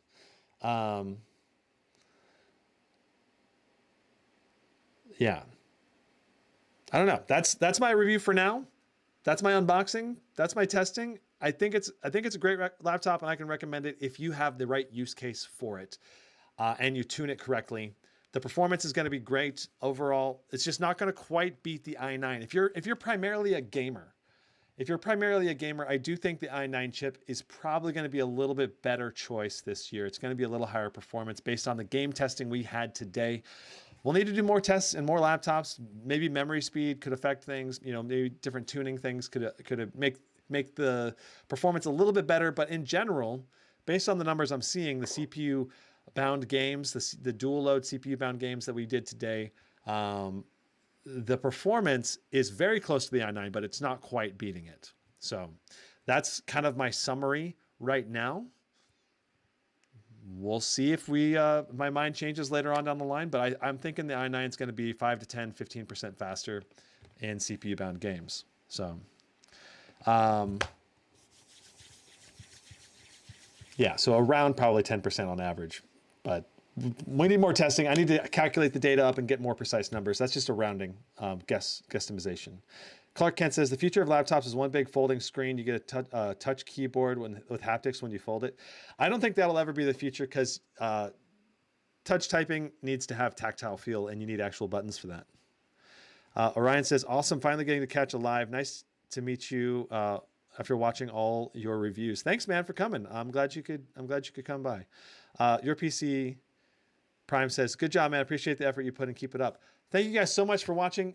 Be sure to subscribe if you don't want to miss out on the i9 versus Ryzen 9 7945HX comparison review coming up very soon. And I've got so many other laptops that I'm going to be testing and benchmarking and reviewing.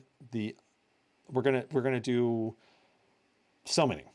All across the price ranges from $1,000 up to like the full $5,000 range. We're gonna do battery tests. We got so much stuff to do. I'm just gonna try to keep doing 3, 4, 5 live streams a week and keep editing them down for now. And yeah, woohoo! And congratulations everyone on the channel. We passed 100,000 viewers within a 48-hour period for the first time ever.